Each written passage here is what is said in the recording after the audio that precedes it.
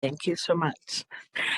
Good morning. My name is Felicia Orth, a hearing officer appointed by the New Mexico Environmental Improvement Board to conduct a hearing in EIB 24-49R. This is in the matter of the Regional Haze State Implementation Plan revision for the second planning period and proposed companion rule 20.2.68 of the New Mexico Administrative Code, regional haze requirements. We've allocated 3 days for this hearing, today, tomorrow, and Wednesday. But we will go only as long as we need to in order to hear all of the evidence. The hearing is being conducted in a hybrid fashion.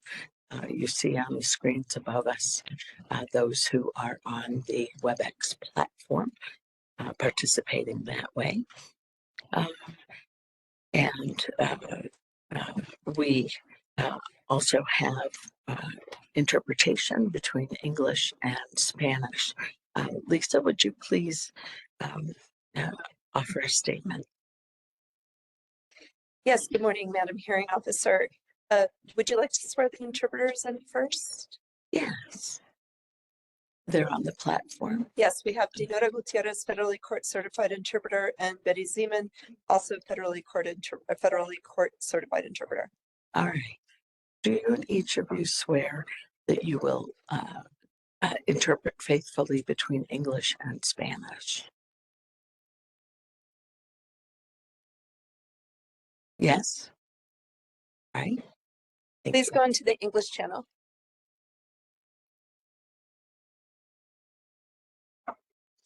Thank you. Okay, thank you. And good morning. For anyone here present in the hearing room, we do have headphones available for you to listen in Spanish. Para alguien que está aquí presente que quisiera escuchar en español, tenemos aquí los audífonos. Entonces, si pueden pasar adelante, les paso los audífonos para poder escuchar en español. For anybody who is on the WebEx platform, in order to choose your language, all you will have to do is go down to the bottom left corner of your screen, and you'll see a globe. When you see the globe, click on the globe and then click on Spanish. Y para cualquier persona que esté presente en línea, si quiere escuchar en español nada más, vayan a la esquina inferior a la izquierda y hagan clic en el mundo. Ya después de hacer clic en el mundo, nada más tiene que escoger español. Thank you very much, Ms. O'Grady. We also have a court interpreter here. And that is why I will be asking everyone who speaks to spell their first and last name for the transcript. Please sign in on the sign-in sheet at the back of the room if you haven't done so. Again, we use the sign-in sheets for the correct spelling of your name and evidence of public participation. So, we will be hearing from several witnesses, a dozen technical witnesses. Oh, Ms. O'Grady. Madam Hearing Officer, I believe we have one member of the public who is either hard of hearing or who is signing to the interpreter, to me as Lisa, that maybe she would like to have the closed captioning put on. Oh, I believe I'm not proficient in ASL, so I'm not sure that's what the request is. But Pam, is that something you can do?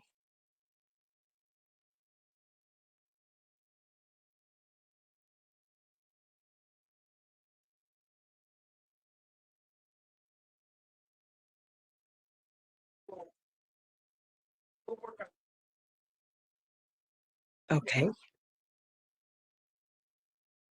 It may be something that each person has to do with their own computer too. I'm not sure. Hearing Officer, they're present. Okay.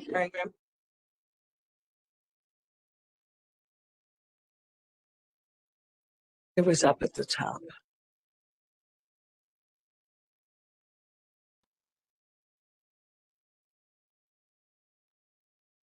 Is that working now? Yep. Okay, great. Thank you. All right, so we have um, a half a dozen, 7, I think, parties or persons who entered an appearance in this matter.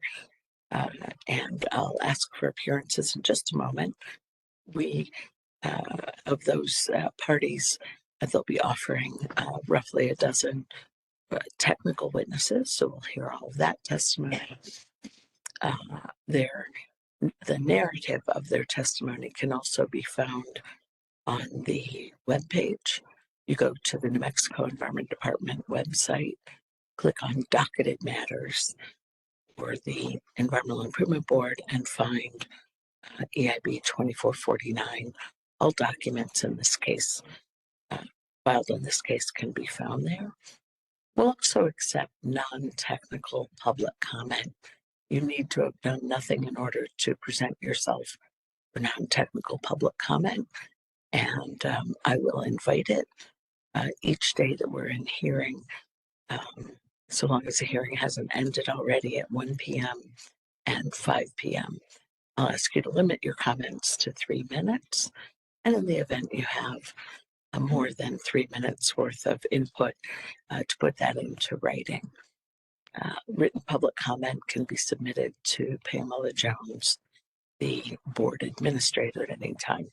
Ms. Jones is behind me, along with the hearing clerk, Luis Lopez. Please reach out to either of them as you need to with questions. And written public comment will be accepted until we adjourn the hearing. So let's see here. The Environment Department was the petitioner for this matter. Mr. B. Hill, if you would please start off with our appearances.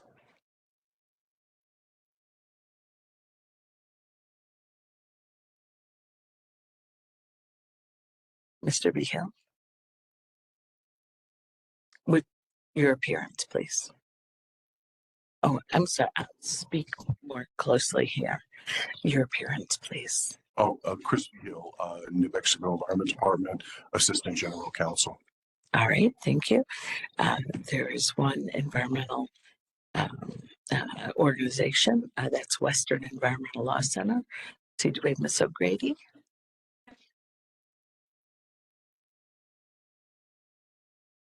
Western Environmental Law Center And other.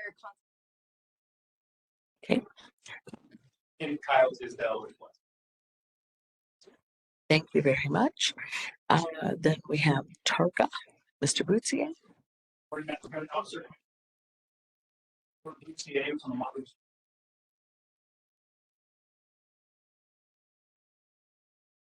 Also,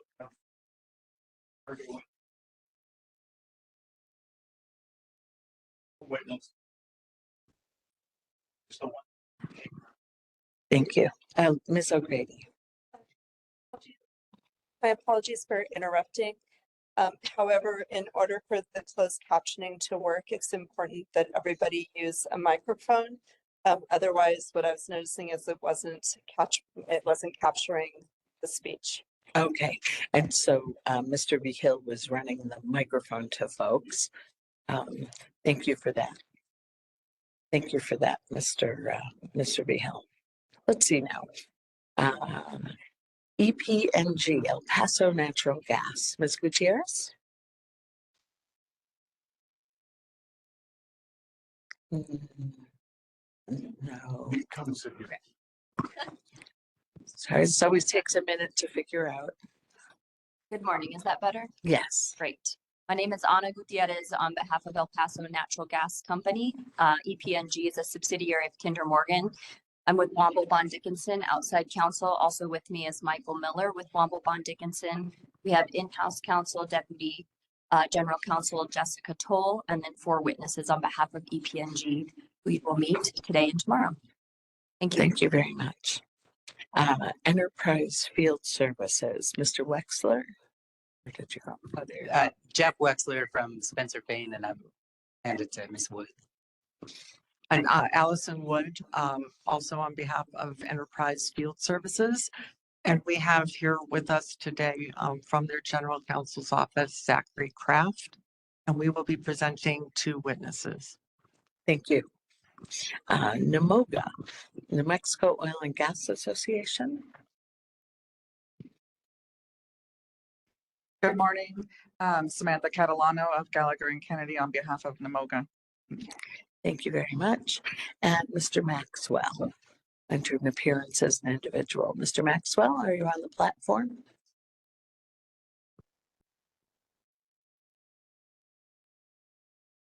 Okay. All right. Thank you, Ms. Jones. If you would let me know if he joins us on the platform. All right. Let's see. So we can move to opening statements. As I understand it, most of the council wanted to reserve their opening statement for the beginning of their own presentation. So let's start with Mr. Behill. Mr. Behill.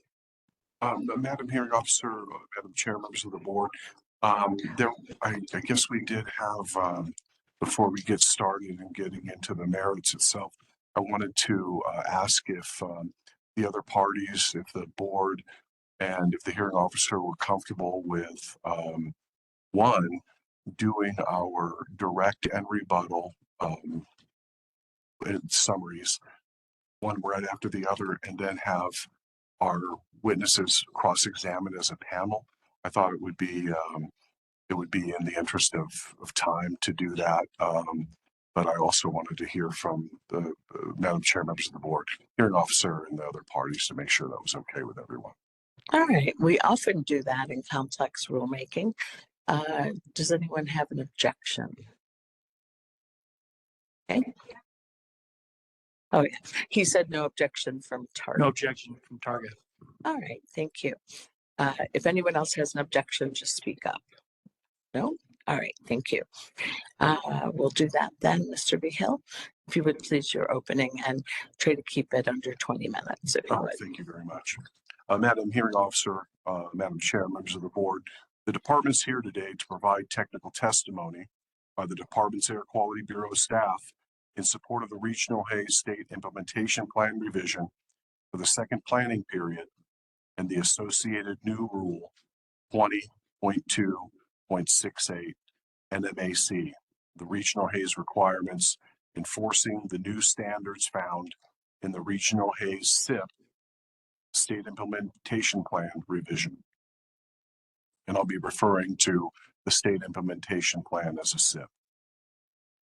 The Federal Clean Air Act requires states to submit state implementation plans, or SIPs, to address visibility impairment caused by regional haze at certain national parks and wilderness areas in accordance with regulations promulgated by the United States Environmental Protection Agency, or EPA, pursuant to 42 USC sections 7491 and 7492 Clean Air Act.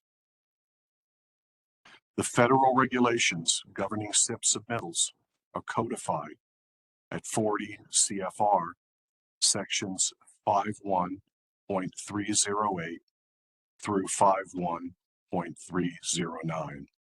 And I'll be referring to these as the federal regional haze rules.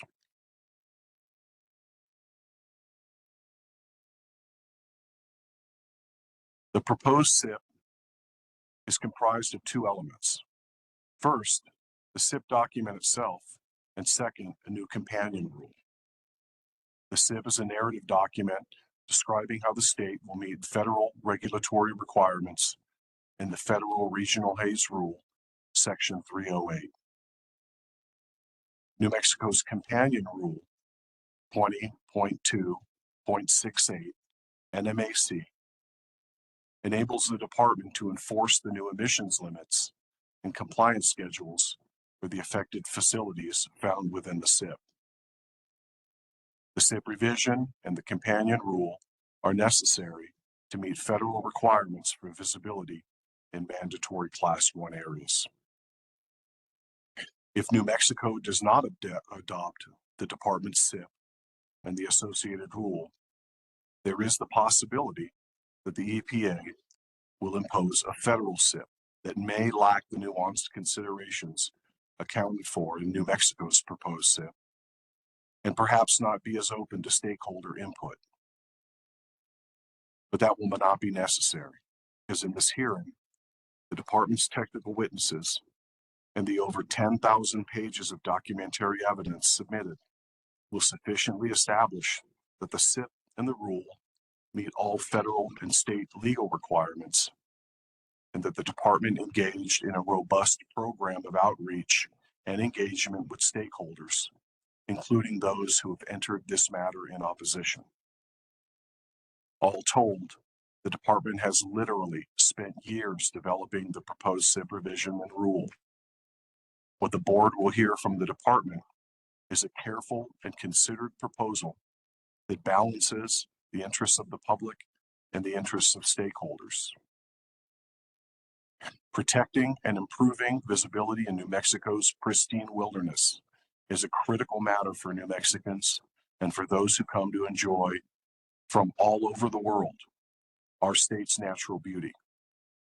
Tourism ranks among oil and gas as a major driver of the state's economy, much of it attracted by our wilderness areas. The board now has the opportunity to push forward the goal of achieving natural background visibility conditions in designated Class 1 wilderness areas by 2064. In this hearing, the board will hear much from the opposition, who collectively filed well over 1,000 pages of testimony and documents aimed to raise doubt in the minds of the hearing officer and the members of the board regarding the propriety of the proposed SIP and rule. However, with one notable exception, all of the opposition are essentially making the same argument to the board.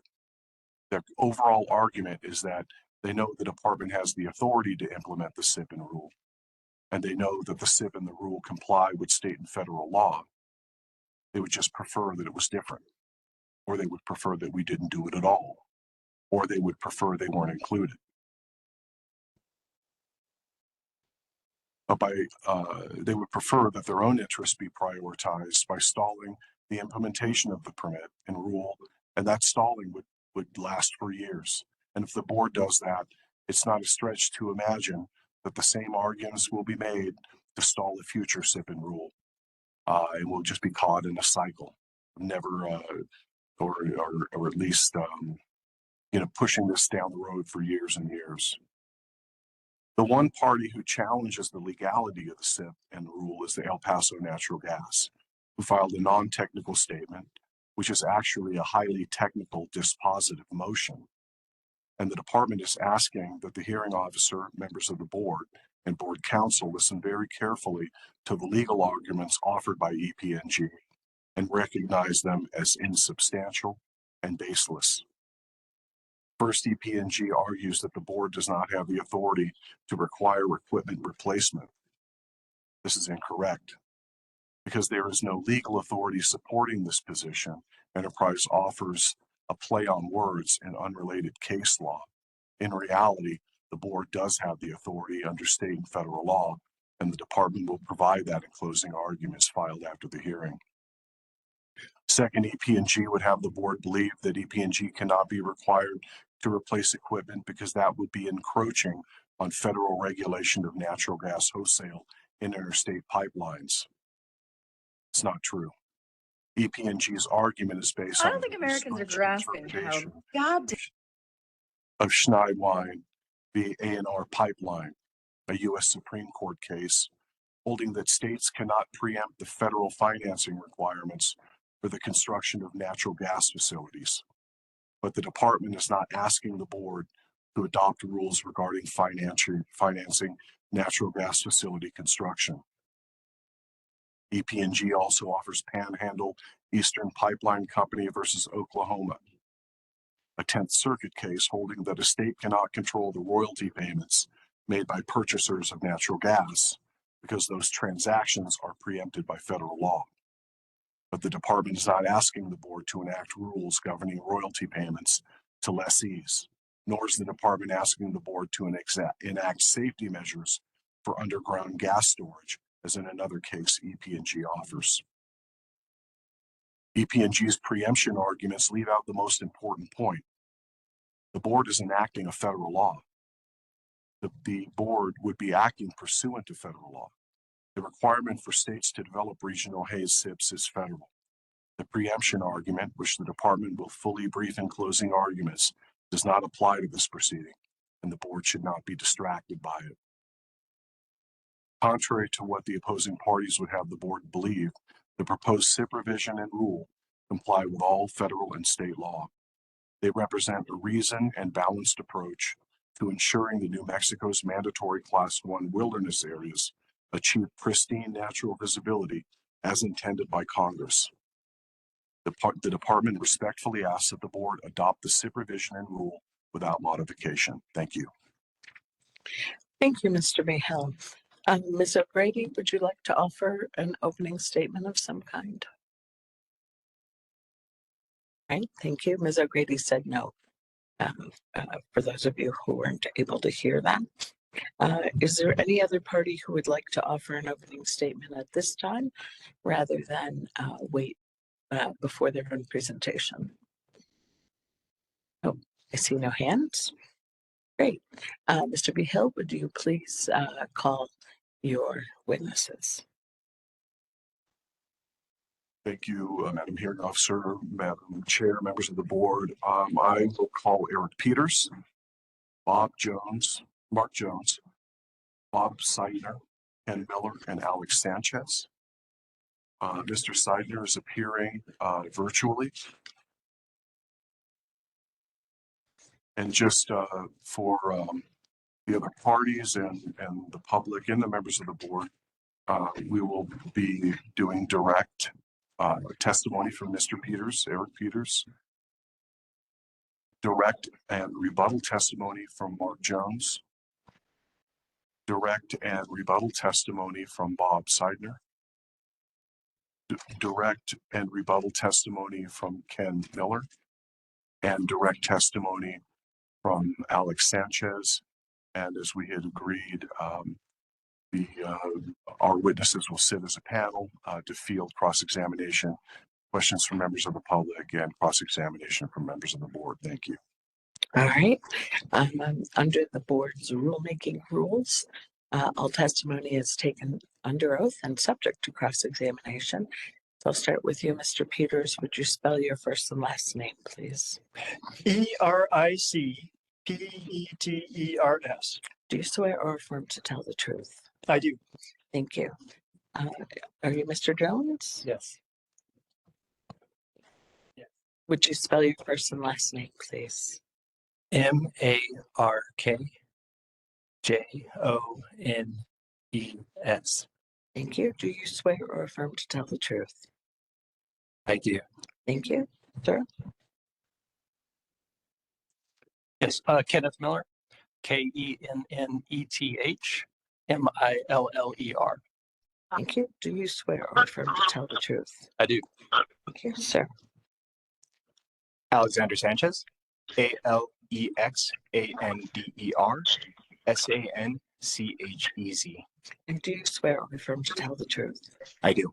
Thank you. And then we'll move to the platform for Mr. Seidner. Mr. Seidner, yes. Can you turn on your camera, Mr. Seidner? I am happy to do so. Can you hear me as a test?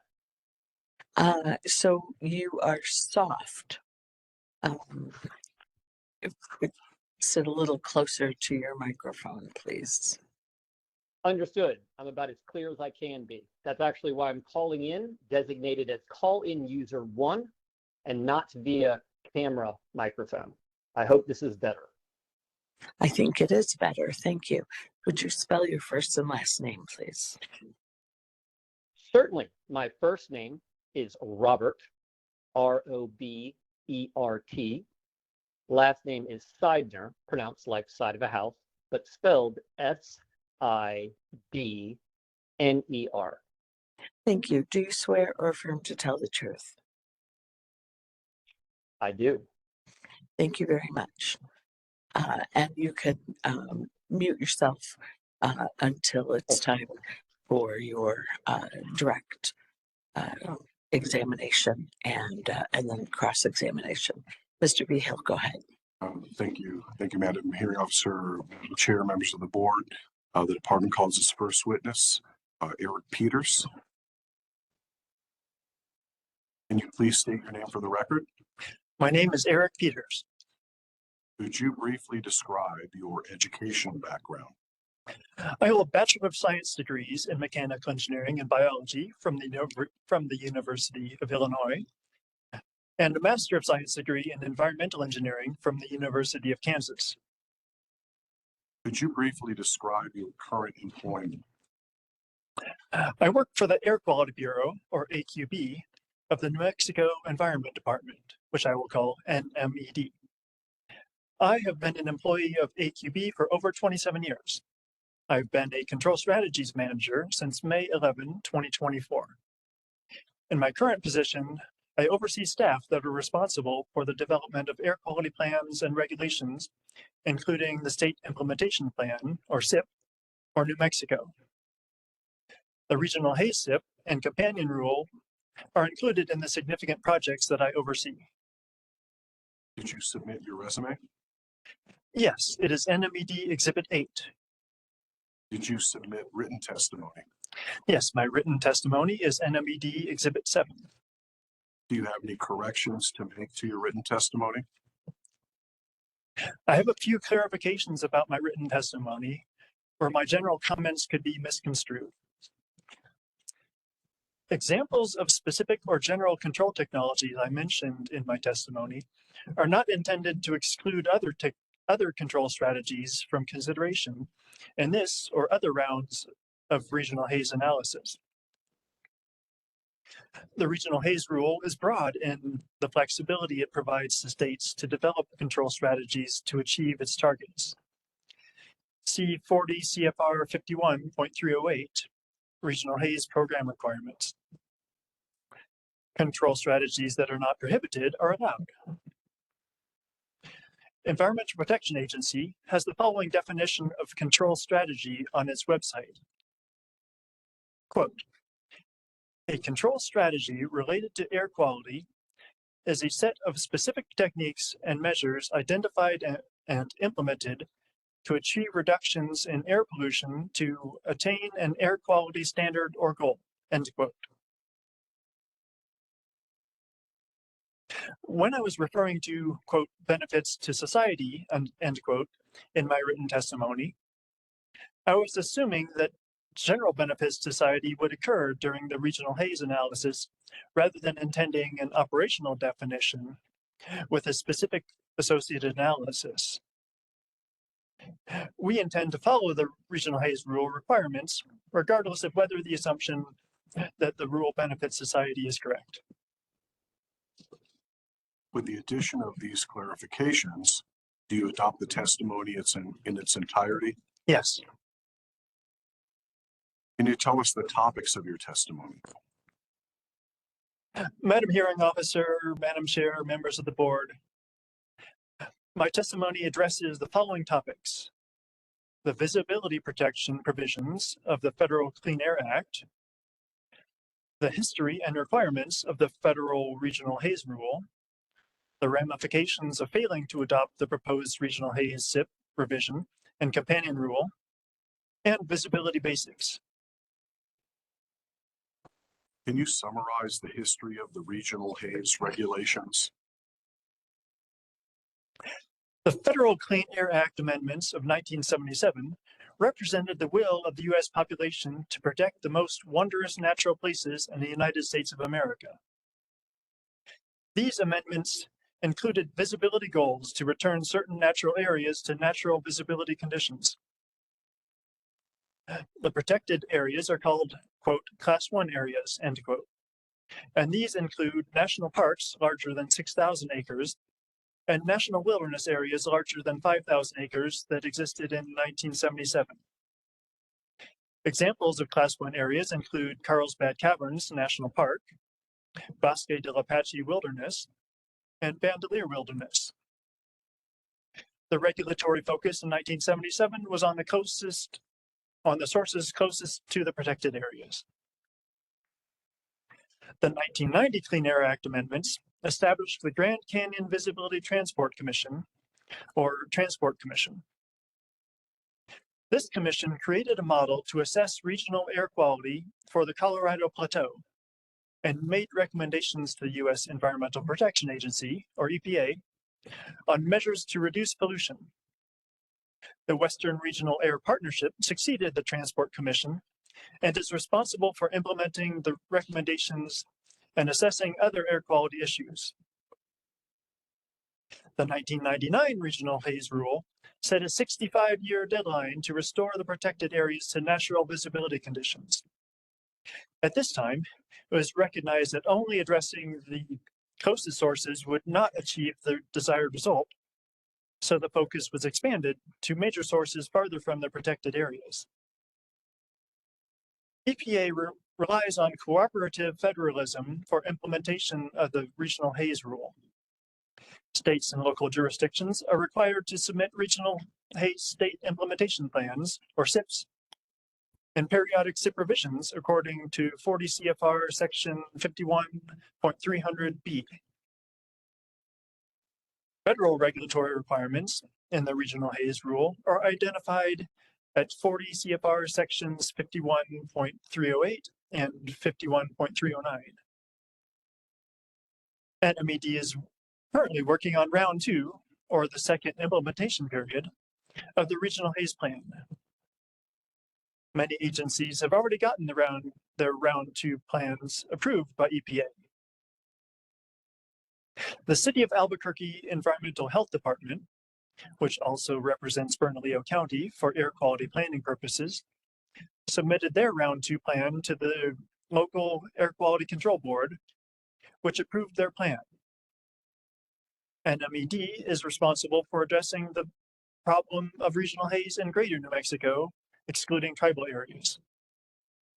To comply with this rule, NMED must write a SIP and undertake measures to ensure regulated entities within NMED's jurisdiction comply with this plan. It is the responsibility of the Environmental Improvement Board, EIB or board, to approve a reasonable SIP and accompanying measures that make the plan enforceable. So here we are, video. There's us in the meeting. Yes, thank you. Please keep yourself muted. The New Mexico Air Quality Control Act requires the EIB to promulgate air quality regulations and adopt a plan for the, quote, regulation, control, prevention, or abatement of air pollution, end quote. The board may also adopt provisions, quote, to protect visibility in mandatory Class 1 areas, end quote. These regulatory provisions grant the board authority to consider New Mexico's regional haze SIP revision for the second implementation period proposed by NMED, including any new or amended legally enforceable regulations necessary to implement the SIP in order to meet the federal regional haze rule requirements.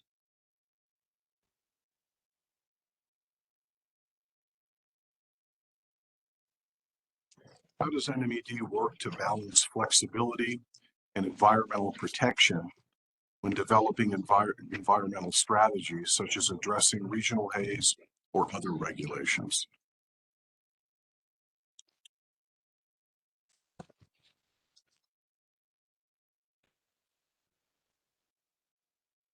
I'm sorry, I hadn't quite finished my previous answer. Okay, strike that. I'll go back to it. Once approved, these rules become part of the New Mexico Administrative Code, or NMAC. Because these rules are a state fulfillment of a federal requirement, after being codified in the state and local levels, they must be submitted to EPA to establish compliance with the federal rule. Once final approval of state and local plan is granted by the EPA, state and local jurisdictions are in compliance with the initial requirement of the federal regional haze rule, and then must proceed with the implementation of the adopted state and local rules. How does NMED work to balance flexibility and environmental protection when developing environmental strategies, such as addressing regional haze or other regulations? Technology advances incrementally. The reduction in pollutant emissions as technology advances improves air quality with respect to both health indications and visibility. Health and visibility will continue to improve as old units are shut down and new units with modern technology are installed. Sometimes, older units vastly outlast their expected useful life. This delays the benefits to the public of advances in science. However, various methods are available to apply new technologies to old units. NMED's goal is not to remove existing units that still perform their function if there are other cost-effective methods to modify the equipment to address air pollution goals. The goal is to identify emissions targets based on economics and other factors and allow facilities maximum flexibility on how to meet these targets. The proposed regional haze plan and companion rule do not specify the methods facilities must use to achieve the target emission rates. The regional haze rule provides great flexibility to states on how to set maximum emissions targets, and New Mexico's proposed plan provides flexibility to the companies on how to achieve these targets. How did NMED engage with stakeholders in general? NMED engaged in robust outreach to industry, federal land managers, and the public. We sought input from the regulated community that owns the facilities affected by our selection criteria. They provided information about their operations that allowed us to estimate costs and the effectiveness of various control measures. We asked follow-up questions to allow us to further refine our estimates. We sought comments from federal land managers, such as the National Park Service. They pointed out some ways to improve our analysis. We evaluated their comments and made updates to the plan in response to these comments. Finally, we shared the plan that resulted from all these inputs and analysis with the companies and with the public and gave them the opportunity to comment on it. Alex Sanchez will describe our stakeholder engagement process and the changes we made to the plan in response to comments from various stakeholders in detail. We want our plan to be based on the best information and evidence we have available. And we considered all the comments seriously and made improvements to the plan based on science and analysis of the information provided by the commenters. How does the regional haze plan evaluate health? Benefits to health that may result from emissions reductions were not evaluated during the regional haze SIP development process. Any health benefits that may occur are welcome, but they are coincidental and are not part of the criteria for evaluating control strategies to be implemented.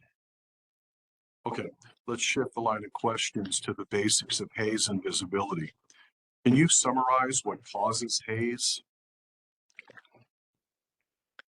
The regional haze rule requires states to establish goals for each effective Class 1 area that provide for improved visibility on the most impaired days and ensure no degradation in visibility on the clearest days. It is helpful to provide a clear picture of the meanings of haze and visibility and how those are calculated to understand the nature of the regulatory goals. Molecules and particles suspended in the air can absorb or scatter light going through the air, which reduces visibility and may be noticed as haze. Visible light is electromagnetic energy within a range of wavelengths that our eyes can detect. One type of light scattering, called Rayleigh scattering, occurs when light passing close to particles much smaller than the wavelength of the light transfers energy to the particle through its electric field, which is then re-emitted in a random direction. To calculate visibility conditions for regional haze planning, scientists use air sample data, including including particle composition and relative humidity, gathered at monitors at or near Class 1 areas. Can you explain how haze is measured? The difference between 1 and 2 miles of visibility is much more apparent than the difference between 101 and 102 miles of visibility. To relate the differences in haze intensity to amounts of change that are perceivable to humans, a haze index is used to numerically describe the haze intensity. The intensity of haze is measured in deciviews. This can be compared to how the intensity of sound is measured in decibels.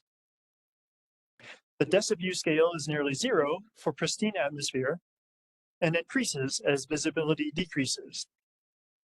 The equation to calculate the deciview index is that deciviews equals 10 times the natural log of 1/10 of the light extinction coefficient, where the light extinction coefficient is expressed in inverse megameters. For example, a visibility of 80 miles would correspond to about 16 deciviews and a light extinction coefficient of about 50, that's 50, inverse megameters. How does the regional haze rule address natural versus anthropogenic sources of haze? Haze is generally generated by both natural and human sources. The goal of the Regional Haze Program is to mitigate the portion of haze caused by anthropogenic sources. Because many types of molecules and particles with many origins contribute to visibility impairment, monitoring and modeling are used to determine which contributions are natural and which compounds with human sources cause the most visibility reduction, so that these sources can be targeted for analysis of achievable reductions.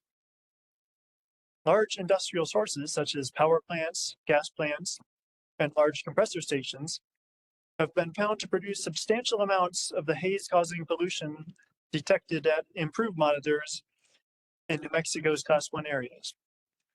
The improved monitoring network consists of monitoring sites across the United States that are designed to collect and speciate the aerosols and samplers located around Class 1 areas for purposes of regional haze analysis.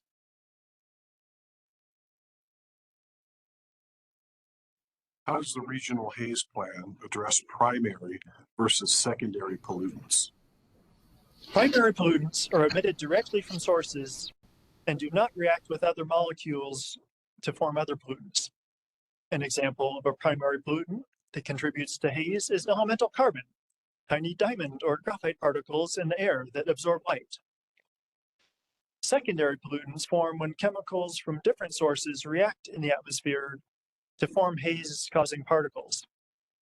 Ammonium nitrate and ammonium sulfate, which are derived from atmospheric reactions involving nitrogen oxides and sulfur dioxide, are examples of secondary pollutants. Primary pollutants contribute to haze, but in many cases don't produce as much total light scattering as secondary pollutants. They are also derived largely from natural sources such as wildfires and blowing dust. Secondary pollutants, including ammonium nitrate and ammonium sulfate, are the source of much of the human-caused haze in New Mexico's Class 1 areas. Therefore, New Mexico's regional haze plan targets these pollutants over primary pollutants. What are your conclusions? Comprehensive details about the regional haze round 2 SIP revision are included in that document. This documents the regulatory and procedural basis for the SIP revision. Based on my testimony and that of the department's other witnesses, I recommend that the board adopt New Mexico's revised proposed regional haze SIP revision for the second implementation period and revised proposed Rule 20.2.62 New Mexico Administrative Code, marked as NMED Exhibits 5 and 6, respectively. I recommend that the board reject the recommended and alternative modifications to the proposed regulatory text proposed by Enterprise Field Services, marked as Enterprise Exhibit 1, as well as the red lines on the proposed rule that were proposed by the El Paso Natural Gas Company, marked as EPNG Exhibit 23. Thank you. I have no further questions. Hi, Madam Hearing Officer, Madam Chair, members of the board, can I address the court report? Yes. I was just wondering, how's our pace and volume? Yes. Everybody, we agree, ask it down. And did we give you a copy of our testimony script? That's been filed, thank you. Okay, can we get that to him? We want that now or after the hearing? After the, okay. Does any of the parties have an objection to that? Thank you very much. Okay. All right. Thank you. Okay, the department calls its next witness, Mr. Mark Jones.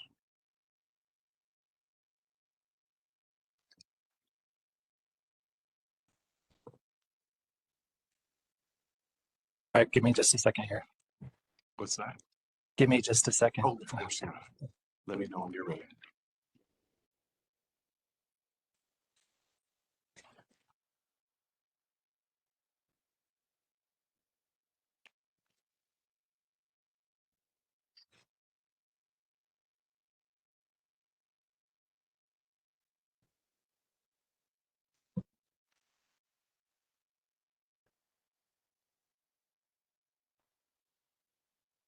All right, I'm ready. Can you please state your name for the record?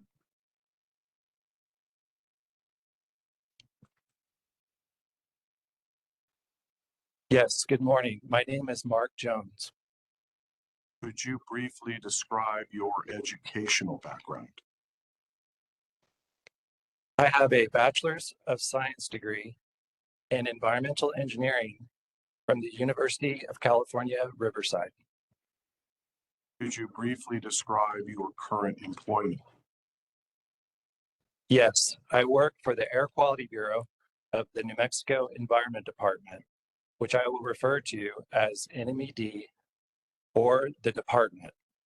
I have worked as an environmental analyst in the Planning Section's Control Strategies Unit for over 19 years. One of my primary duties is developing and revising air quality plans and regulations, including New Mexico's State Implementation Plan, or SIP. Did you submit your resume? Yes, my resume is marked as NMED Exhibit 11. Did you submit written testimony? Yes, my written testimony is marked as NMED Exhibit 10. Do you have any corrections to make to your written testimony? No, I do not have any corrections to my written testimony.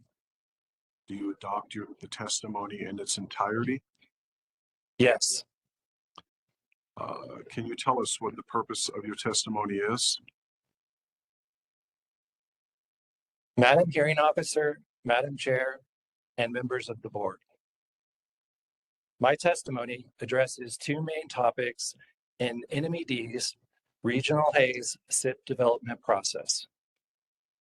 One, the current visibility conditions in New Mexico's Class 1 areas. And two, how the department selected sources that would undergo additional 4-factor analysis for reasonable progress in the second implementation period. What does monitoring data show about visibility in New Mexico Class 1 areas? Monitoring data show that ammonium nitrate and sulfate are the two most significant contributors to human-caused visibility impairment in our Class 1 areas. These pollutants make up roughly half of the visibility extinction on the most impaired days.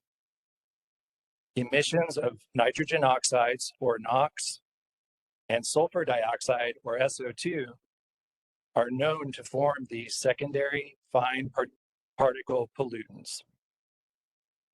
Most human-caused NOx and SO2 emissions come from power plants, oil and gas facilities, vehicles, and other industrial sources.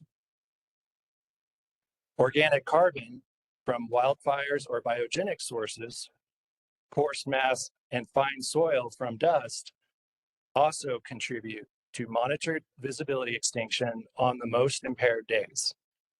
Most of these contributions from organic carbon, coarse mass, and fine soil are associated with natural sources. The human-caused portion of these is estimated to be relatively small. This distinction is important because the regional Haze rule requires states to focus on human-caused visibility impairment, not natural sources. While visibility has improved over the last 2 decades, mainly due to NOx and SO2 reductions, many Class 1 areas are still far from natural visibility conditions. Continued emission reductions are necessary to address the remaining human-caused visibility impairment. How does NMED track progress towards the 2064 visibility goal? NMED used the Uniform Rate of Progress glide path as a benchmark to assess visibility improvement at each Class 1 area. This glide path represents a linear trajectory from baseline visibility in the early 2000s to the estimated national goal of natural visibility by 2064. It's a helpful yardstick for tracking visibility improvements over each 10-year implementation period. In the department's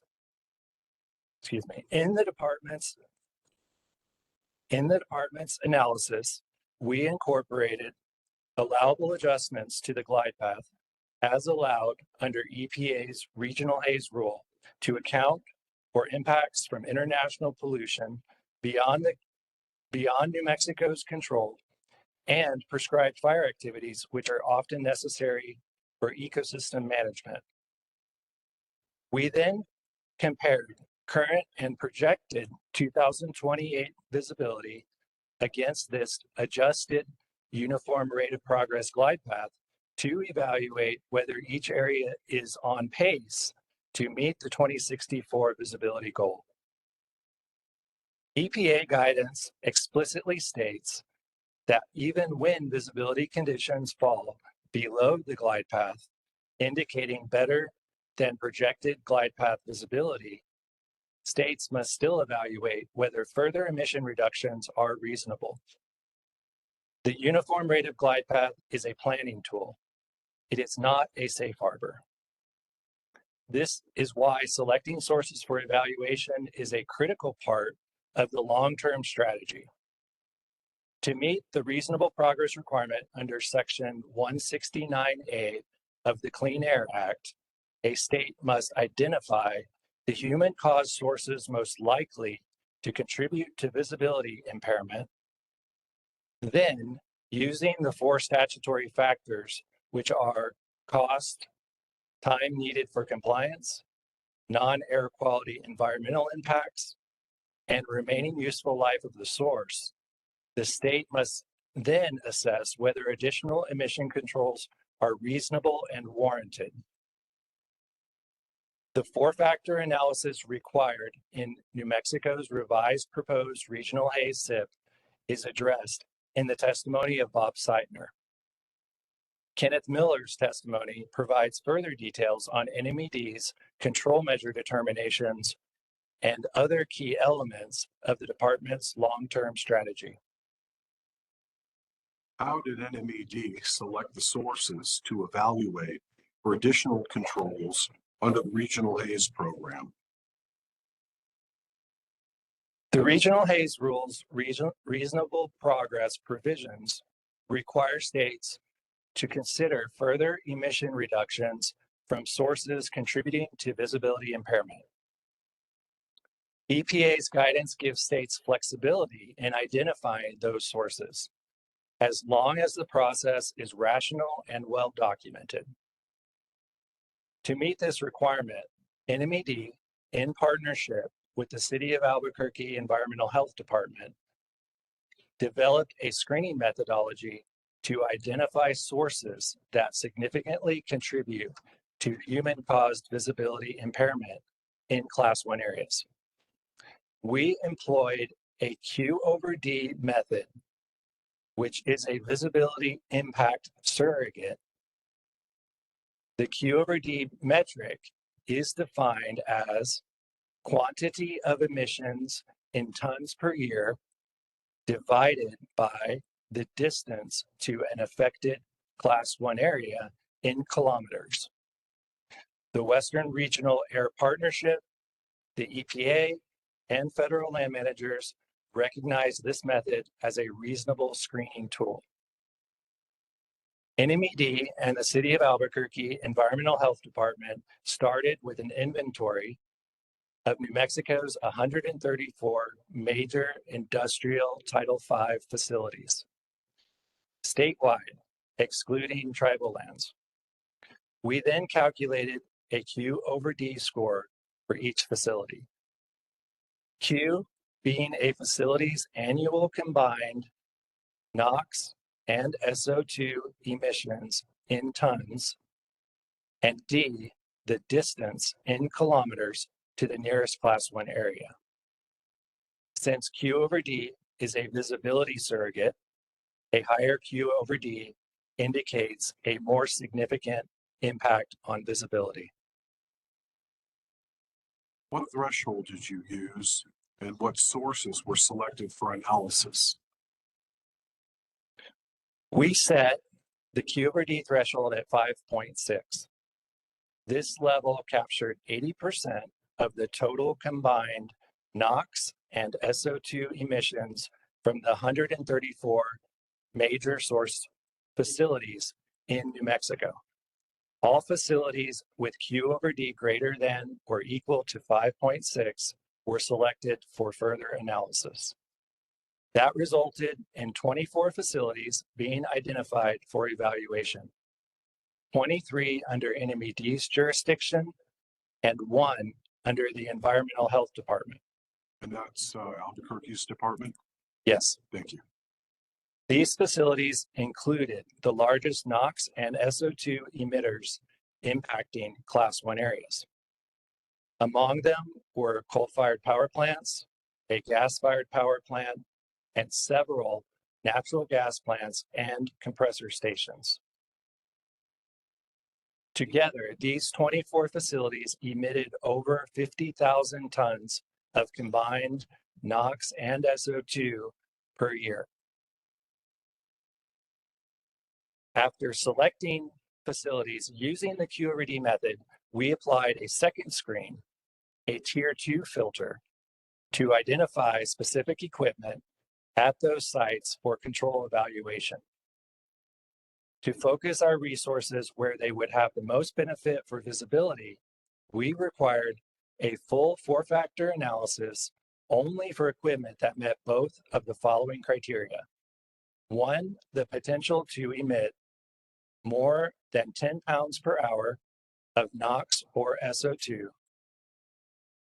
And 2, annual emissions greater than 5 tons per year of NOx or SO2. The equipment accounted for over 90% and in some cases 100% of the facility's total allowable NOx and or SO2. Using those criteria, we identified 133 pieces of equipment or treatment systems requiring a full 4-factor analysis. Most of these sources are clustered in the San Juan Basin in northwest New Mexico and the Permian Basin in southeast New Mexico. Both regions have a concentration of high emitting facilities that impact nearby Class 1 areas. Is this source selection approach consistent with what other states have done for regional haze?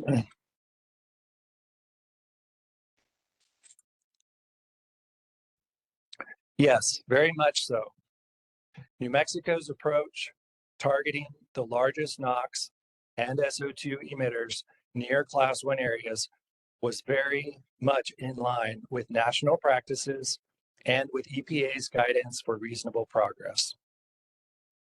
New Mexico's neighboring states all used at least NOx and SO2 in their source screening criteria.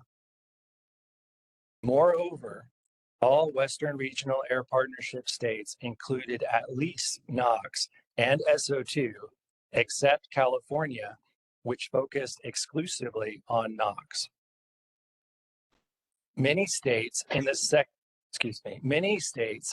second implementation period also used similar screening threshold methods, aiming to cover the top 80% of visibility relevant emissions. In our region, for instance, Oregon's Regional Haze Plan targeted 80% of total human-caused emissions and used a Q over D cutoff of 5.0. EPA has given final approval of not only Oregon's source selection methods, but also its entire SIP. Likewise, other Western states like Idaho, Nevada, and Washington set Q over D thresholds in the single digits to capture the bulk of contributors. And states elsewhere like Michigan and Minnesota used comparable top 80% inclusion criteria. How did stakeholders react to NMED's source selection methodology? We received a variety of feedback. On one side, some of the affected companies argued that our screening was too inclusive.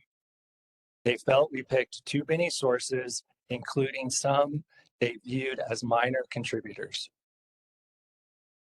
On the other hand, several environmental groups and some agencies thought we could have been more inclusive by looking at additional smaller sources. We aimed for a reasonable middle ground, capturing the lion's share of the Title V major source emissions, 80%, to ensure that the bulk of the visibility impacts were addressed by our SIP. This method is consistent with Western Regional Air Partnership and EPA guidance that each implementation period should address a meaningful portion of the problem, recognizing that you can't solve everything at once. Our federal land manager partners, the National Park Service, Fish and Wildlife Service, and Forest Service, as well as EPA Region 6, and many environmental stakeholders supported our inclusive approach. For example, during consultation, the National Park Service encouraged us to include NOx, not just SO2, in our screening, since nitrates are a significant visibility issue on many days, and we did so. We also received supportive comments from an affected major utility, Public Service Company of New Mexico, who commented that our method accurately captured the sources most likely to impact visibility. NMED formally consulted with our neighboring states, and none of those states asked the department to add any sources or emission controls beyond what we have already proposed. During the required formal federal land manager consultations on our comprehensive plan, notably, the National Park Service commended NMED on our early consultation and source selection efforts, describing our plan as, quote, clear, concise, and well organized, end quote, and highlighting the significant proposed emission reductions at many selected sources.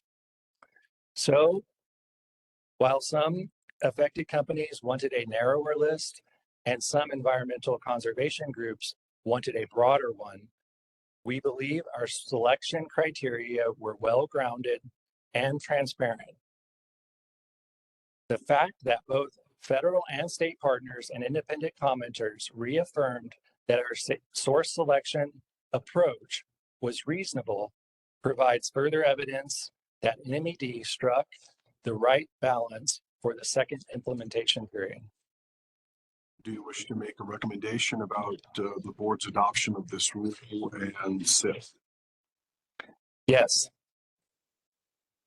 Based on my testimony and that of the department's other witnesses, I recommend that the board adopt New Mexico's revised proposed regional Haze SIP for the second implementation period and revised proposed rule 20.2.68 NMAC marked as NMED Exhibits 5 and 6 respectively.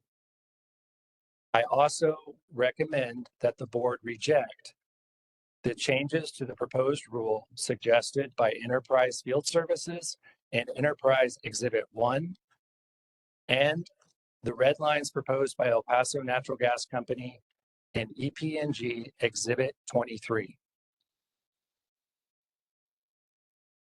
Hearing officer, Madam Chair, members of the board, if there's no objection, we'll move on to Mark Jones's rebuttal. Yes, thank you. Could you please give a brief overview of your rebuttal testimony? So Chris, I had one clarification to my testimony. About? My rebuttal, yeah.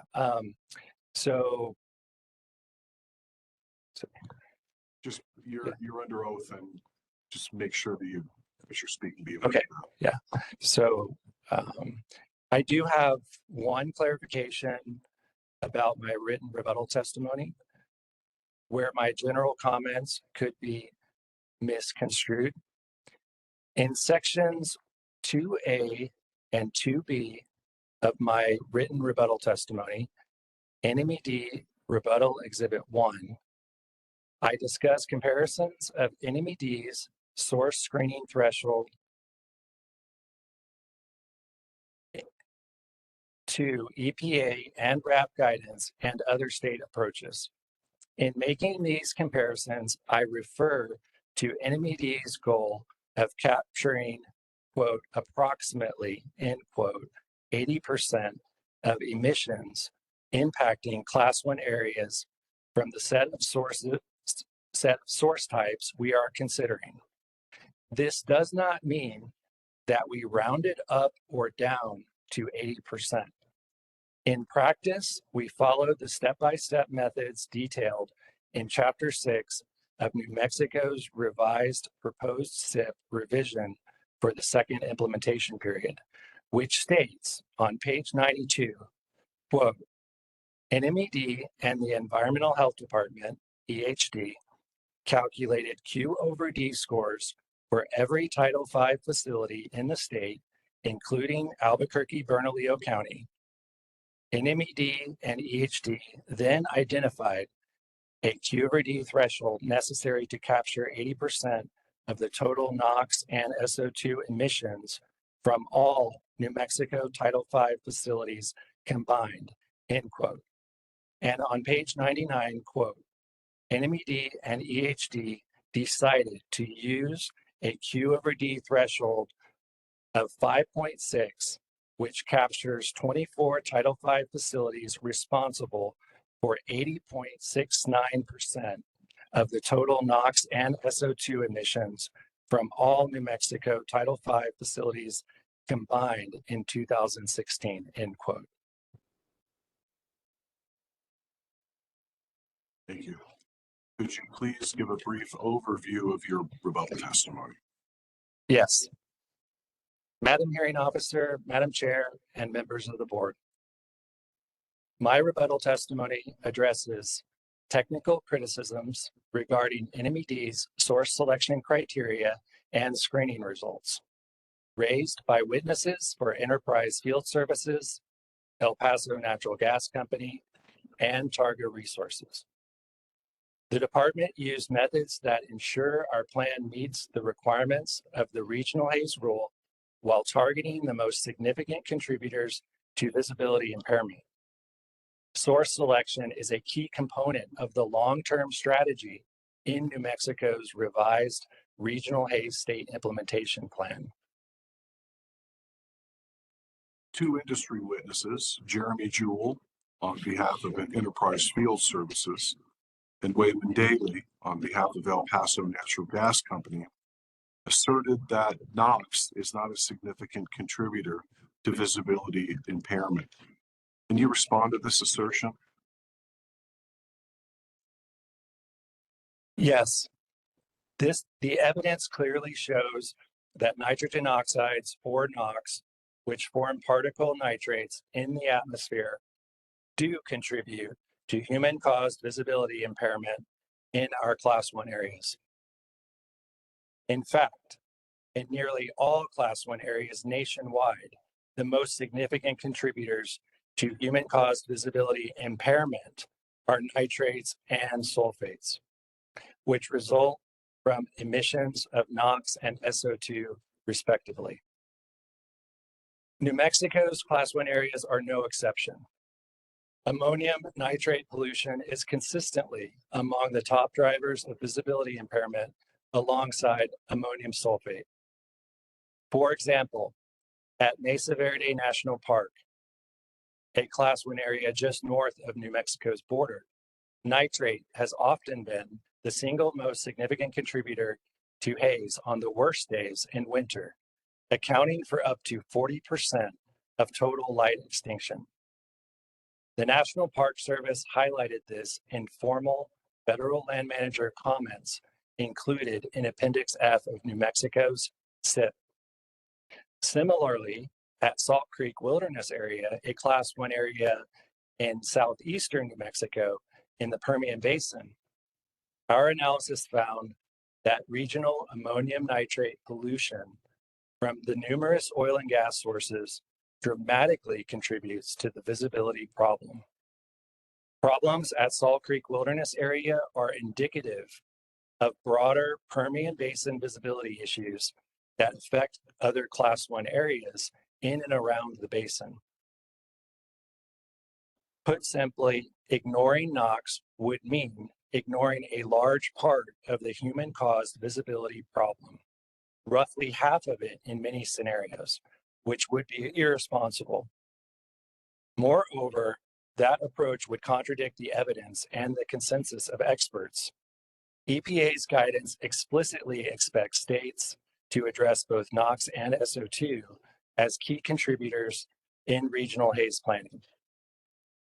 The U.S. Forest Service, National Park Service, other federal land managers, and environmental groups have consistently emphasized the need to reduce NOx to improve visibility.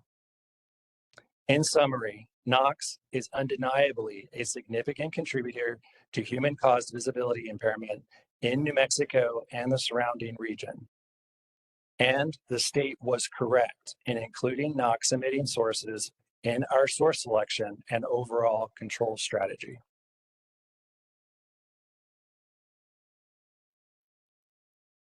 Witness Daly on behalf of El Paso Natural Gas Company, along with witness Melanie Roberts on behalf of Targa, asserted that NMED's source screening criteria were too inclusive. Can you respond to that assertion? I disagree with that assertion. NMED's source selection methodology described in Chapter 6 of the proposed SIP and in my direct testimony details how we used emissions and distance to Class 1 areas as a proxy for visibility impacts. NMED set a QORD threshold at 5.6, capturing 80% of the total NOx plus SO2 emissions from the 134 major source facilities in New Mexico that were most likely to contribute to visibility impairment at Class 1 areas. It is impractical and not required to precisely model every individual source's visibility effect before deciding which sources to evaluate.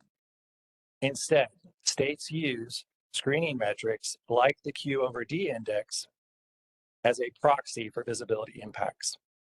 The regional Haze rule does not require a state to include 80% of modeled visibility impact or to use any single prescriptive threshold for source selection.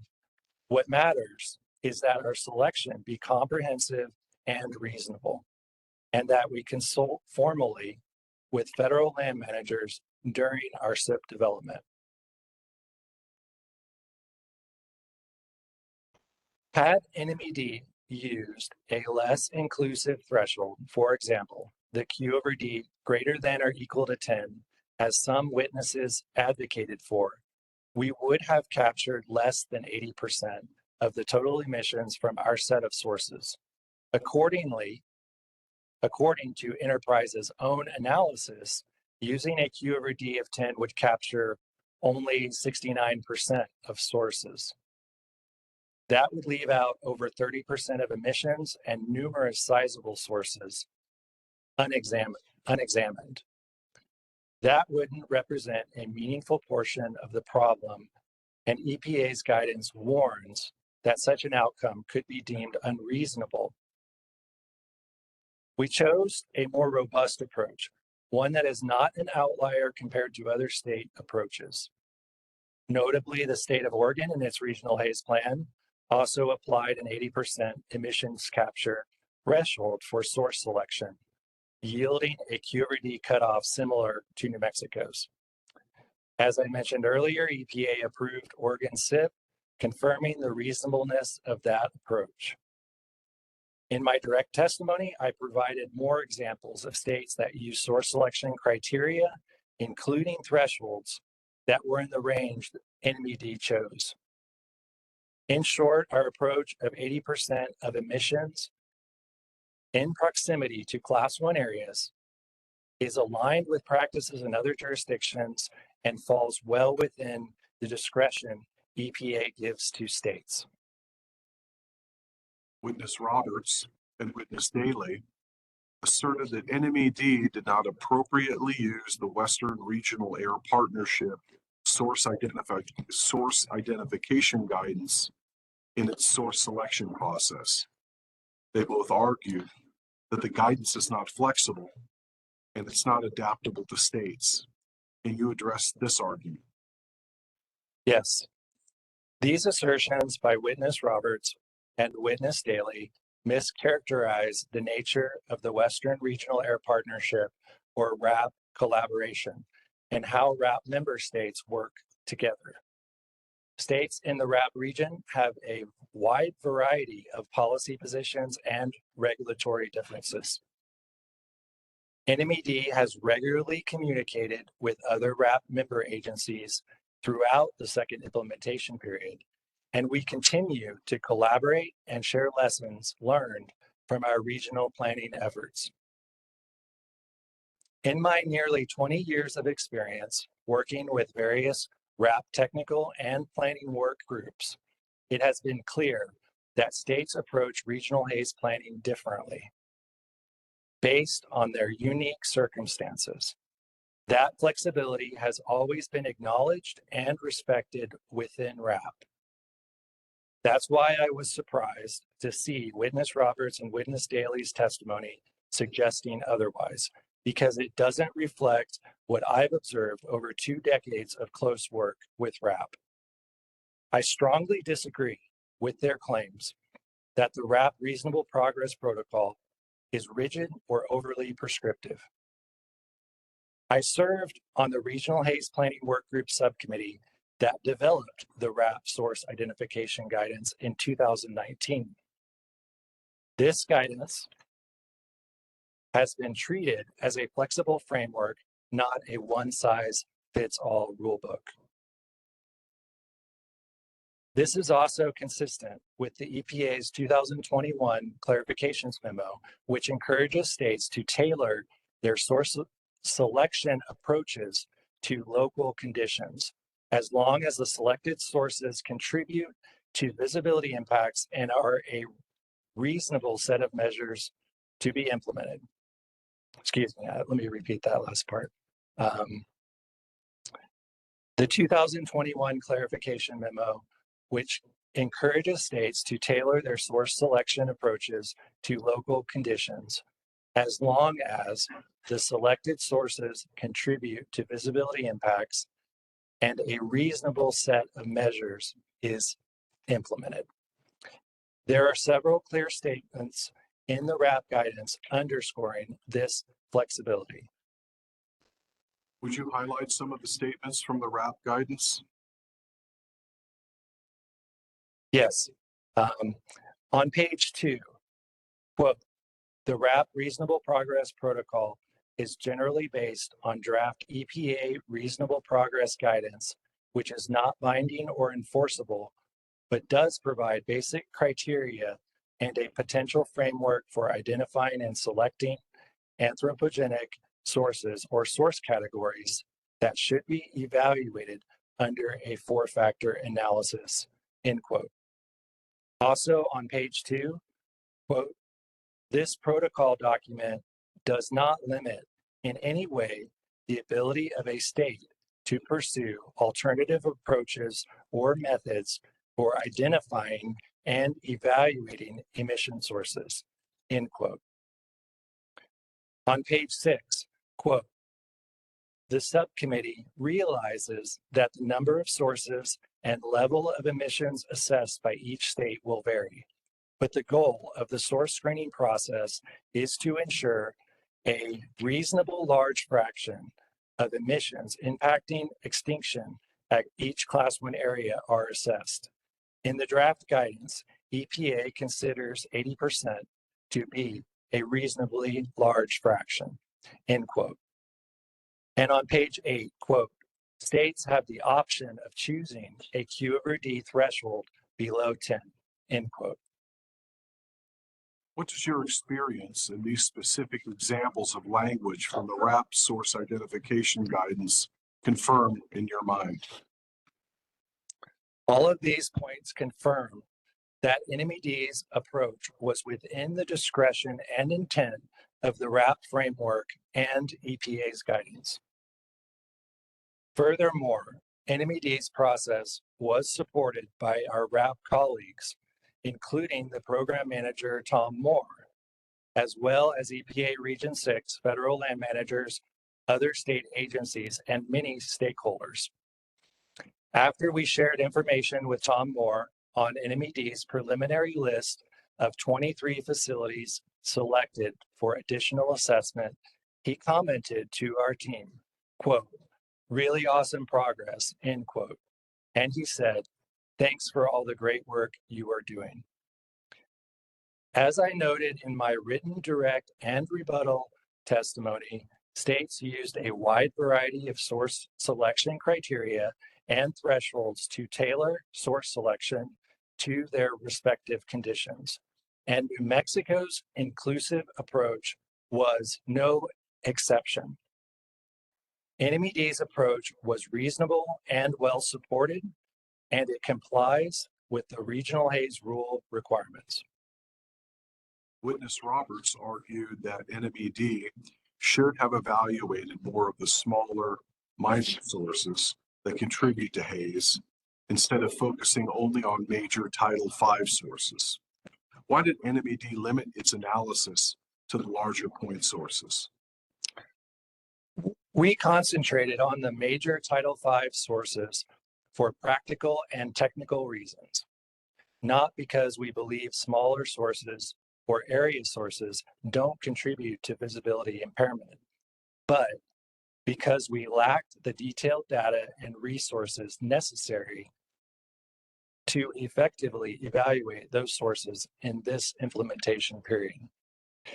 In our SIP, we clearly explained that we considered but chose not to individually analyze minor stationary or area sources in this period due to insufficient emissions data.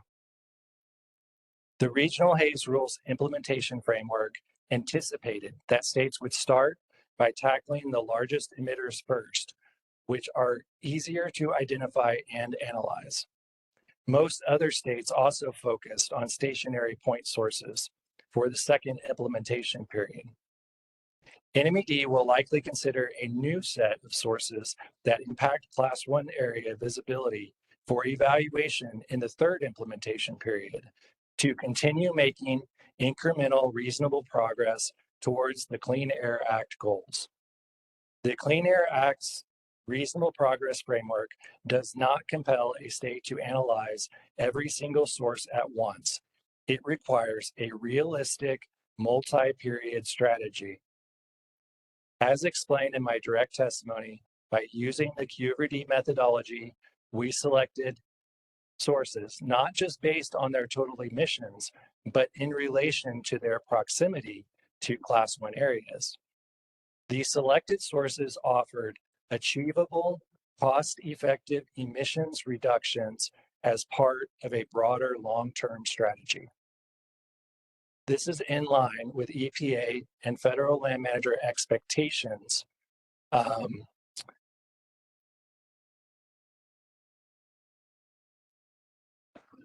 Excuse me. In line with EPA and federal land manager expectations, the sources we selected and subsequently evaluated for reasonable progress returned substantial emissions reductions, estimated at 17,964 tons per year of NOx and 5,348 tons per year of SO2. Federal land managers and many other stakeholders agreed during our coordination and consultations that NMED's approach was a reasonable way to ensure progress during the second implementation period. Witness Jewell asserted that NMED did not consider visibility conditions in Class 1 areas when selecting sources and determining reasonable progress control measures. Further argued that NMED did not require additional reasonable progress control measures for sources that impact Salt Creek wilderness. Could you respond to this assertion? Yes, this assertion is misleading and not the case at all. We have not ignored Salt Creek wilderness, quite the opposite. Let me provide some context. In our analysis for this SIP, we found that all but one of New Mexico's Class 1 areas are on track. That is, they are projected to be below their adjusted uniform rate of progress glide paths for 2028. The one exception is the Salt Creek wilderness area in the Permian Basin. Salt Creek had worse baseline and projected visibility than any other Class 1 area in the region. And even after adjustments for international impacts and prescribed fire, it was modeled to not meet the uniform rate of progress glide path benchmark in 2028.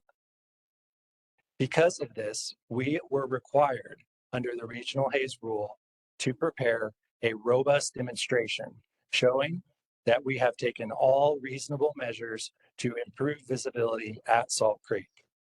We did exactly that. We devoted special attention to Salt Creek in our planning. Section 10.3 of our SIP revision is entirely dedicated to the robust demonstration for Salt Creek wilderness. Our findings showed that visibility impairment at Salt Creek is largely a cumulative problem caused by regional ammonium nitrate pollution from the abundance of oil and gas sources throughout the broader Permian Basin in southeastern New Mexico and West Texas. Sulfate pollution is the other primary human-caused contributor. You can't solve Salt Creek's issue by targeting a single facility. It's a cumulative problem from many dispersed sources. How did Mr. Behill, I'm sorry to interrupt. Yes. We need a break soon. Of course, Madam Hearing Officer, Madam Chair, members of the board, I was thinking about that. We have about 2 more pages. It's too Okay, long. yeah. All right, so let's just take 15 minutes and Yeah. then we'll finish Mr. Jones when we return, and then we'll go to Ms. Roberts. And Ms. Roberts can sit at that end of the dais. Thank you, Madam Hearing Officer. Okay. Thank you, Pam. We are back after a short break, and we are going to pause in the testimony of the department panel to hear from Targa and Targa's witness, Ms. Roberts. Ms. Roberts, if you would please spell your name for the transcript. Yes, it's Melanie, Melanie, Roberts, Roberts. Do you swear or affirm to tell the truth? Yes. Thank you. Mr. Boutier or Mr. Harris? Thank you. Ms. Roberts, what is your occupation? I'm the Vice President of Sustainability at Targa Resources. Ms. Roberts, can you please describe your background as it relates to your testimony as an expert in this matter? Yes, I've been at Targa Resources for over 18 years. 15 of those years were spent in the Environmental Health and Safety Department, working, managing air permitting projects, environmental rule development and training, as well as compliance auditing. I was also the main person at Targa responsible for the regional Haze preparation of the 4-factor analyses. Thank you, Ms. Roberts. Prior to joining Targa, can you describe some of your experience and expertise as it relates to air quality matters? Yes, before joining Targa, I spent 5.5 years working at Trinity Consultants doing air permitting and compliance work. And I have a BS in chemical engineering from Texas A&M University. And is your full resume attached to your testimony, to your written testimony in this matter? Yes, it is. Thank you. Ms. Roberts, what have you been asked to do regarding the present matter? I was asked to evaluate the proposed SIP revision and proposed rulemaking on how it applied to Targa, as well as its reasonableness and merits.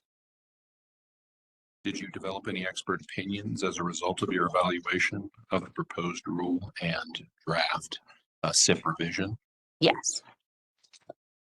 Are those opinions also reflected in your written testimony attached as an exhibit to Targa's notice of intent filed in this matter, which I will refer to as your written testimony?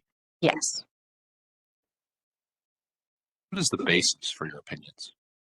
The basis of my opinions is on my experience over the last 20 plus years in environmental and my research, conferrals with consultants, and other materials as cited in my testimony, written testimony. Ms. Roberts, before we discuss your opinions in greater detail, can you give us some background regarding Targa? Absolutely. Targa Resources is an energy infrastructure company and a leading provider of midstream services. We have 2 business segments: gathering and processing, which encompasses gathering natural gas, compressing and processing it to produce natural gas and natural gas liquids. We also have a logistics and transportation segment, which then takes the natural gas liquids and transports, stores, and fractionates it for refined products. The Permian Basin is our largest operating area, with a Delaware system in the Permian, covering both Texas and New Mexico. We have over 4,500 miles of gathering pipeline, 54 compressor stations, 4 natural gas processing plants, as well as 4 acid gas injection wells in the state of New Mexico that we operate. We also employ a little over 250 employees in the state. Thank you. I'd like to turn to your opinions now in this matter. Ms. Roberts, is one of your opinions that NMED, and when I say NMED, I'll be referring to New Mexico, the New Mexico Environment Department, is one of your opinions that NMED did not appropriately use the source selection criteria as required by 40 CFR section 51.308 F2 Roman numeral I. Yes, You adopt that opinion from your written testimony? I do. And can you briefly summarize here your opinion? Yes, the New Mexico Environmental Department, NMED, used the least complicated technique for examining source impacts for selection of their four-factor analyses. This metric is less reliable in identifying sources with actual visibility impacts the Class 1 area, since it does not consider transport direction and or pathway, nor dispersion and photochemical processes. NMED claims that it used this method based on recommendations from RAP, but did not fully explain their basis for differing from the RAP guidelines. Before we go on, when you say RAP, are you referring to the February 27th, 2019 report issued by the Western Regional Air Partnership, or RAP, entitled, quote, RAP Reasonable Progress Source Identification and Analysis Protocol for Second 10-Year Regional Haze State Implementation Plans? Yes. Thank you. And did NMED state that it was relying on RAP in its SIP, in its SIP revision? Yes, it did.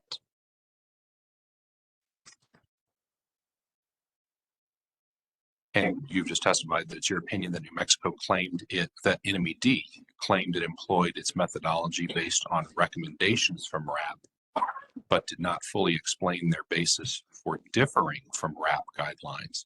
Can you explain that further? Yes, EPA's recommendation was to evaluate 80% of the emissions impacting Class 1 areas, not simply 80% of site-wide emissions, as NMED interpreted this guidance.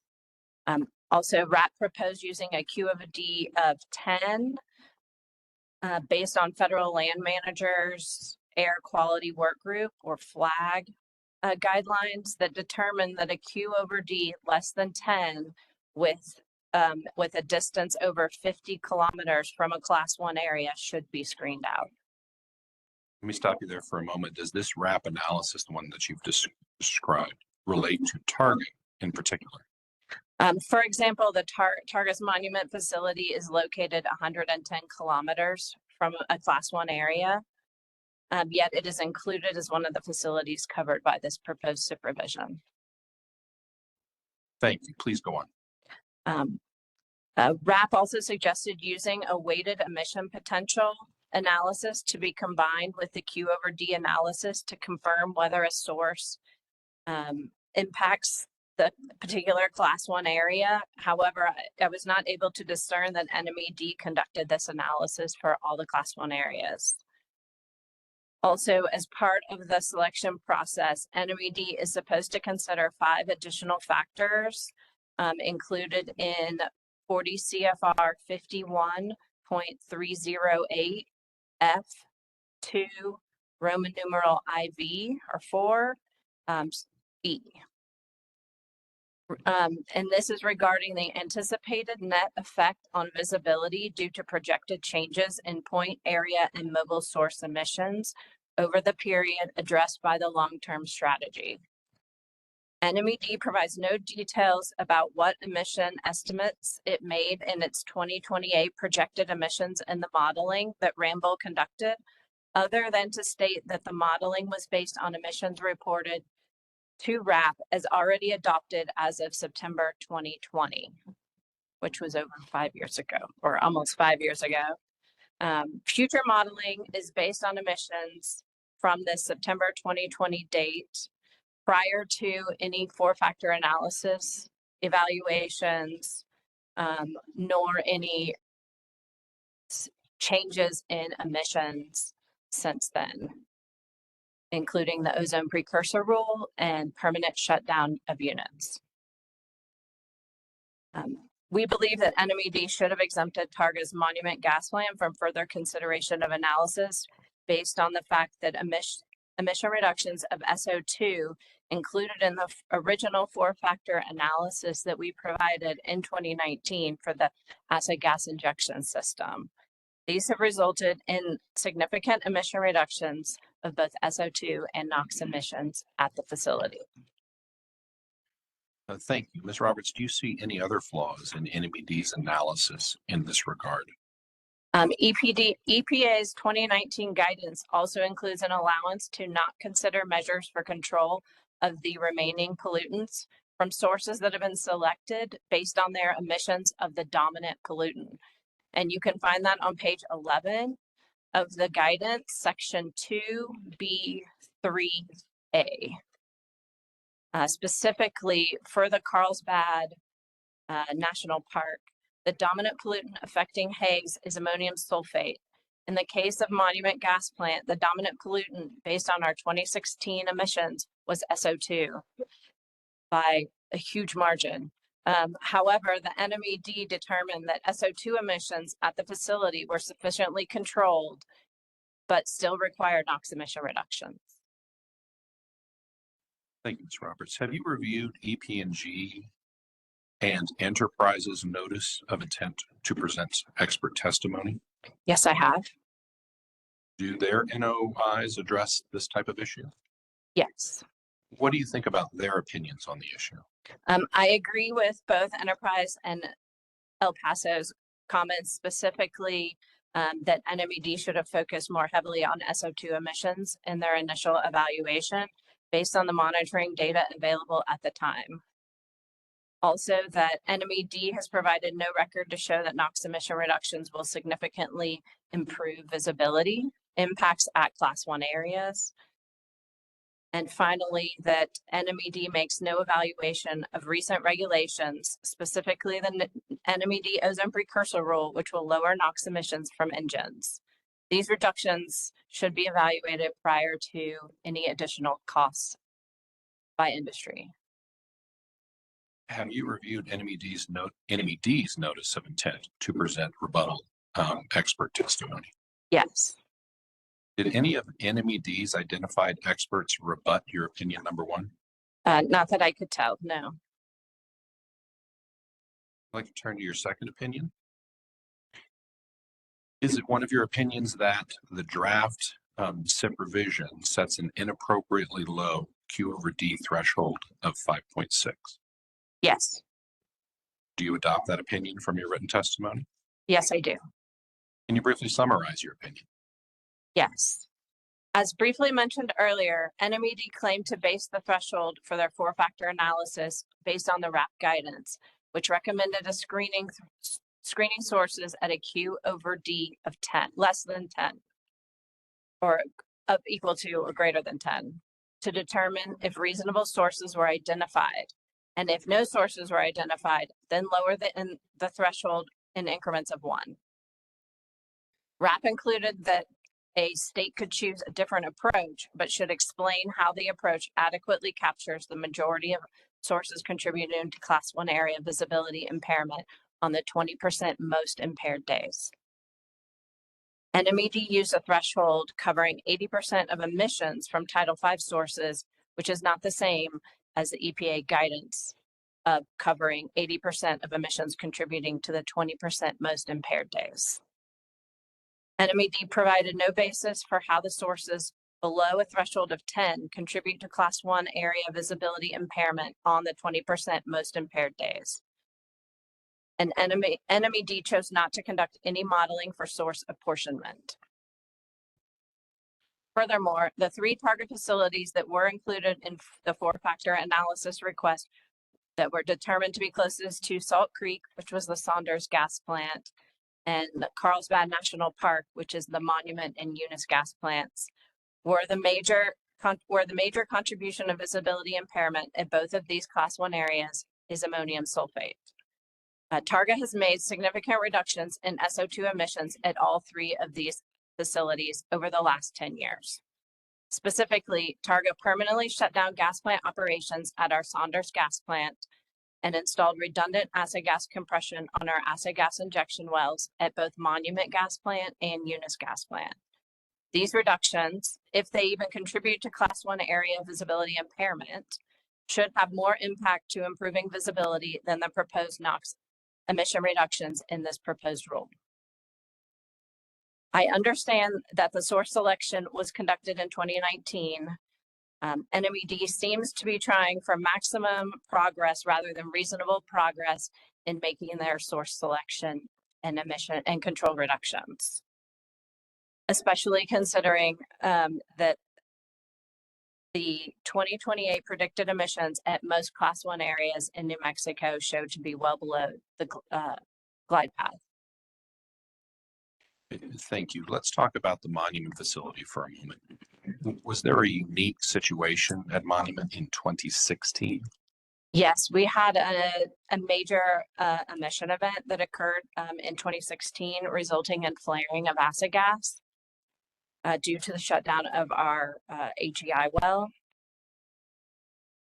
Targa immediately addressed the emissions, and as a result, we installed additional emission control technology.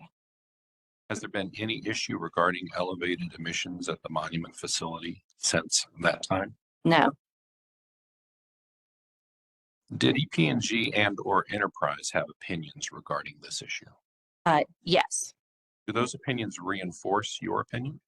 Yes. They reference similar arguments to the ones I've made here, and I support their additional arguments on this issue. Did any of NMED's identified experts provide any rebuttal to your opinion number 2? Yes. How do you respond to that how do you respond to that NMED rebuttal? Yes, NMED references states in their reasoning for using a Q over D less than 10 with vastly different emission profiles and reasoning behind choosing their threshold than New Mexico. Simply arguing that others used a Q over D that is lower than 10 does not explain why NMED chose a similar number. Additional reasoning should be provided by the New Mexico Environmental Department. NMED also references my comments about the fact that we are excluding sources, which I agree. However, I disagree with their reference that they needed a lower threshold to meet EPA's expectation that the states consider a meaningful portion of their contribution to visibility impairment when a Q over D of 10 equates to approximately 70% of statewide emissions before considering which emissions even contribute to the visibility at individual Class 1 areas. Thank you. I'd like to turn to your opinion number 3. Ms. Roberts, is it one of your opinions that NMED's Q over D analysis was inappropriately based on facility reported emission inventories for RY 2016 with no adjustments for recent data? Yes. Do you adopt that opinion from your written testimony? Yes, I do. Can you briefly summarize your opinion? Yes, as previously noted, Targa's Monument gas plant emissions for 2016 were an outlier year due to an upset event that occurred while flaring acid gas. And acid gas is a gas containing high amounts of H2S and CO2 that are removed from raw natural gas. And the flaring of it produces emissions of SO2 from combustion. The gas plant processes, our gas plant, specifically Monument, processes sour gas, which means the inlet gas has these higher amounts of H2S and CO2, which must be removed before treating the methane through the cryogenic process. To control the emissions from H2S, Targa operates an acid gas injection well where the gas containing the removed impurities is compressed and then injected into underground depleted reservoirs. This is the same process used in carbon capture, frequently discussed to reduce greenhouse gas emissions. As explained in our 4-factor analysis submitted in 2019, Targa has installed redundant compression on the AGI well, resulting in lower emission rates since its installation. The primary driver for the Monument gas plant's Q over D value is SO2 emissions. 17.7 of its 20.4 value based on 2016 emissions. Most notably, NMED did not propose any SO2 emission reductions since Targa had already implemented redundant compression on the AGI system. Removing SO2 emissions or adjusting SO2 emissions down based on this installation, the monument gas plant Q over D would have been less than 10. As explained earlier, NMED could not have exempted NOx emissions from evaluation, or could have exempted NOx emissions from evaluation by using either EPA's guidance in section 2B3 of allowing to not consider measures for control of the remaining pollutants from sources that have been selected based on their emissions of the dominant pollutant.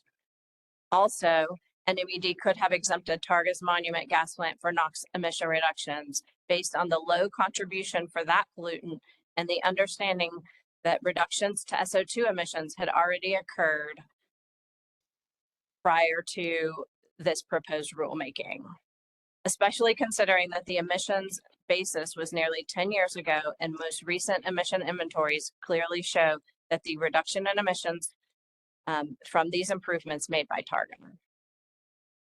Did any of NMED's identified experts provide any rebuttal to this opinion?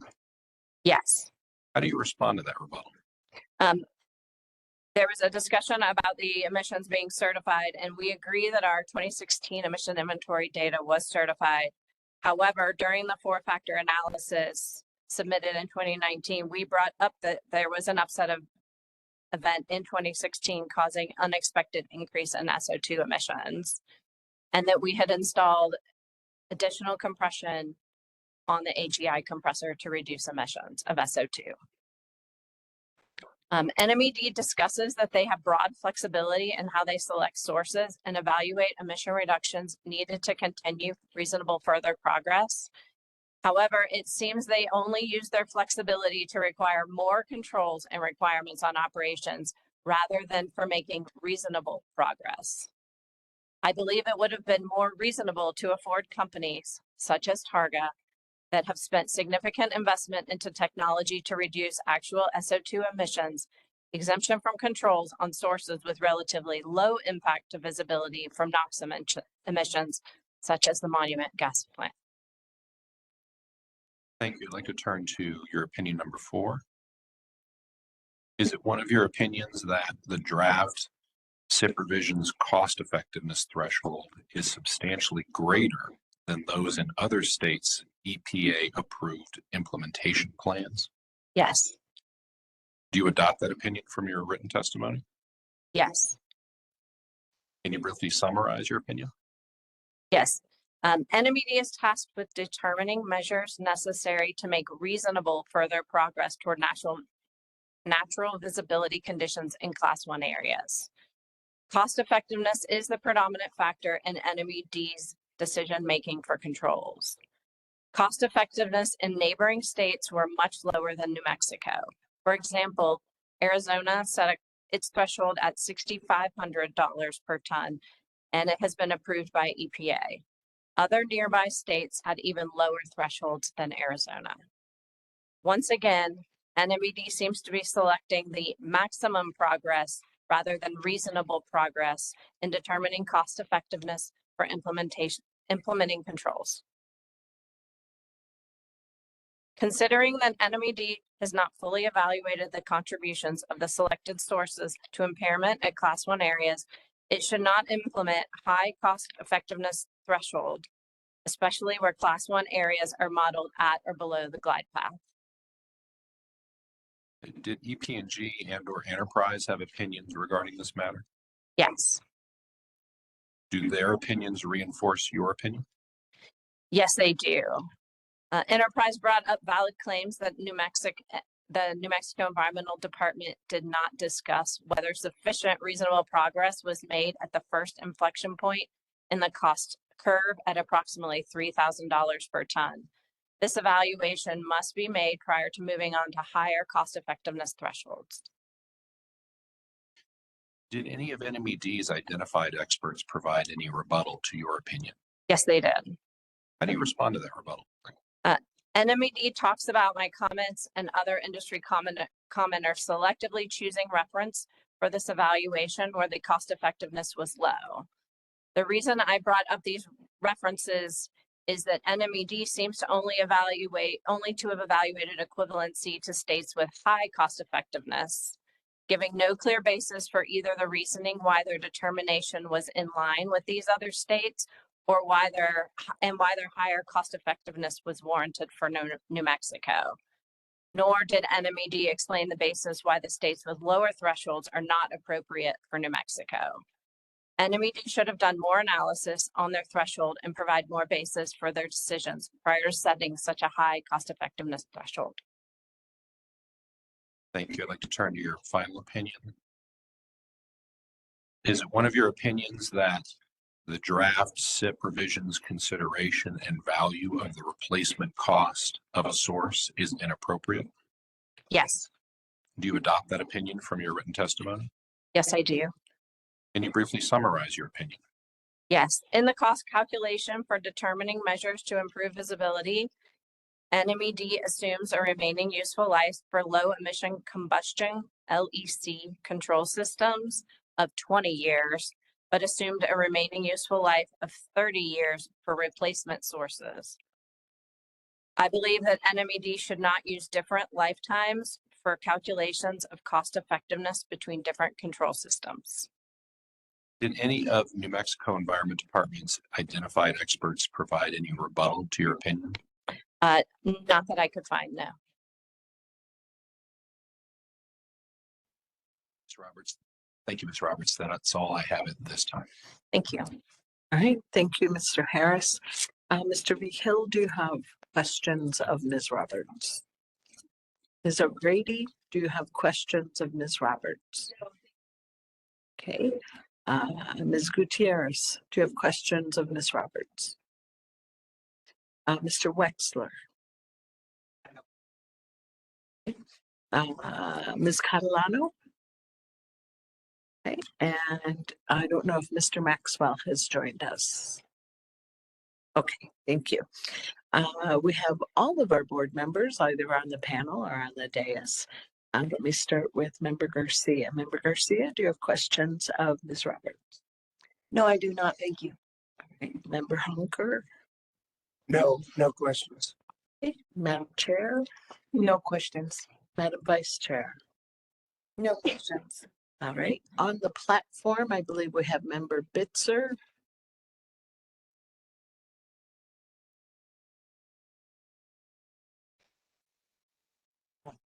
Yeah, who else? Yes, and Member Ely. Member Ely, do you have questions? I have no questions. All right. In that case, thank you very much, Mr. Harris, and thank you very much, Ms. Roberts. Thank you. Let's go back to the department witnesses. When we took a break, we were nearing the end of Mr. Jones's rebuttal testimony.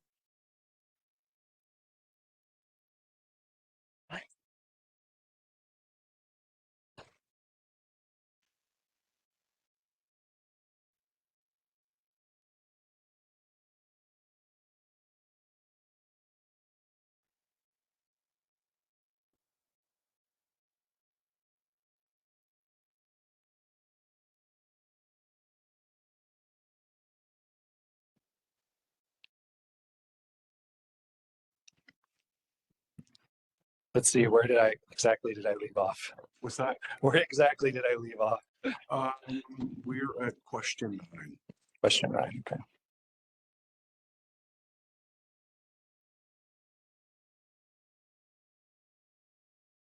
Madam Hearing Officer, Madam Chair, Actually, the board. Okay. We free to continue? Yes, please. Mr. Jones.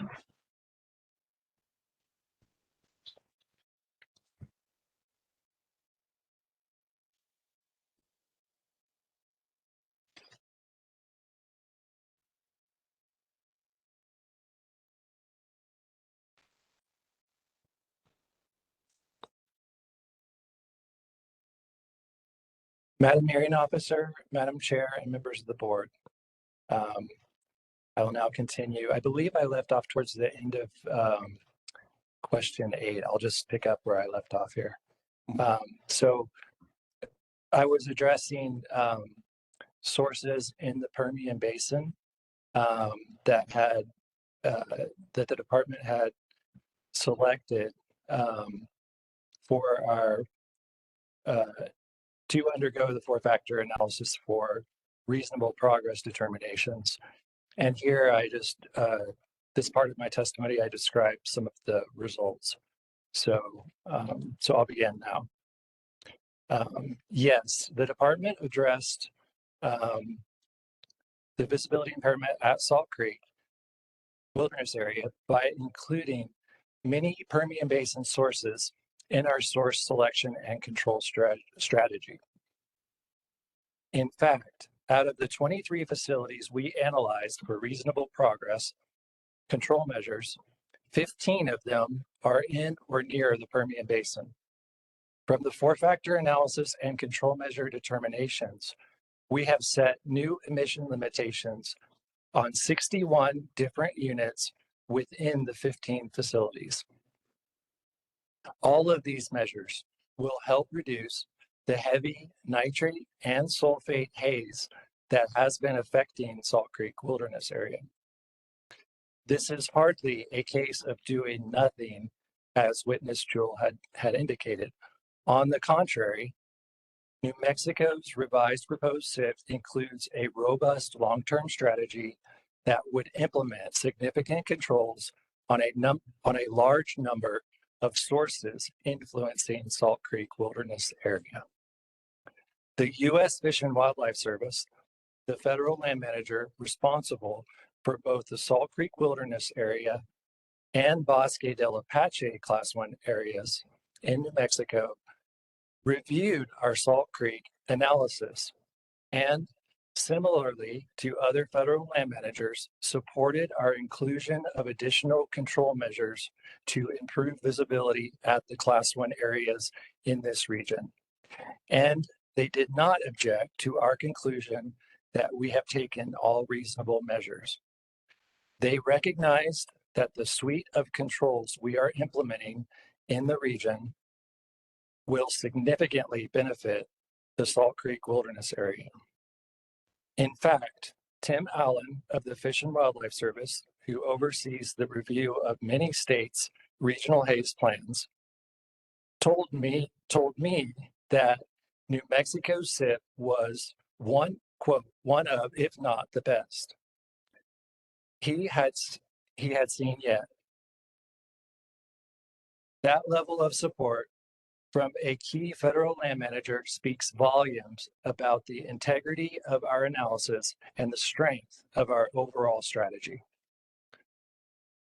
And now question 9. Thank you. Witness Stately and Witness Roberts argue that NMED used inappropriate emissions inventory estimates for their facilities as part of the source selection study. Could you address that argument? Yes. NMED used the most reasonable and up-to-date emissions information available at the time of source selection.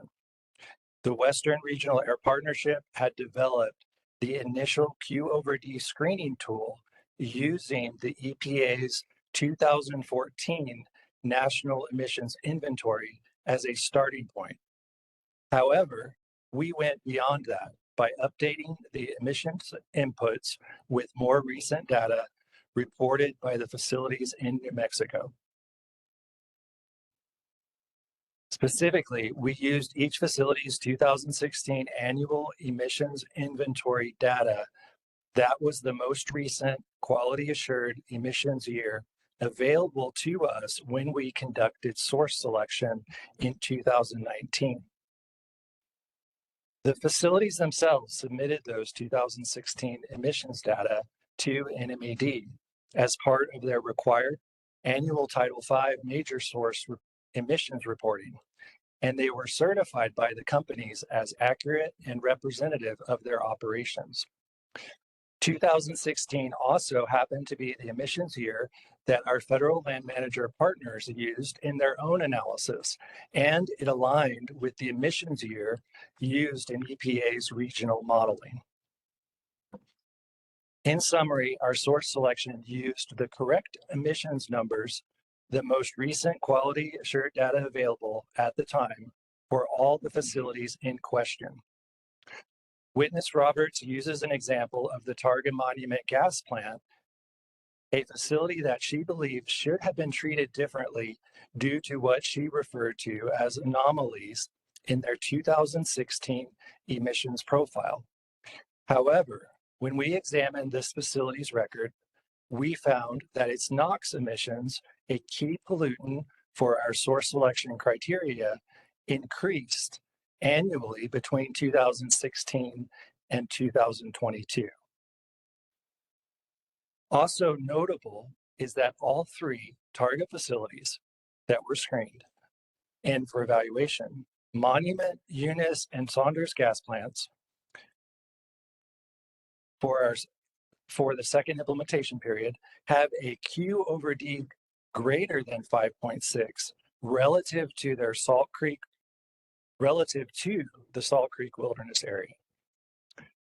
As discussed earlier, this Class 1 area was required to undergo a robust demonstration due to visibility issues. I am confident that NMED has made the correct decision to include the three Targa facilities in our analysis. Overall, NMED's statewide source selection process, in which we selected 133 units from 23 facilities to undergo further four-factor analysis for reasonable controlled measure determinations, was both reasonable and well supported. Thank you. I have no further questions for this witness. The department calls its next witness, Bob Seidner. Okay, I believe Mr. Seidner is on the platform. Mr. Seidner, will you unmute yourself, please? I have done so. Thank you very much. So can you louder? Yes. Ms. Jones, is it possible that we could get more volume through the speakers here?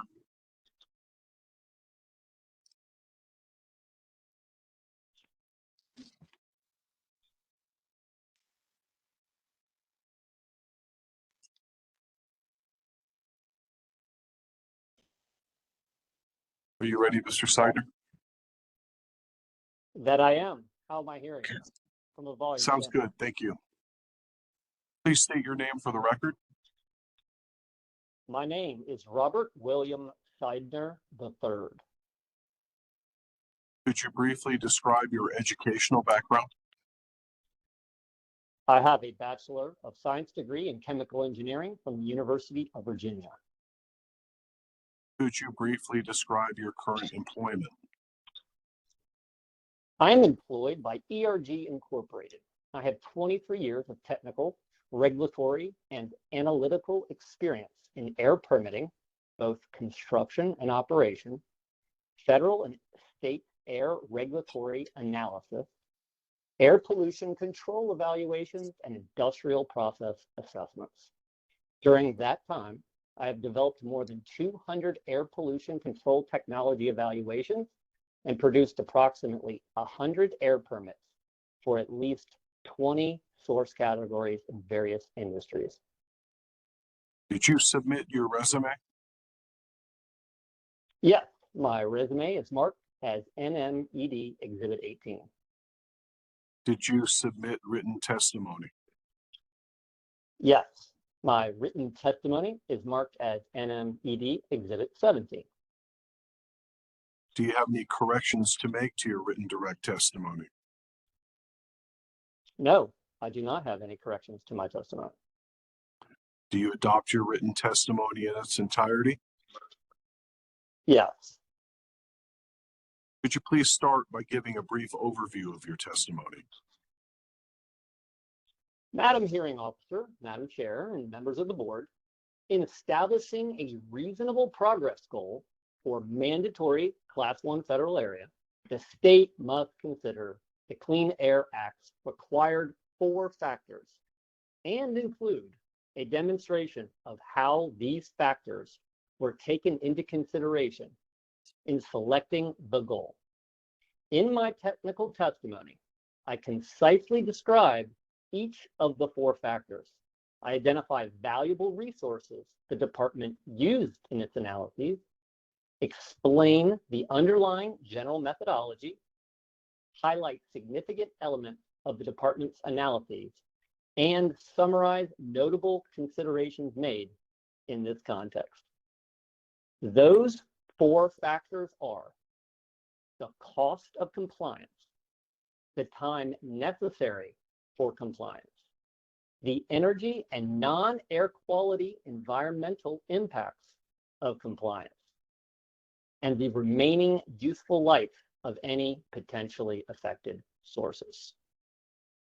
I also provide a more detailed explanation of selective catalytic reduction, also known as SCR, a prominent and a highly effective control measure for NOx. Could you briefly describe the first factor and how NMED's evaluation of it was used to select the control measures that are necessary to make reasonable progress during the second period? The first factor is the cost of compliance, which is typically the most substantive, visible, and debated factor in a 4-factor analysis. It refers to the estimated financial liability placed on a pollution-emitting source when they are required to implement a control measure. The evaluation and selection of control measures were predominantly based on this factor, which was evaluated in terms of cost effectiveness. That is, a metric of dollars per ton of projected actual emission reductions. This dollar per ton metric is ubiquitously used to evaluate, compare, and select appropriate and reasonable control measures by state and federal agencies. Evaluating control measure cost effectiveness in dollars per ton is reasonably analogous to evaluating the life cycle cost of a car in dollars per mile. Both evaluations account for initial cost, annual and operating maintenance costs, and the expected time frame of use. It is important to note that significant attention was dedicated to developing the most reasonably accurate, given the available information, annualized costs. These annualized costs are in terms of dollars per year, and that is the numerator of the metric. And significant attention was given to developing expected actual emission reductions in units of tons per year, the denominator of the metric. And these emission reductions pertain to that of each control measure that was evaluated. Facility provided costs were heavily relied on and scrutinized when calculating annual costs. Could you briefly describe the second factor and how NMED's evaluation of it was used to select the control measures that are necessary to make reasonable progress during the second period? Time is an essential component in planning for and achieving emissions reductions, as the design, installation, and optimization of a control measure typically require significant planning and effort. The second factor refers to the reasonable time frame required for a facility to implement an identified control measure.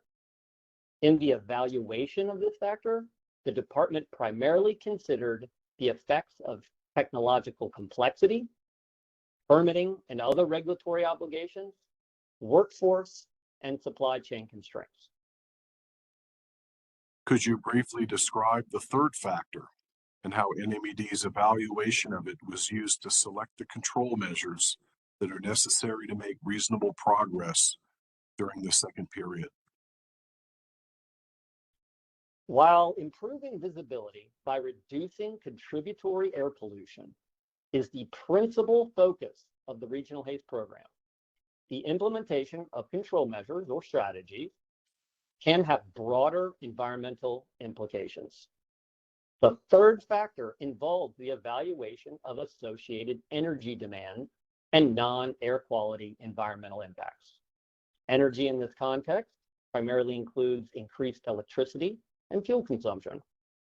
Non-air quality impacts typically include the consumption and disposal of water and solid waste. Proper assessment of this factor ensures that the adoption of a control measure does not result in unintended consequences. For example, most control measures require electricity to operate. If the increased electric demand cannot be satisfied by a facility's existing electricity infrastructure, existing infrastructure must be upgraded or new infrastructure must be installed. Could you briefly describe the fourth factor and how NMED's evaluation of it was used to select the control measures that are necessary to make reasonable progress during the second period?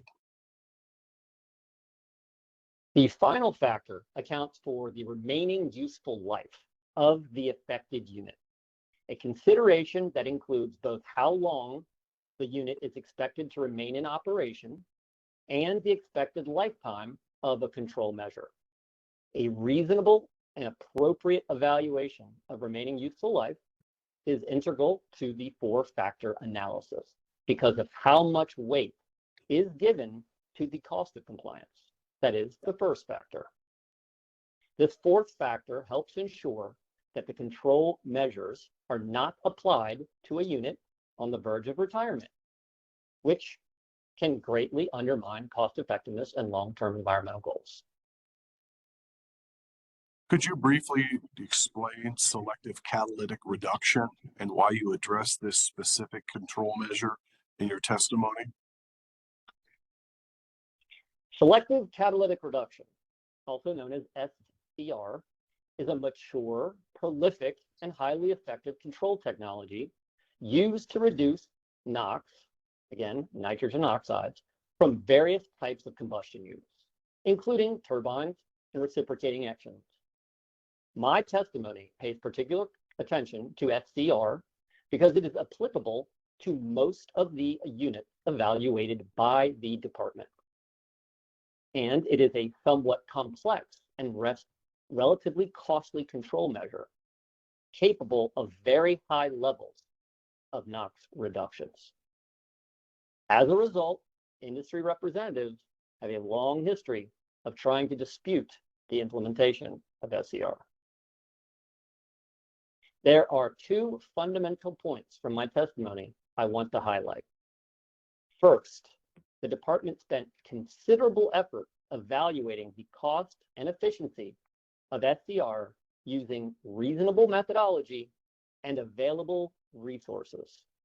The department's approach utilized resources developed by EPA and was consistent with EPA guidelines and the framework of the Regional Haze program. And second, despite the prevalence of SCR and inquiries by the department, none of the affected facilities provided adequate and substantiated SCR cost estimates during the development of the Regional Haze SIP. Do you wish to make a recommendation regarding this proceeding? Based on my testimony and that of the department's other witnesses, I recommend that the board adopts New Mexico's revised proposed Regional Haze SIP revision for the second implementation period and revised proposed Rule 2268 NMAC, marked as NMED's Exhibits 5 and 6, respectively. And I reject the recommended and alternative modifications to the proposed regulatory text proposed by Enterprise Field Services, marked as Enterprise Exhibit 1. I also reject the EPA NG red lines on the proposed rule proposed by El Paso Natural Gas Company, marked as EPNG Exhibit 23. Thank you. Let's move on to your rebuttal testimony. The first question pertains to testimony made by EPNG and enterprise representatives. In several instances of their testimonies, they collectively assert that the department's methodology for estimating total capital costs of a control measure is not supported nor reasonable. What is your assessment of that assertion? Madam Hearing Officer, Madam Chair, and members of the board, no, that assertion is simply not true. Furthermore, their corresponding claims highlight their own failure to provide reasonable and properly supported cost estimates.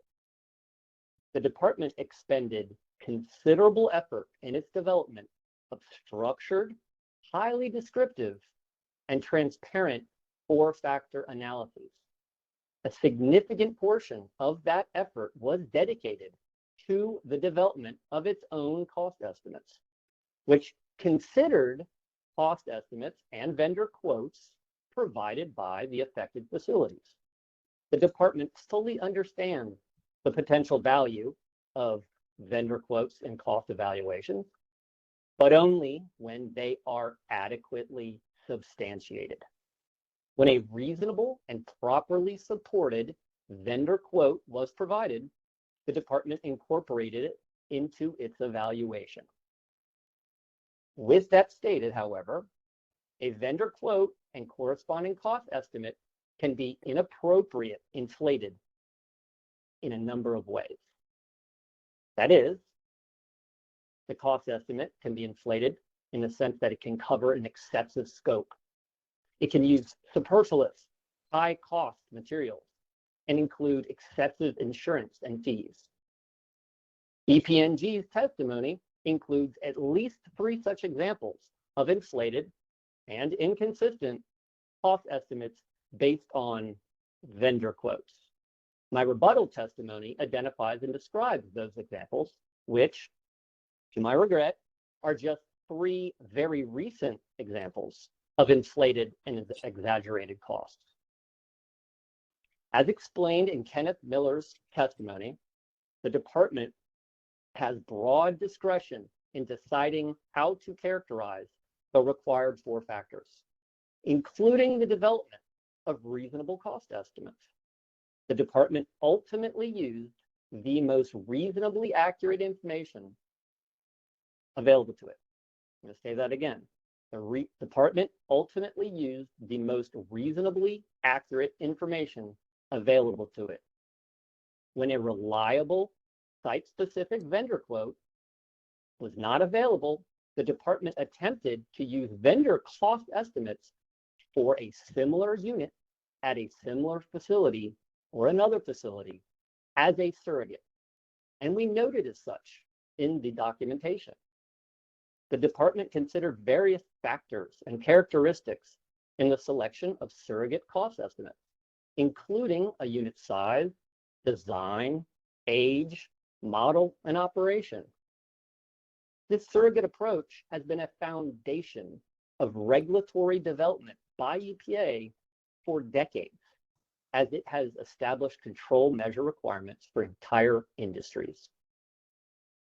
A good example of how the department valued an adequately substantiated cost estimate from a facility is that of the number 7 Mountain Air compressor station owned by Energy Transfer Company. In this case, Energy Transfer Company provided delineated vendor cost estimates, clearly identified the scope, included supporting vendor email correspondence, provided a copy of the corresponding appropriation request, and clarified other important details. Energy Transfer Company did not redact important information, nor did it appear to manipulate or inflate vendor costs. In other words, sufficient and transparent information was provided to the department by Energy Transfer Company. The result is a level of control selected by the facility and approved by the department that is expected to reduce NOx emissions that contribute to regional haze with an impressively high emissions reduction efficiency. Now, the department's four-factor analyses, of which cost evaluations are a part, are clearly documented in Appendix C of the revised SIP. The extensive level of detail and transparency in the department's analyses is a contributor, to why New Mexico's regional haze SIP package is, to my knowledge, unprecedentedly lengthy. EPNG enterprise representatives also make various assertions that the department's calculation of estimated emissions and emissions reductions are, quote, not reasonably accurate, end quote. You just explained how the department reasonably estimated costs, but what about estimating emissions? The accuracy of an emissions estimate is dependent on the same fundamental principle as any other estimating procedure. The better the underlying information, the better the estimate. EPNG and enterprise, like any other industrial facility owner, each have exclusive access to operating data and emissions test results that could be used to develop highly accurate emissions estimates. But despite that opportunity, neither EPNG nor enterprise provided comprehensive and representative operating and emissions data throughout the nearly 5-year development of the four-factor analysis. It is worth reiterating that the department has broad discretion in deciding how to characterize the required four factors, including the basis and methodology used to calculate emissions and emissions reductions. Ultimately, the department calculated emissions and emissions reductions based on readily available information, reasonable judgment, EPA guidance, and with consideration of existing department policies and procedures, and the details of which are clearly documented in Appendix C of the revised SIP. EPNG and enterprise representatives make various claims about the effectiveness and disbenefits of selective catalytic reduction, or SCR. To what extent, if there are any, are those claims reasonable? EPNG and enterprise representatives take a metaphorical kitchen sink approach in questioning SCR, including its applicability to natural gas compression equipment, its technological effectiveness, that is, the magnitude of NOx reductions that can be achieved. They also question its cost, its physical space requirements, its electrical demands, its use of ammonia, and how unreacted ammonia will slip and result in ammonia emissions. Now, at first glance, these questions may seem reasonable. However, the corresponding claims are outdated and or exaggerated. First, as explained previously, SCR is a mature, prolific, and highly effective control technology used to reduce NOx from various types of combustion units, including the types of equipment owned and operated by EPNG and enterprise. According to EPA, SCR has been successfully utilized since the early 1970s in the US, Europe, and other countries.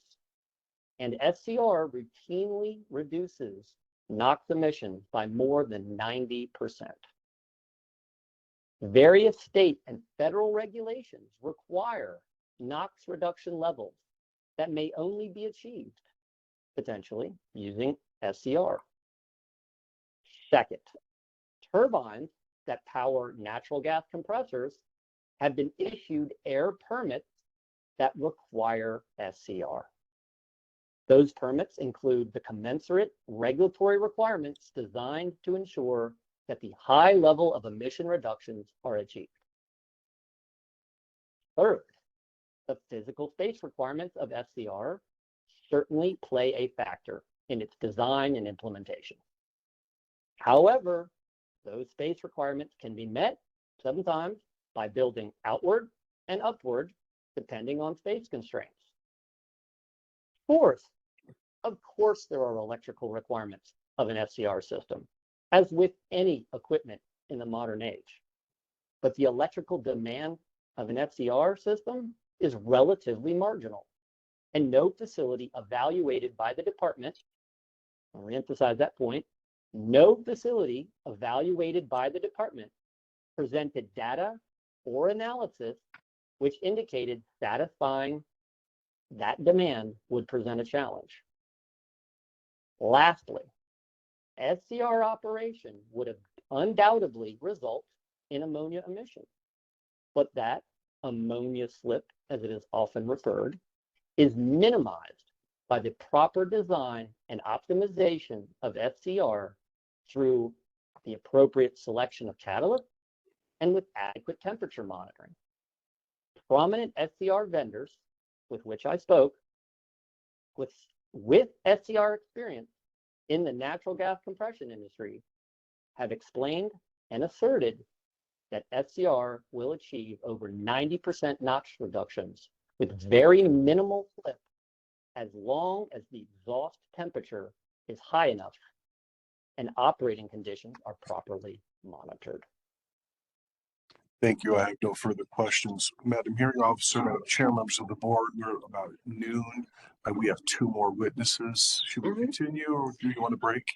No, I think we need to break for lunch. Let's come back at 1 and I will invite public comment if there's any to be given at that point. And if not, we'll go directly back to the department.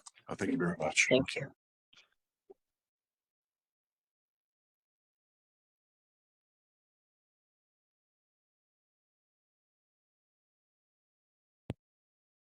The recording.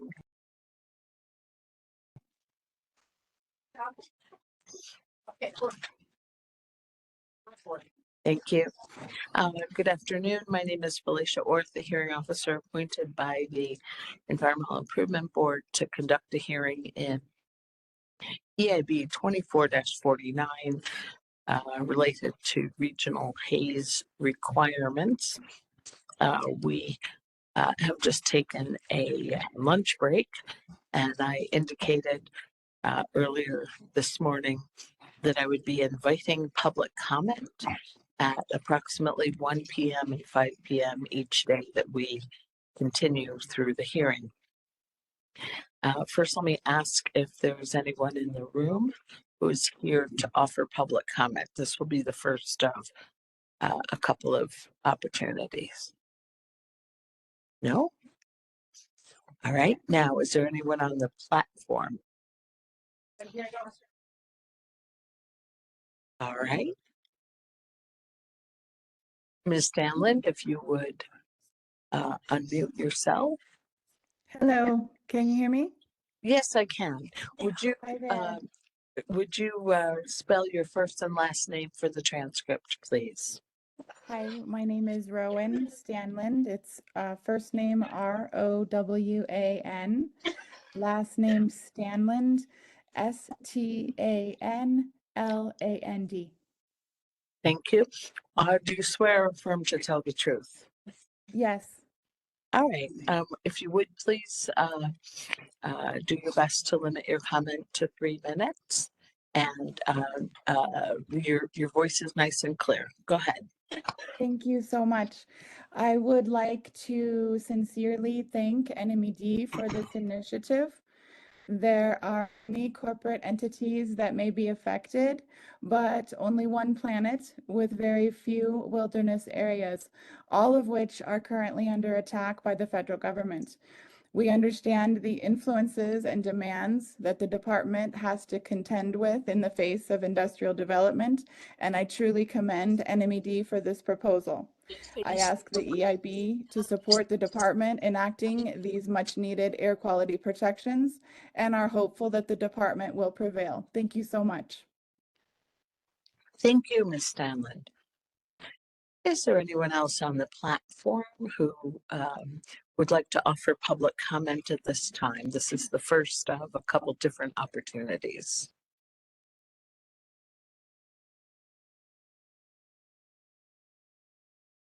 Pam, do you have any indications through a hand or a chat message? All right, the next time I will invite public comment will be at approximately 5 p.m. So join us then.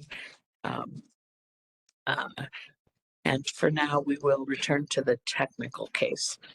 When we broke for lunch, Mr. Behill was moving from witness to witness on the department panel. Go ahead, Mr. Behill. Thank you, Chris Behill, New Mexico Environment Department. I'm here presenting Kenneth Miller for the technical witness for the department. Are you ready? Yeah, absolutely. Could you please state your name for the record? Good afternoon. My name is Kenneth Miller. And could you briefly describe your educational background? I have a Bachelor of Arts degree in classics, long story, don't ask, and Bachelor of Science and Master of Science degrees in geology from Southern Illinois University. Could you briefly describe your current employment? I work for the Air Quality Bureau of the New Mexico Environment Department. I will refer to throughout my testimony as the department, as an environmental analyst in the Control Strategies Unit.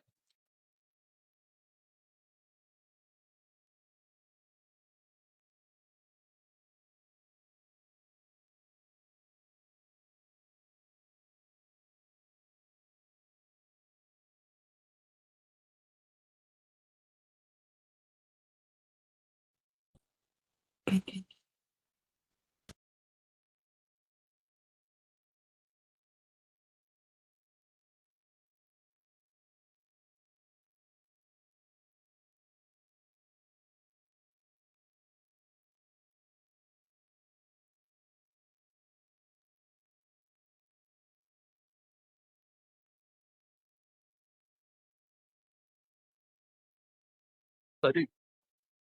Thank you. Could you please start by giving a brief overview of your testimony? Certainly.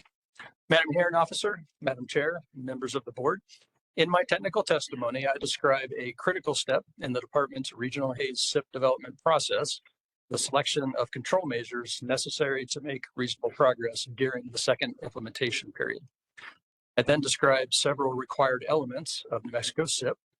These include, number one, New Mexico's long-term strategy for the second period, comprising all emissions limitations, compliance schedules, and other measures necessary to make reasonable progress.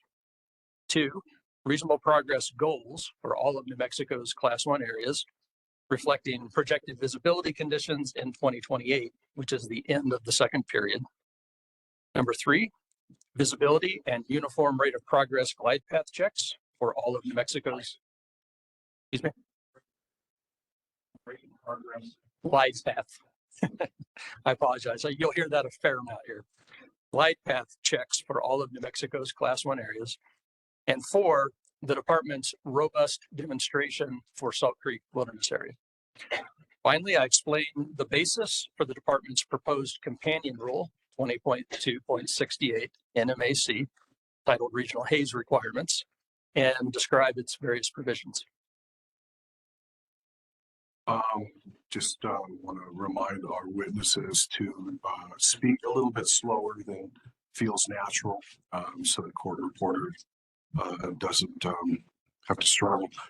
Could you briefly describe how the department selected the control measures that are necessary to make reasonable progress during the second period? Yes.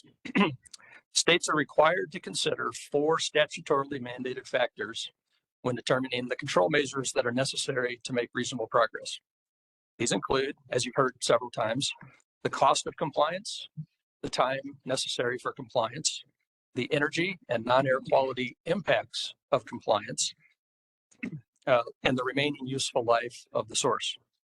States typically analyze these 4 factors through what's called a 4-factor analysis, and then apply their own decision-making criteria to the results to determine or select necessary control measures. Importantly, the regional Haze rule does not specify what constitutes reasonable progress.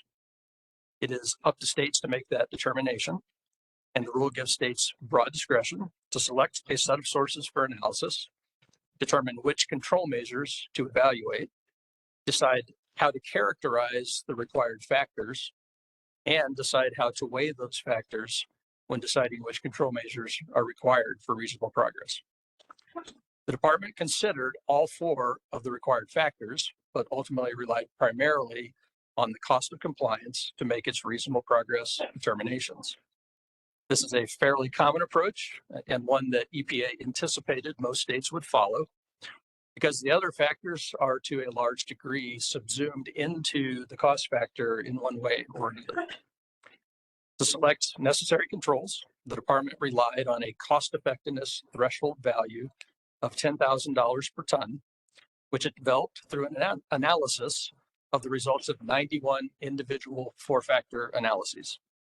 This threshold represents the cost effectiveness value above which the department believes further incremental reductions in NOx emissions are insufficient to justify less cost-effective controls, meaning controls that would cost more per ton of emissions reduced.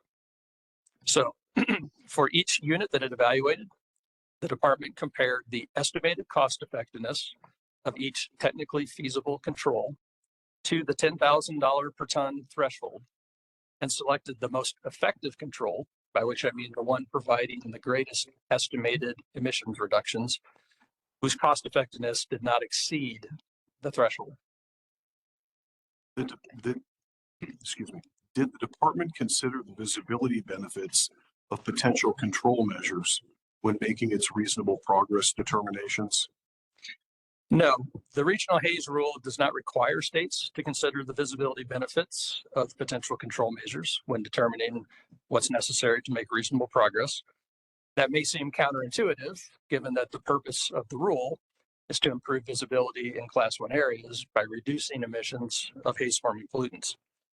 However, EPA has long recognized that there are legitimate reasons why states may choose not to consider the visibility benefits of potential control measures when making these types of determinations, including the associated resource burden and the fact that many sources of haze-forming pollutants are too small to have a perceptible impact on visibility when they are considered in isolation. Therefore, EPA expressly rejected a recommendation that control measures should only be required when they produce perceptible visibility benefits when it last amended the regional Haze rule in 2017. And its regional Haze SIP guidance states unequivocally that considering the visibility benefits of potential control measures is optional when making reasonable progress determinations. Could you briefly describe New Mexico's long-term strategy for the second period? A long-term strategy is one of many required elements of periodic regional Haze supervisions. It comprises all of the emission limitations, compliance schedules, and other measures the state determines are necessary to make reasonable progress. New Mexico's long-term strategy for the second implementation period includes the following measures. First, the department is imposing new emission limits for relative of new controls on 50 of the units it evaluated. These units include engines, turbines, and boilers located primarily at compressor stations and natural gas processing plants in the Permian and San Juan basins. The department is also establishing compliance deadlines to ensure that all controls needed to comply with these new limits are installed as expeditiously as practicable. These deadlines range from 2 to 3 years after EPA approves New Mexico's SIP, depending on how long the department estimated that it would take facilities to plan, procure the necessary equipment, and install and commission it. Second, the department is imposing new emission limits correlative of in-place controls on 8 of the units that it evaluated. These units already have controls installed, which the department accounted for in its four-factor analyses. Therefore, these units must continue to operate with their existing controls, or their emissions would increase.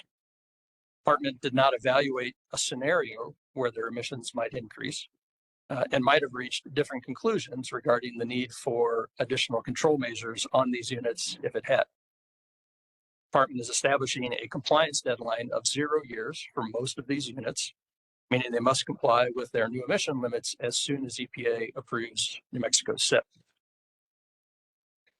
Third, the department is imposing restrictions on reauthorizing 34 retired units in any future permit modification issued by the department. The department forewent a 4-factor analysis for these units because they were retired after the department selected them for analysis, rendering a 4-factor analysis moot because there's no way to further reduce emissions after a unit has been shut down. However, if a facility wanted to reauthorize one of these retired units, the department's rationale for foregoing a 4-factor analysis would vanish, and it would need to perform a 4-factor analysis to determine whether any control measures are necessary to make reasonable progress. And depending on the outcome of that analysis, the department might also need to revise New Mexico's regional Haze SIP to add additional measures. Finally, the department is incorporating certain permit conditions relating to a specific amine treatment system control used at 4 of the facilities that it evaluated into New Mexico's SIP so that they can't be modified or removed from those facilities' permits without first considering the implications for regional Haze. The department forewent a 4-factor analysis for these amine treatment systems because there are no more effective controls available than the one that they already employ, which is an acid gas injection well with redundant or backup compression. That means that if a facility wanted to cease operating its acid gas injection well, the department would need to perform a 4-factor analysis, not having done one previously, to determine whether any other control measures would be necessary for reasonable progress, and again, possibly revise New Mexico's regional Haze SIP. Could you briefly describe New Mexico's reasonable progress goals? Certainly. As I've already mentioned, reasonable progress goals reflect projected visibility conditions in 2028, which is the end of the second period. Projecting future visibility requires complex photochemical modeling that accounts for haze-forming pollutants from sources located across a broad geographic area. For this reason, it is often performed by what are called regional planning organizations, which provide technical assistance to help states with regional haze planning, instead of by individual states themselves. The Western Regional Air Partnership, or WRAP, is the regional planning organization for 15 Western states, including New Mexico. WRAP performed regional scale photochemical modeling in 2020 that projected visibility in 2028 in member states' Class 1 areas based on an emissions inventory that accounted for all state and federal regulatory requirements that were either in place or reasonably foreseeable at that time. New Mexico, like most other WRAP states, based its reasonable progress goals on that modeling without making adjustments to account for excluded measures, since these types of adjustments have been shown to have little to no impact on model results. Did the department perform the required visibility and uniform rate of progress glide path checks after establishing New Mexico's reasonable progress goals? Absolutely. The regional Haze rule requires states to compare their reasonable progress goals to baseline visibility conditions to determine whether they provide for an improvement in visibility for the most impaired days since the baseline period, which was 2000 to 2004, and no degradation in visibility for the clearest days since that period. The department performed these visibility checks for all of New Mexico's Class 1 areas and determined that its reasonable progress goals do indeed provide for improvement on the most impaired days and no degradation in visibility on the clearest days for all of New Mexico's Class 1 areas. The regional Haze rule also requires states to compare their reasonable progress goals to the uniform rate of progress glide path for each Class 1 area to determine whether their reasonable progress goals are above or below the glide path. The uniform rate of progress glide path is simply a straight line connecting baseline visibility conditions at the end of 2004 to natural visibility conditions at the end of 2064. The department performed glide path checks for all of New Mexico's Class 1 areas and determined that New Mexico's reasonable progress goals are below the glide path for all areas except Salt Creek Wilderness Area. Could you explain what a robust demonstration is and why the department performed one for Salt Creek Wilderness Area?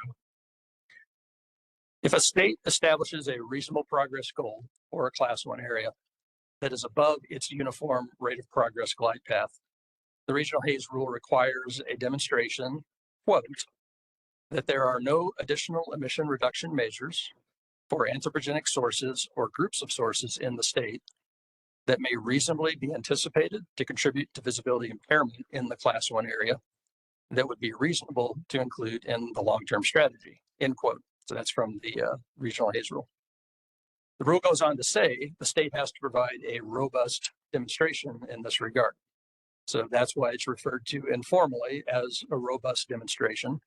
And it's basically a showing that the state has included all reasonable measures in its long-term strategy to reduce emissions impacting the area in question. As far as why the department performed a robust demonstration for Salt Creek Wilderness Area, as I just indicated, the reasonable progress goal for Salt Creek is above the uniform rate of progress glide path for that one area. Therefore, the regional Haze rule requires a robust demonstration for Salt Creek. Could you briefly describe that demonstration? Salt Creek is located in Chavez County, near the edge of the Permian Basin. RAP analyses show that the Permian is the area of greatest influence on Salt Creek, and that the oil and gas sector is far and away New Mexico's largest contributor to anthropogenic light extinction at Salt Creek. Permian is also where the majority of facilities that the department Salt Creek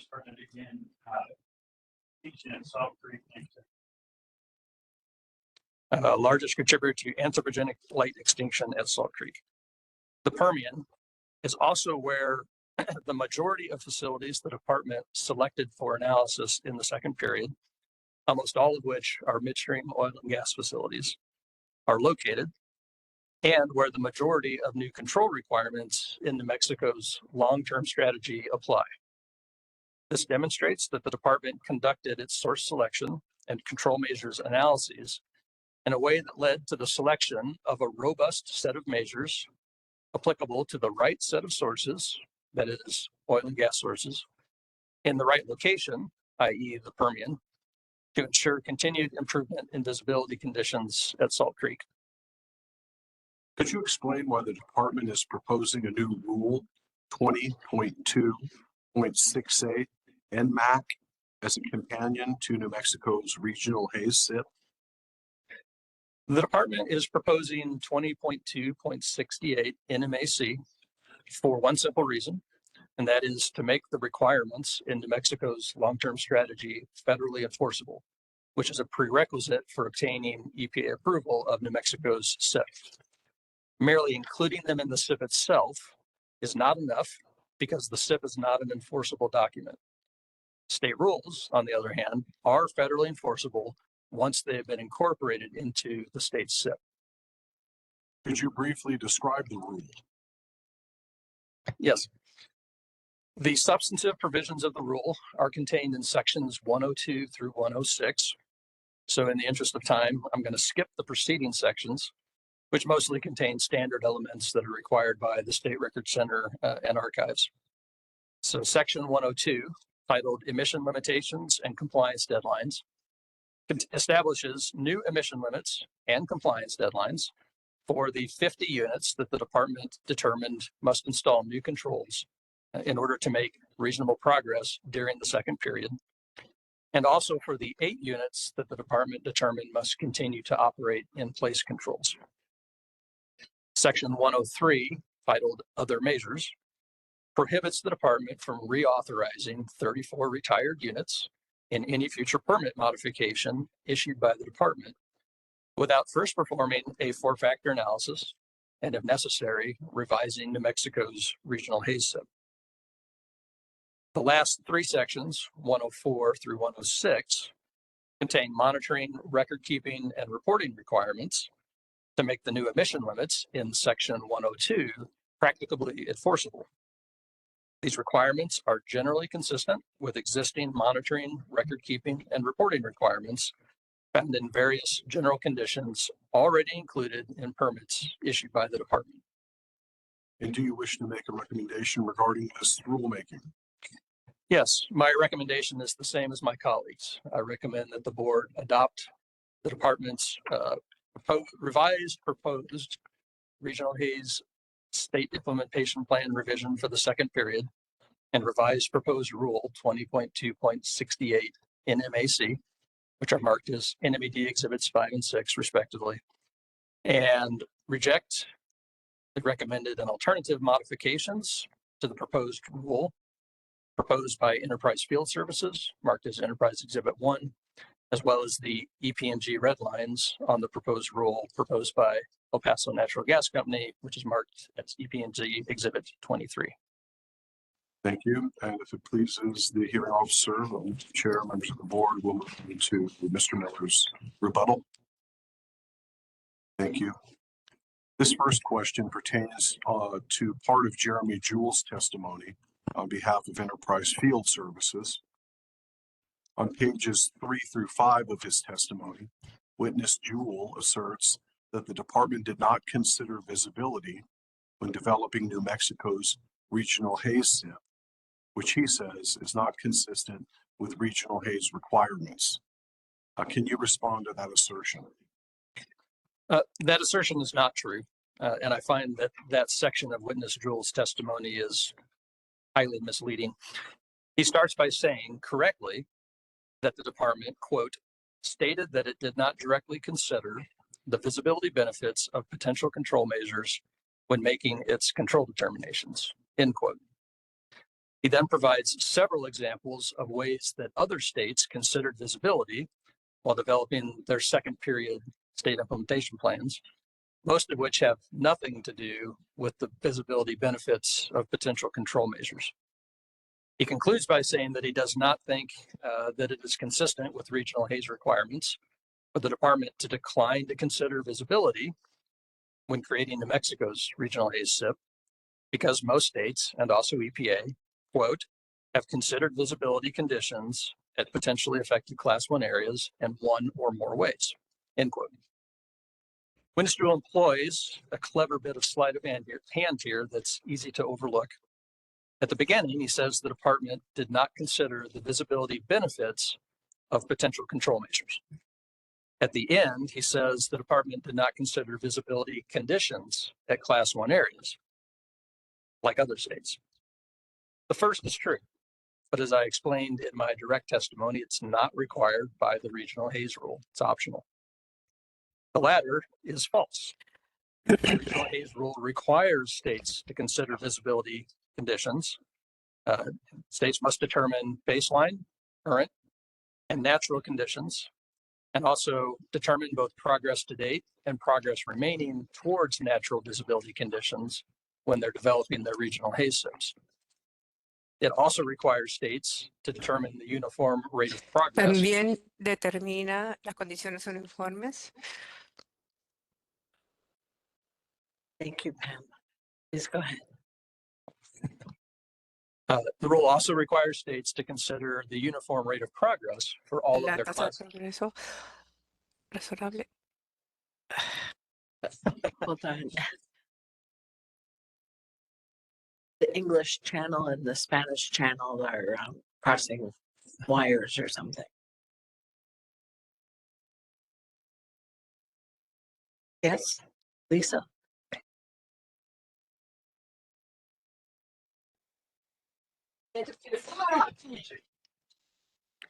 Sorry? Yes, yeah. Donetta, can you go back on the Spanish channel?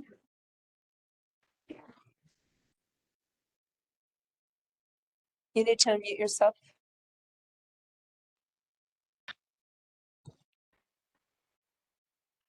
I am using the Spanish channel. You're coming onto the English channel. I don't understand why. That's what I was trying to say. If I had to be readmitted.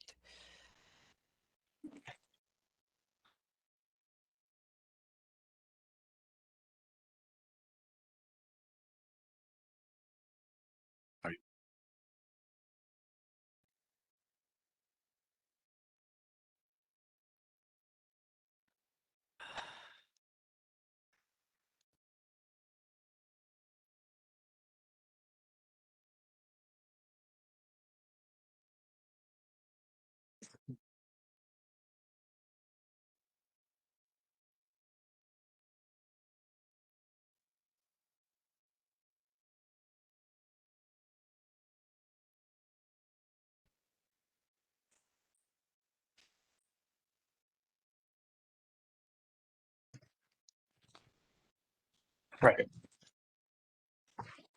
Dinota, can you log off and log back on? And Betty, if you can take over until she does. My apologies, Madam Hearing Officer.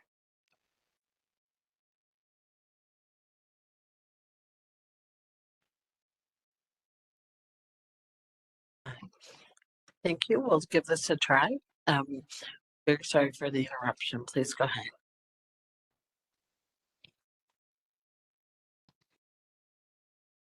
Are you ready for me to continue? Okay. Let's see. Third time is the charm.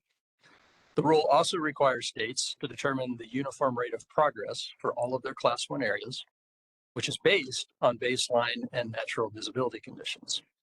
So the department did both when developing New Mexico's SIP, thereby meeting all of the rule's requirements in this regard, and also considered visibility in other ways too.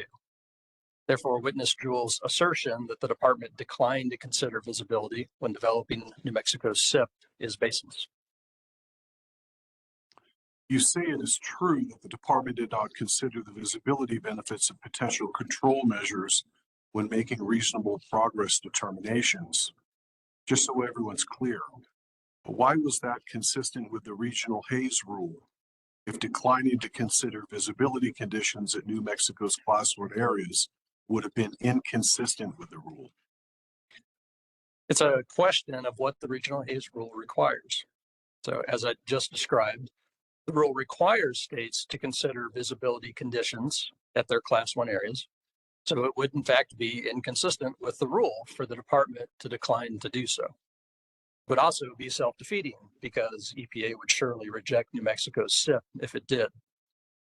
However, the rule does not require states to consider the visibility benefits of potential control measures when making reasonable progress determinations. It doesn't bar states from doing so, but it's optional, and therefore it's at states' discretion. So it's not inconsistent with the rule for the department to decline to consider the visibility benefits of potential control measures, although that may seem somewhat counterintuitive. I explained in my direct testimony why the department declined to consider the visibility benefits of potential control measures when making those determinations. In an attempt to make its point, witness Jewel provides a few cherry-picked examples of states that used visibility modeling as a fifth factor when making reasonable progress determinations on page 5 of his testimony. But these examples don't demonstrate anything other than that a few states exercise their discretion to consider the visibility benefits of potential control measures in the way that enterprise would clearly prefer.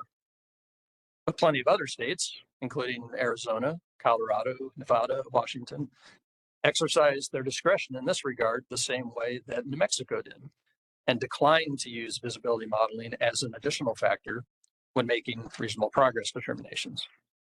The fact that some states considered the visibility benefits of potential control measures and other states did not does not show that any state's actions were wrong or inconsistent with the regional Haze rule. It just shows that when states have discretion, they inevitably make different choices. The next few questions pertain to other parts of witness Jewel's testimony. On pages 5 through 10 of his testimony, witness Jewel argues that controls at 3 enterprise facilities are not necessary to fulfill regional Haze requirements because the closest Class 1 areas are already projected to be below the uniform rate of progress at the end of the second period without additional emissions reductions. Could you address that argument?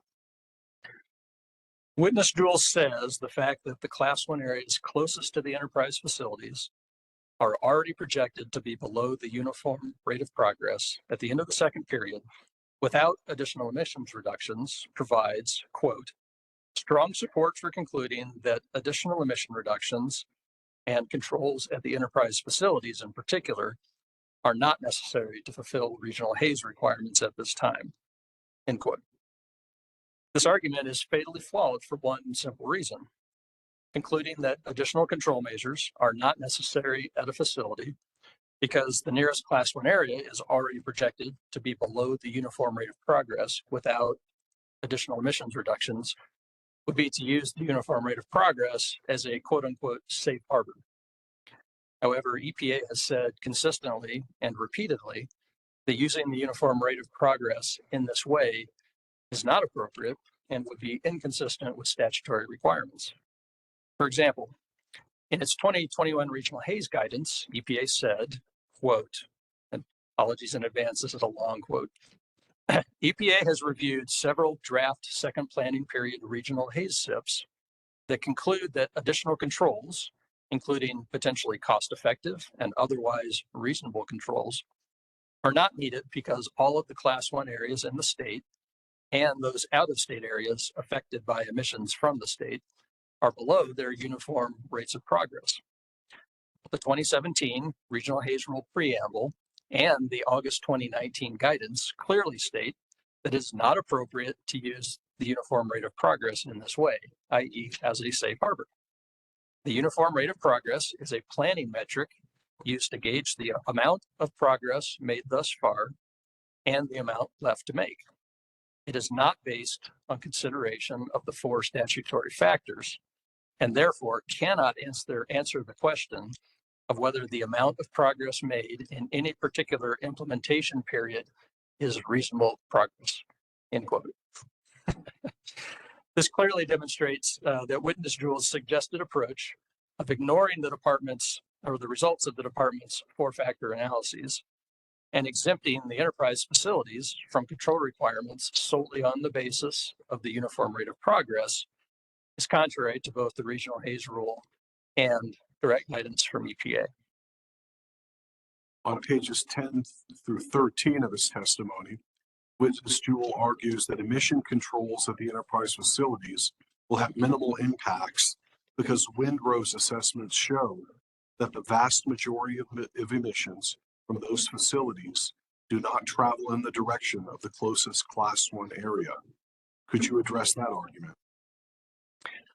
Witness Jewell says the fact that windrows assessments show that the wind blows in the direction of the closest Class 1 area a small percentage of the time, which supposedly means that the vast majority of emissions from those facilities do not travel in the direction of the closest Class 1 area, provides a basis for concluding that emissions controls at the enterprise facilities will have minimal impacts on Class 1 areas. Windrows are useful tools, and I agree that they can provide insights into a facility's potential impacts on nearby Class 1 areas. However, they offer a generalized view of one variable in a complex system and should not be overinterpreted. The units that the department evaluated at the enterprise facilities emit nitrogen oxides, which are then converted to particulate ammonium nitrate by complex atmospheric reactions.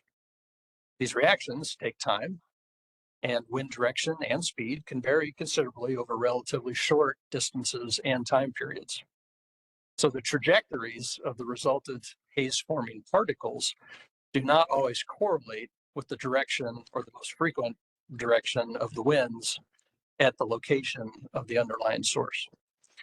For confirmation of this, one need look no further than the residence time plots prepared by the Western Regional Air Partnership for Mesa Verde and Carlsbad Caverns National Parks, which are the two nearest Class 1 areas to the enterprise facilities. These plots are based on modeled back trajectories, which, unlike a windrows, determine the origin of air masses arriving at the parks, And these plots are shown in Chapter 4 of New Mexico's SIP. These plots show that a relatively high percentage of air parcels arriving at Mesa Verde and Carlsbad Caverns on the most impaired days travel from areas that encompass the enterprise facilities. On pages 13 through 15 of his testimony, witness Jewell argues that the estimated emissions reductions from required controls at enterprise facility are small compared to the emissions reductions that have been found necessary to address regional haze in the past, and are likely to be meaningful for improving visibility and would have been ignored in the past. Could you address these arguments? Here again, I find witness Jewell's testimony to be misleading because it's premised on requirements for the second implementation period being the same as, or at least substantially similar to the requirements for the first period. And that's not true. The first period focused on addressing the very largest sources of haze-forming pollutants through the application of what is called best available retrofit technology, or BART. That left smaller, more numerous, more dispersed sources to be addressed in the second and subsequent rounds of regional haze planning. So, of course, the emissions reductions New Mexico's second period SIP requires at individual facilities are small compared to what New Mexico's first period SIP required at San Juan Generating Station, which was the only source in New Mexico subject to the first period's BART requirements. And of course, those reductions, the smaller reductions, would have been ignored in the past, meaning in the first round or the first period, because the regional haze program was intentionally designed to address larger sources first. However, none of that means that those reductions will not be meaningful for improving visibility. Witness Jewell seems to concede that the 12,989 tons per year of NOx reductions at San Juan Generating Station required by New Mexico's first period SIP were meaningful in improving visibility conditions. But he conveniently elides the fact that New Mexico's second period SIP requires even greater NOx reductions in the aggregate, nearly 18,000 tons per year, which is about 40% more than the reductions at San Juan Generating Station required in the first period. That those reductions come from numerous smaller sources instead of one big source is largely immaterial to the benefits that they will provide. These next few questions pertain to criticisms of the department's cost effectiveness threshold value. Witness Jewell, William Daly on behalf of El Paso Natural Gas Company, and Melanie Roberts on behalf of Targa Resources all argue that the department's $10,000 per ton cost threshold is unreasonable because it is higher than than that used by many other states. Would you address that argument? Given the nature of regional haze planning, which affords considerable discretion and flexibility to states, and the fact that every state must address unique circumstances when developing their regional haze SIPs, you can find examples of just about anything in other states' SIPs. So to be sure, there are examples of states that used a lower cost threshold than the department in their second period SIPs. The neighboring state of Arizona is one such example, as witnesses Daly and Roberts both note. But there are also examples of states that use the same cost threshold as the department. Another neighboring state, Colorado, is an example, as are Nevada and Oregon. But providing a few cherry-picked examples of cost thresholds that you like or that you favor, without explaining the basis for those thresholds and why they would be appropriate for the department to use in New Mexico's SIP in light of our unique circumstances, doesn't really demonstrate anything about the reasonableness of the department's cost threshold. You can't automatically assume that what's reasonable and appropriate in one state is going to be reasonable and appropriate in another. Witness Jewell questions the validity of bright line cost thresholds in general, and Witness Daly questions the department's methodology for determining its cost threshold. How do you respond? I don't think that the validity of bright line cost thresholds can reasonably be questioned or is really in dispute. EPA guidance highlights the fact that courts have upheld the use of bright line thresholds in regional haze planning and says that states can use cost per ton or other thresholds so long as they explain the basis for them and why they are consistent with the requirement to make reasonable progress. And states do use them regularly, as evidenced by the considerable attention given by witnesses Jewell, Daly, and Roberts to other states' cost thresholds. As for witness Daly's questioning of the department's methodology, she doesn't actually say that segmented linear regression, which is what the department used, is inappropriate. She says she doesn't know why it's appropriate, seemingly because the department did not identify any EPA guidance or other authorities supporting it. But the reason for that is quite simple. To the department's knowledge, there is no guidance addressing this issue. EPA's regional haze SIP guidance takes no position on whether states should or should not use cost thresholds, and it does not say how states that decide to use them should or should not determine them. It just says states have to explain the basis for any thresholds used and why they are appropriate, which the department did in Chapter 7 of New Mexico's SIP. Witnesses Jewell and Daly also argue that the department misinterpreted the results of its analysis, which they suggest supports an $8,000 per ton cost threshold. Would you address this argument? The department disagrees with the witness's interpretation, but ultimately the question is moot because their assessment is based on an outdated version of the department's cost threshold analysis.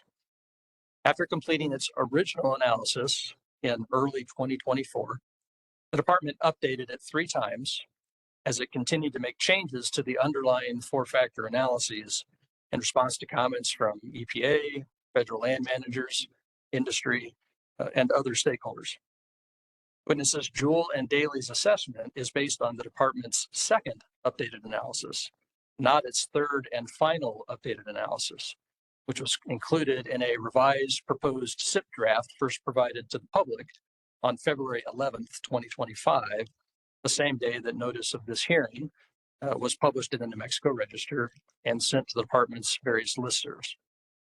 The breakpoint on which the department's cost threshold is based, which is breakpoint 2, is squarely at $10,000 per ton in the final updated analysis, much like it was in the original, which provided the original basis for that threshold, providing strong support for the department's use of that particular threshold. This question pertains to part of Tucker Jacobson's testimony on behalf of Enterprise Field Services. Witness Jacobson requests compliance flexibilities that he says will not affect overall stringency of the SIP or result in fewer emissions reductions. How do you respond? Well, the department supports offering compliance flexibilities when doing so does not undermine its regulatory objectives. So, for example, New Mexico's 2nd period regional haze SIP does not mandate the installation of any specific control technologies. Instead, it establishes new emission limitations based on what certain controls can achieve, but leaves it up to the affected facilities to decide how to comply with the new limits.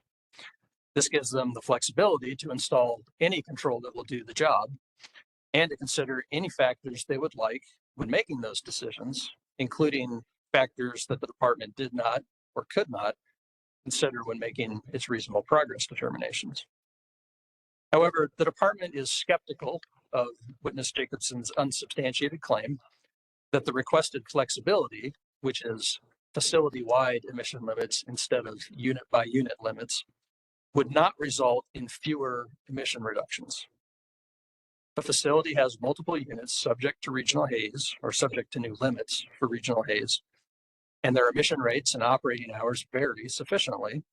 It might be possible to install inferior controls or even no controls at all on one or more of the units and still comply with facility-wide limits through careful load management. However, if the same facility were subject to unit-by-unit limits, it would need to install controls on every affected unit and quite possibly better controls in order to comply. The result, most likely, would be lower overall emissions of haze-forming pollutants than if the facility were subject to facility-wide limits or a facility-wide limit.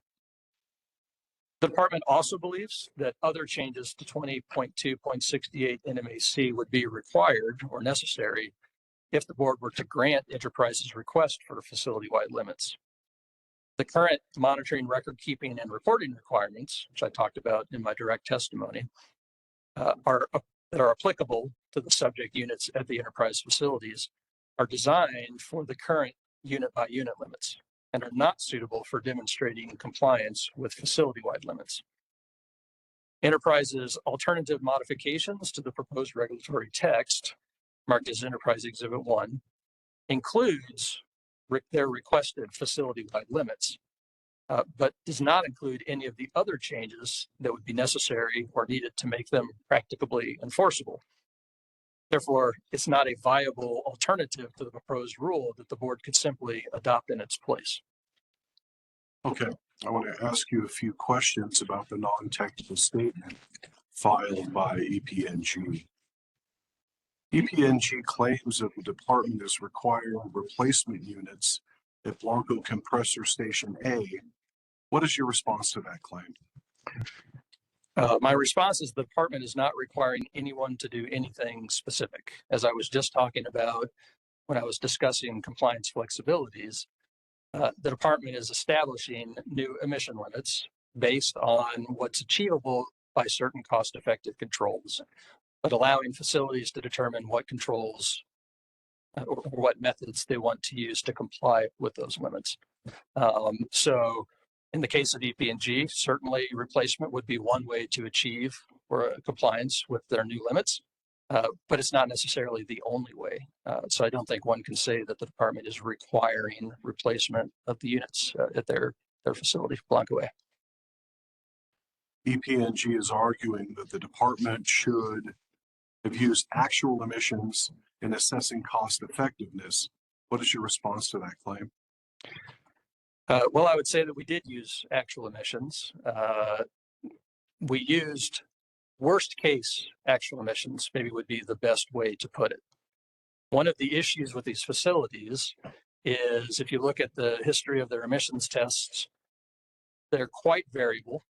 And a lot of these units are quite old too. I mean, the age of the units that we evaluated was, some of them were maybe 20, 30 years old, but some of them are literally 70 years old or more, right? So you see considerable variability also oftentimes in their emissions, but then there's also considerable variability in the load at which they operate and in how many hours they operate in any given year. It makes it really difficult to estimate their emissions. So given all of that sort of uncertainty, the department reasonably decided that the best way to approach emissions from the units at all of the facilities, and we did it the same way for every one, was to really kind of evaluate what is the worst case for actual emissions, right? So certainly they're not always going to be emitting the worst case levels of emissions, but sometimes, perhaps oftentimes they are. And so we didn't want to sort of undercut or underestimate, by doing it in a different way. We wanted to make sure that we were adequately capturing what the emissions were under essentially any operating scenario. So that way, because there are no limits really on the way that they can operate.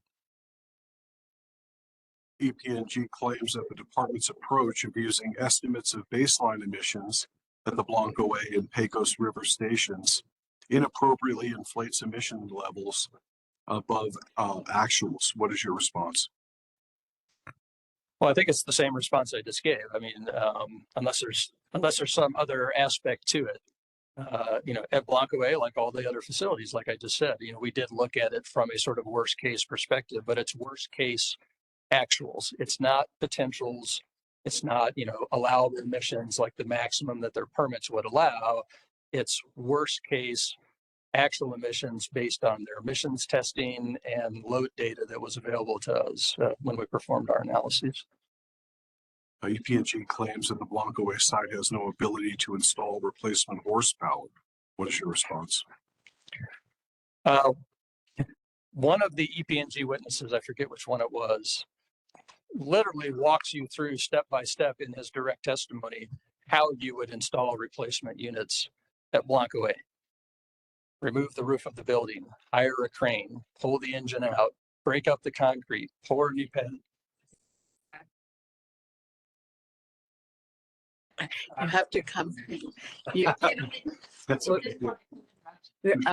yeah, Ms. Gutierrez. Ana Gutierrez, applicant EPNG, for the record, objection, there was no direct or rebuttal testimony presented by any in response to the feasibility. Mr. Behill, is Mr. Miller responding to EPNG's rebuttal testimony?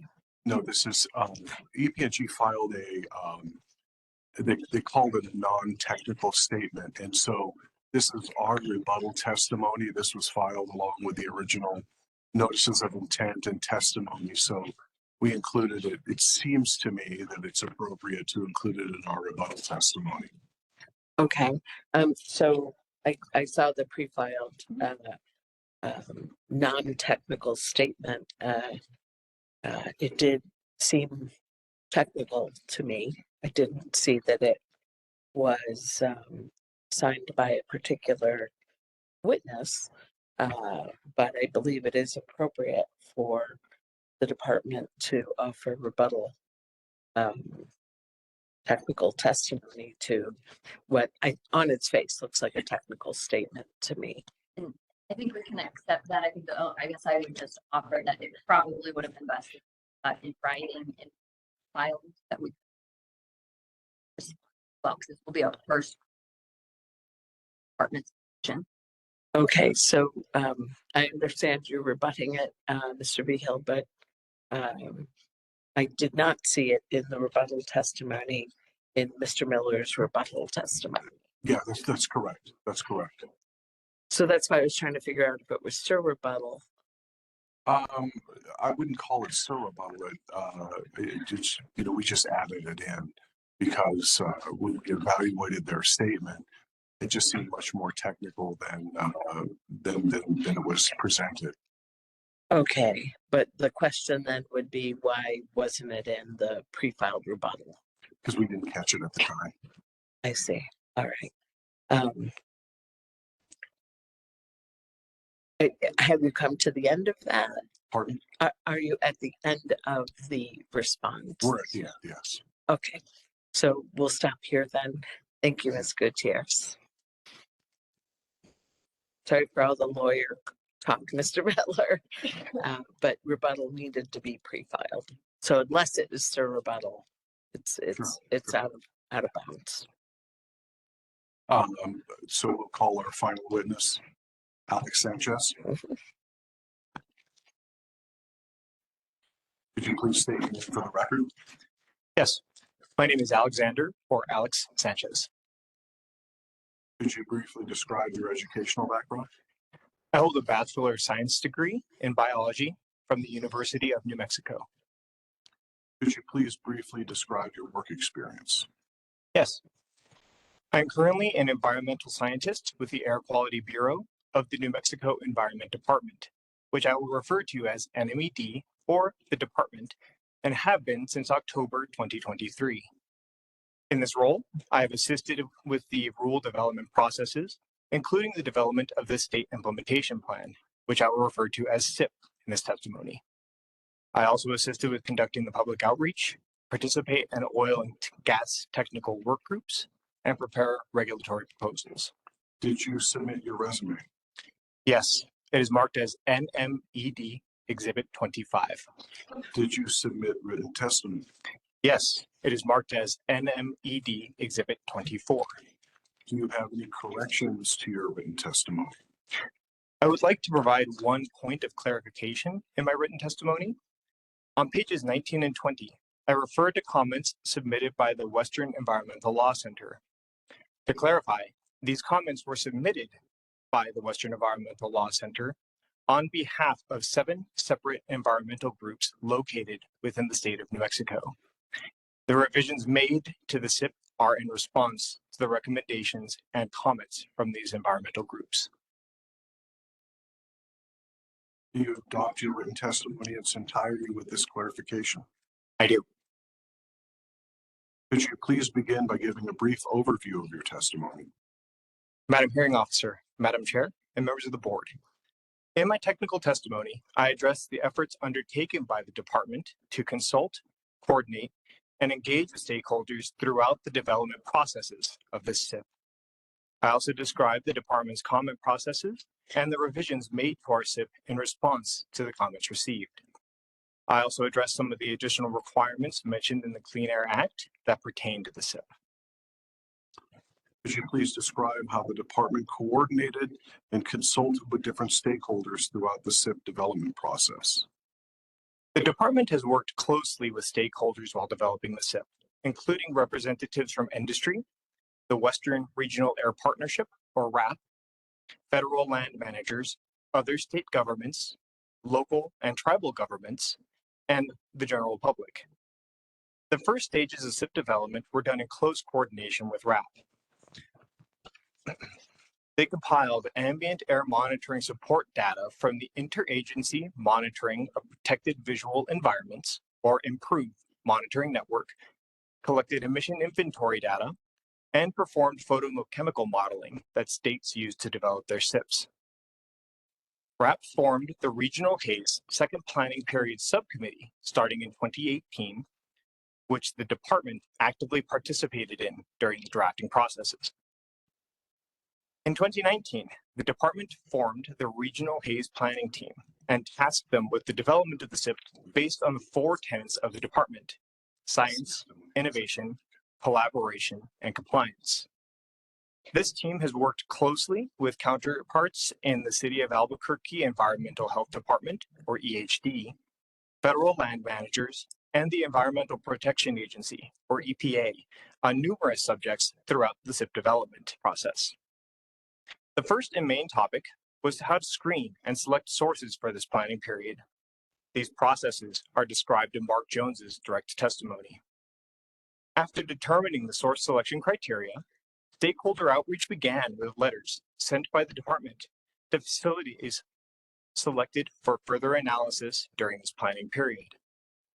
In the letter, the department requested the facility owners perform an emission control measure analysis on any individual piece of equipment which had the potential to emit more than 10 pounds per hour or 5 tons per year of nitrogen oxides or sulfur dioxide in their facility.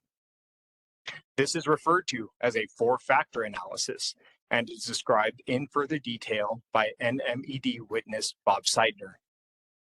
This was followed with a conference call with all of the selected facilities to help address any questions from industry and outline the process of developing a 4-factor analysis for selected equipment.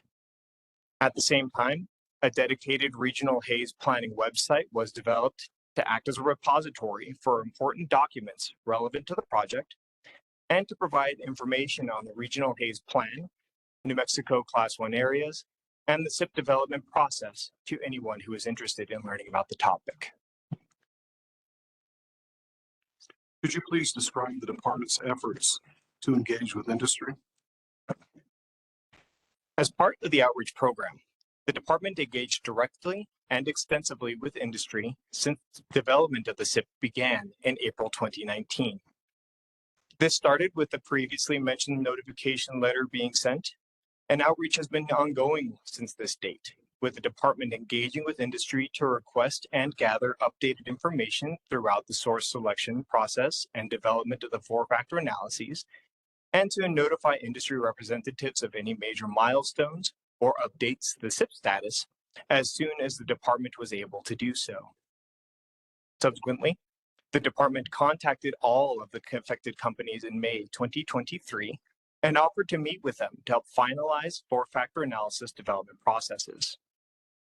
The department conducted individual meetings with representatives from DCP Operating Company, El Paso Natural Gas Company, or EPNG, Enterprise Field Services, or Enterprise, ET Gathering and Processing, Transwestern Pipeline Company, Harvest Four Corners, Hillcorp Energy Company, IACX Roswell, Targa Resources Corp., or Targa, and Excel Energy between May and November 2023. While reviewing company-submitted four-factor analysis documents, the department requested additional information from facilities several times. Using this information, the department completed the draft cost analyses for the first time for each facility in December 2023. These were shared with the affected facilities for review upon completion, and had an opportunity to submit comments was provided until January 15th, 2024. EPNG, Enterprise, and Targa all submitted comments on the cost evaluations, which were taken under consideration.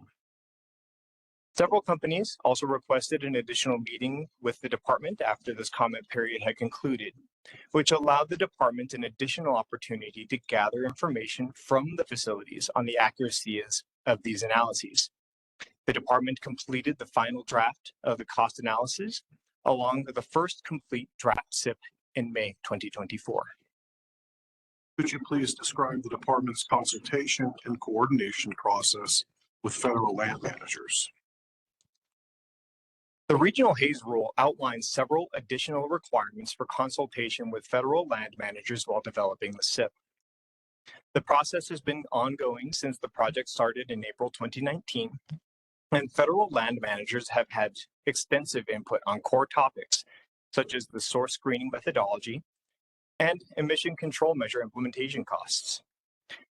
Federal land managers also have a separate mandatory 60-day review process, which must occur prior to any draft of the SIP being released to the general public. The formal review process began on May 20th, 2024, and concluded on July 26, 2024. The department held an informational webinar on June 6th to introduce federal land managers to the first complete draft SIP and address any questions that may have arisen during the first several weeks the draft was available. This was attended by representatives from all the New Mexico federal land management agencies, including the National Park Service, or NPS, the U.S. Forest Service, and the U.S. Fish and Wildlife Service. The NPS hosted a comment overview webinar for the department on July 11th, 2024, just prior to the conclusion of the 60-day review period, and asked numerous clarifying questions at that time. At the conclusion of the review period, the department received extensive comments from NPS, along with several comments from the U.S. Forest Service. NPS submitted comments on several elements regarding the methods the department had used to estimate the costs necessary to implement selective catalytic reduction, or SCR, as a control technology. Based on these comments, the department made several revisions to the cost estimation methods and incorporated these changes into the future drafts of the cost analyses. The National Park Service also submitted comments regarding claims that installation of SCR was technically infeasible due to space constraints at several facilities. While the department had originally taken these claims at face value, the comments made by NPS stated the documents provided did not provide enough detail to sufficiently determine this to be the case, i.e. they did not substantiate that evidence. They go on to state that the potential need to procure additional space to install SCR could be accounted for by adjusting the SCR tool's retrofit factor value. In response to these comments, the department made adjustments to the retrofit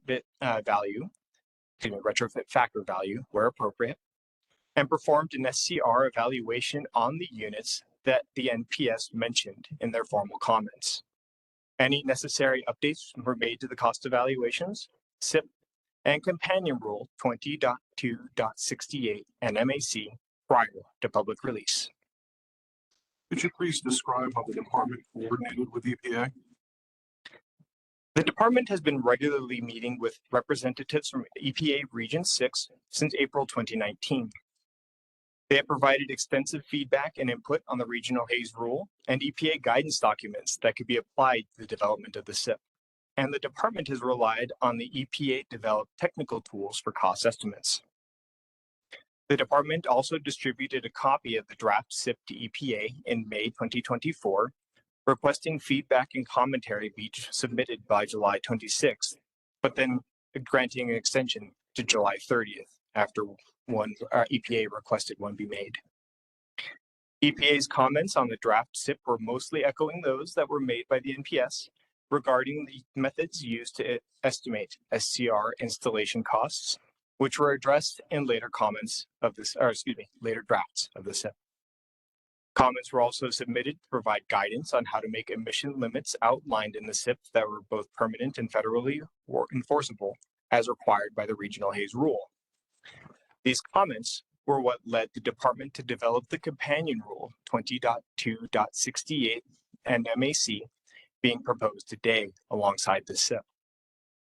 The development of this rule is discussed at length by NMED witness Ken Miller. The first draft of the rule was provided to EPA for review and commentary prior to public distribution. EPA submitted several comments on that draft rule, which were incorporated as necessary. Can you please describe how the department coordinated with state governments? The Regional Haze Rule requires state-to-state coordination while developing a SIP. During this process, the department met both informally and one-on-one with members of the Arizona Department of Environmental Quality, Colorado Department of Public Health and Environment, and the Utah Department of Environmental Quality. In 2021, the Texas Commission on Environmental Quality requested a series of consultations regarding their emission modeling and shared their draft SIP's long-term strategy for reasonable progress with the department at that time. The department shared the same draft SIP that was distributed to the federal land managers on June 20th, 2024 to the contiguous states. Comments were solicited from each of these entities at that time with a requested submittal date of July 19th. The state of Arizona submitted a letter to the department confirming the receipt of the draft SIP and stating they had no questions to add. Texas submitted formal comments on some of the modeled emission impacts noted on the draft SIP, but neither state formally requested that the department perform any reviews for additional emission control measure implementation on units outside of those already described in our draft SIP. Likewise, the department did not ask any other states to analyze additional control measures for units outside of those already described in their shared state plans. Can you please describe how the department coordinated with local government? While the department maintains jurisdiction over air quality standards in the majority of the state, there's a large area which lies outside of the department's authority to develop and implement SIPs. This includes the city of Albuquerque and Bernalillo County, whose air quality standards are maintained by the City of Albuquerque Environmental Health Department. This SIP functions in tandem with a recently adopted plan submitted by EHD to cover the entire state outside of tribal lands in New Mexico. The department coordinated with EHD extensively during the development of the SIP. Along with federal land managers, the department and EHD agreed upon the first and second tier screening methods, which were needed to select sources and units for further emission control and measure analysis. The department and EHD representatives also met frequently during the SIP development process to provide updates on progress. The department provided a copy of the draft SIP to EHD upon completion and requested formal comments of June 2024. EHD did not submit any formal comments on the SIP. Can you please describe how the department engaged with tribal representatives? New Mexico is home to 23 separate tribes, nations, and pueblos. The department does not have the authority to implement control measures on these areas, which are currently being maintained by the EPA. Tribes have the authority to develop and submit regional haze plans for their lands, but tribal governments located within New Mexico have allowed EPA to promulgate and rules to satisfy these requirements. Given the nature of regional haze, any actions the department proposes in this state plan and companion rule may have impacts on tribal lands. The department values input and commentary from these governments and has provided several opportunities for questions and comments and consultation throughout the development process.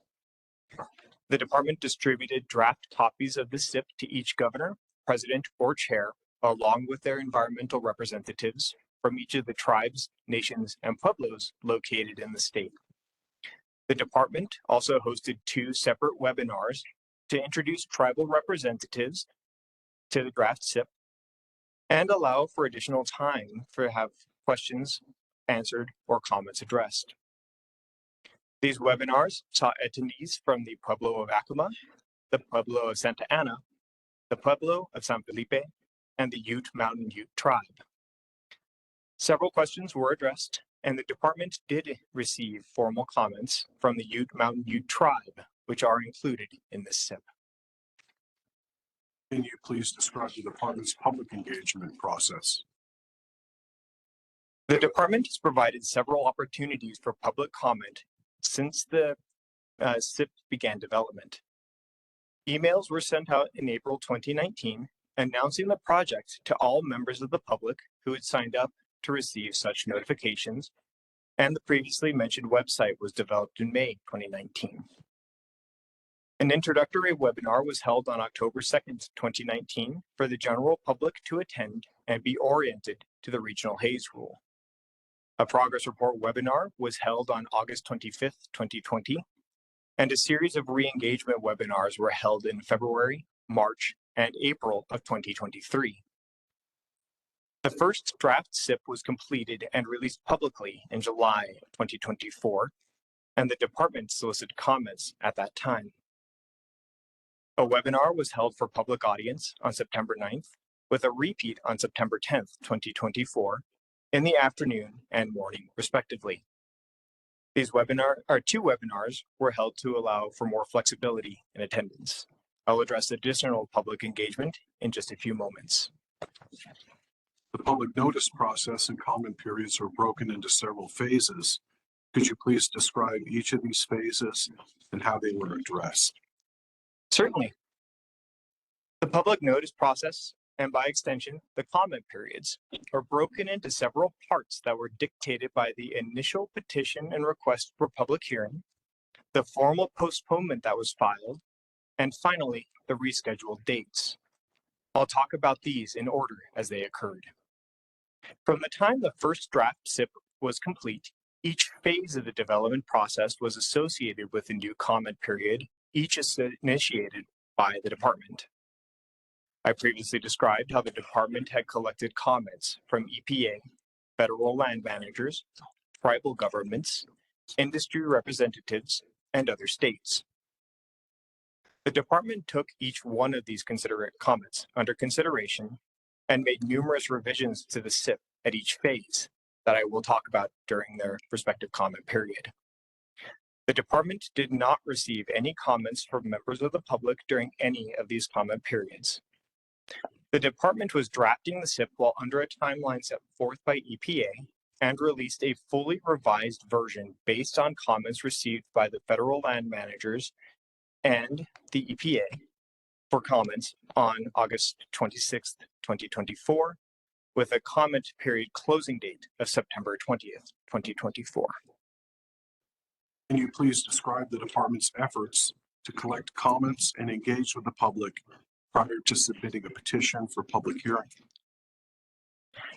During this comment period, the department received comments from industry, which provided additional information regarding SCR as a control technology.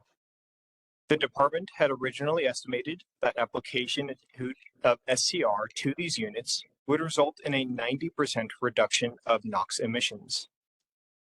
Enterprise Field Services submitted a letter from Solar Turbines dated September 9th, 2024. In this letter, the representative from Solar stated the NOx removal efficiency had been more closely or realistically observed to be in the 60 to 80% removal range upon an application of SCR in their experience. While the department does recognize that there are some circumstances which may cause average SCR efficiency rates to vary in units which operate intermittently, such as gas-fired compressor drivers, The department does maintain that a well-designed SCR system can achieve 90% NOx reductions in units which do not operate as intermittently, such as industrial boilers. The department made the decision to re-evaluate cost effectiveness using a more conservative NOx removal efficiency for compressor drivers in response to these comments. Details regarding how the updates to control efficiency were determined and the reasoning behind these decisions are discussed in the testimony of Bob Seidner. Based on this reevaluation, the department determined that SCR was still a cost-effective control option for several units, despite application of a lower efficiency rating. With this updated information in hand, the department revised the emission limits wherever SCR was still both cost-effective and the most effective control measure available based on the new efficiency ratings. A more detailed explanation regarding changes made to the rule in response to this research and implementation of new emission limits is discussed in the testimony of Ken Miller. Additional comments were received from tribal officials, industry, and other entities, and are provided in Appendix E of this SIP. The department's responses to these comments that we received are provided in a separate document marked as NMED Exhibit 62. Would you please describe the department's efforts to collect comments and engage with the public after the petition had been submitted? On August 30th, 2022, EPA published a finding of failure to submit for 9 states, including New Mexico, which triggered a requirement for EPA to either take action on a regional Haze SIP developed by the department or submit New Mexico to a federal implementation plan, or FIP, developed by EPA by September 29th, 2024. From that date, in the absence of a state-submitted plan, EPA could have published a proposed rulemaking to promulgate a FIP in the Federal Register for New Mexico and been acting within its authority to do so. The department has been in constant contact with EPA throughout the process of developing the SIP, and the intention was to have a scheduled hearing date on the books prior to the September 29th deadline. With this in mind, the department made the decision to petition the EIB for a public hearing on September 11th, 2024, which was granted during the September 24th EIB meeting. However, the department did recognize the value in continuing to gather comments during that time, so the decision was made to continue collecting them until the original ending date of September 20th, despite having submitted the petition. After reviewing any comments that were submitted, necessary revisions were going to be made prior to the SIP, additional revisions to the SIP would be made prior to the scheduled hearing, and a revised version would be submitted for consideration. The department did indeed make numerous substantive revisions to the SIP in response to comments received during this time, all of which are reflected in the current draft we're requesting adoption of today. Could you please talk about any engagement and comment process taken by the department after the hearing was postponed? Emergency motions to vacate and reschedule the hearing were filed in October 2024. The department recognized the value in extending deadlines associated with this hearing and did not oppose these motions. These were subsequently granted, and new hearing deadlines were established in early December 2024. The department used this time to address any additional comments that were submitted during the earlier comment periods, and made numerous revisions based on some of the more substantive material provided. The most significant revision at that time was an adjustment to the factor the department used to escalate costs from previous year to current year dollars. Previously, this adjustment had been made using the Consumer Price Index, or CPI, in the first drafts of the SIP. However, numerous parties stated the use of CPI to make this a judgment was not appropriate, and that the Chemical Engineering Plant Cost Index, or CEPCI, was more accurate for estimating the costs of purchasing emission control equipment. The department agreed with the comment in this context and updated all costs where adjustments for inflation were needed to use CEPCI in the current draft.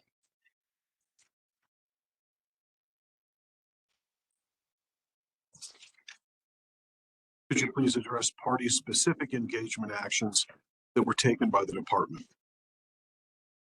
Following the order establishing new hearing dates and pre-hearing deadlines filed on December 9th, the department attorneys held a meeting with all parties who had entered a formal entry of appearance up to that date.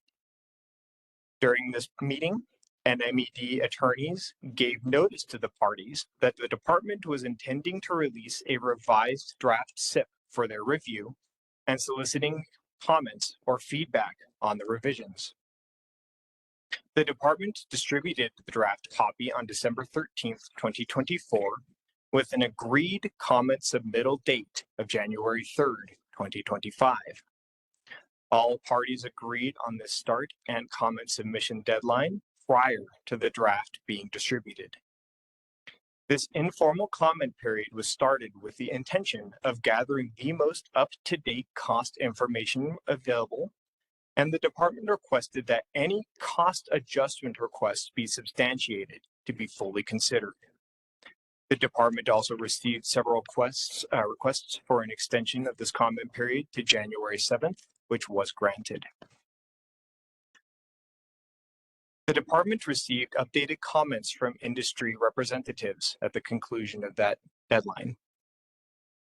The Western Environmental Law Center also submitted comments and recommendations on behalf of Citizens Caring for the Future, Conservation Voters New Mexico, DNACARE or CARE, National Parks Conservation Association, New Mexico Interfaith Power and Light, Sierra Club, and San Juan Citizens Alliance. After a thorough review, the department agreed with several comments regarding cost estimation methods, which were incorporated into the SIP. The more overarching revisions were related to the bank prime interest rate for borrowing, which the department used to estimate cost effectiveness for facility owners who did not provide a company-specific rate. This was updated to the most current verifiable bank prime rate available, and at that time, this was 7.5%, the prime rate as of December 2024. The department also received updated comments from all industry parties, which were mostly echoing comments which have been submitted earlier in the engagement processes. They were also described at that time. These changes were incorporated into the SIP and did have impacts on cost effectiveness for some of the controls that were analyzed. The department also received several requests to update the final cost to $2024, where previously the estimates had been based on $2023. The department agreed that this was a reasonable request and did make that change. However, this did not have any impact on the cost effectiveness, as the ratio between the most current verified average CEPCI value for 2024 and the CEPCI value for 2023 were virtually identical and resulted in a 1-to-1 cost estimate. Can you please describe how NMED provided formal notice to the public of this rulemaking procedure? Each of the phases I just mentioned were associated with their own separate public notice requirements. The department provided formal notice of this initial rulemaking procedure hearing after it was scheduled, the postponement, and the rescheduled rulemaking dates. The public notice documents were translated into Spanish prior to publication in the New Mexico Register, the Carlsbad Current Argus, the Farmington Tri-City Record, and the Albuquerque Journal. The initial publications were made on October 6th, 7th, and 8th of 2024 which were for the original hearing dates of December 16th through the 18th. Following the formal order of hearing postponement, the department published the notices of hearing postponement in late November and early December 2024, and the final notices of the rescheduled hearing date were published in early February 2025. Each of these publications were accompanied by an associated post in the Sunshine portal, website updates to reflect the most current information, and distribution of email announcements to all parties who had either signed up for or expressed interest in the Regional Haze project. The department provided copies of the the public notices to be posted at each of the field offices, along with distributing copies to the tribal representatives, the Small Business Regulatory Advisory Committee, and the New Mexico Land Grant Council for each one of these separate publications. Because the hearing was postponed rather than fully canceled, publication of the notice in the New Mexico Register on October 8th, 2024, also started an ongoing formal comment period, which will remain open until the conclusion of this hearing. The department released the most recent draft of the SIP on February 11th, 2025. This coincided with the publication of the rescheduled hearing notice in the New Mexico Register and allowed for additional time for the public or any other interested parties to view and comment on the draft SIP prior to or during the scheduled hearing. While this was not a required part of the formal rulemaking procedures, where the draft would only be submitted for comments at the same time as the notices of intent to present technical testimony were filed, the department was committed to transparency in the development of this document and wanted to allow for early public access to the revised proposed SIP for commentary and feedback. Could you please describe outstanding SIP requirements set by the EPA that have not already been addressed? As outlined in the final chapter of the SIP, the department is committed to the collection of emission inventory data and will continue to be doing so in the future. Furthermore, the department intends to continue using the monitoring data collected from improved monitors located within the state for future SIP development. The Regional Haze Rule also requires an embedded progress report be present in the SIP narrative, which is in Chapter 5. Do you have any recommendations on this rulemaking? Yes, echoing those of my other witnesses, the other witnesses of the department.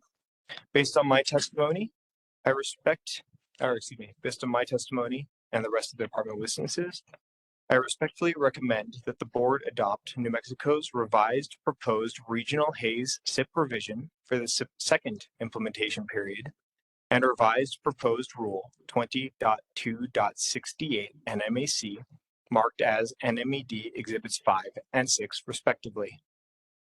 I also recommend that the board reject the quote, recommended and alternative modifications to the proposed regulatory text, end quote, proposed by Enterprise Field Services, marked as Enterprise Exhibit 1, and the quote, EPNG red lines on the proposed rule, end quote, provided by El Paso Natural Gas Company, marked as an EPNG Exhibit 23. Thank you. I have no further questions. Madam Hearing Officer, Madam Chair, members of the board, could I request a 5-minute recess to consult with the counsel for the parties? Yes, and at some point I'm going to offer the exhibits. That's why I want to have that. All right, let's take 5 minutes. Okay, thank you.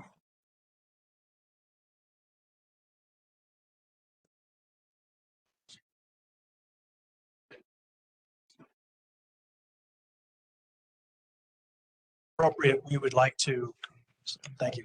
If appropriate, we would like to go ahead and move the admission of the advanced written testimony and the curriculum vitae of Ms. Roberts.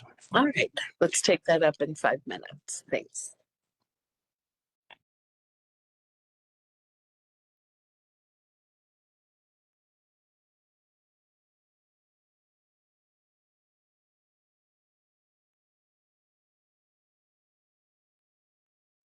from the break, please?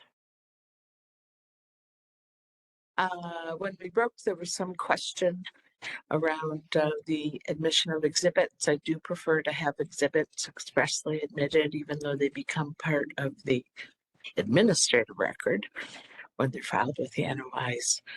I like them as part of the transcript as well. So, Mr. Behill.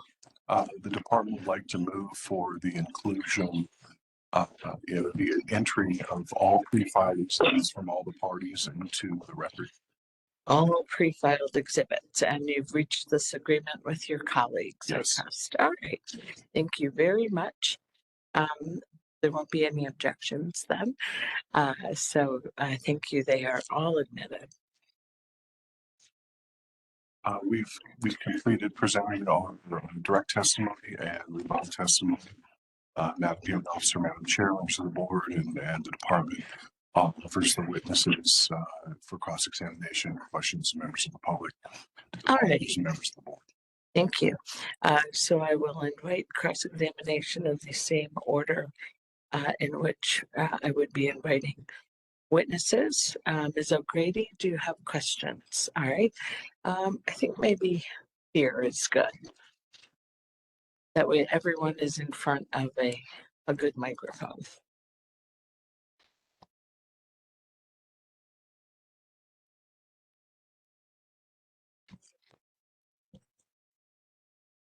Madam Hearing Examiner, Madam Chair, and members of the board. To reintroduce myself, my name is Morgan O'Grady with the Western Environmental Law Center. On behalf of Citizens Caring for the Future, Conservation Voters New Mexico, Dene Care, National Parks Conservation Association, New Mexico Interfaith Power and Light, Sierra Club, and San Juan Citizens Alliance. I'd like to start by asking a few questions about applications of selective catalytic reduction.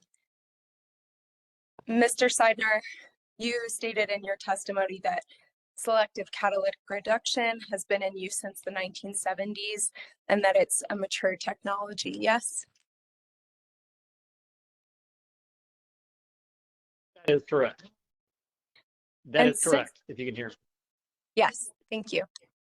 And since then, selective catalytic reduction has been widely used across industrial sources as NOx controls. Is that correct? That is correct. Thanks. In your opinion, or in the opinion of any of the NMED witnesses, is it reasonable that industry and the consultants hired to help with the process of planning for the regional Haze process should have anticipated that selective catalytic reduction would be among the considered controls? And feel free to elaborate on this question. Yes, I do, for multiple reasons. One, as I've noted in my testimony and as indicated by my colleagues, it is a prolific and mature technology used on the emission units in question. But more specific to regional Haze, SCR is often considered in the FFA, also four-factor analyses by several, well, in multiple states, excuse me. Furthermore, there are entities such as EPNG in other states that have had to evaluate and consider SCR, and that includes whether it was technically feasible or economically feasible, regardless of whether or not the state elected to require it. Thank you. I'd like to talk a little bit about the issue of ammonia slip, which was raised in NMED testimony. According to EPA, permitted ammonia slip levels are typically 2 to 10 parts per million. Anyone can answer. That is consistent with EPA documentation, yes. Great, thanks. Can one of the NMED witnesses talk a little bit about the impacts of ammonia slip on a unit if slip is higher than that 10% or 10 ppm mark, or really higher than average?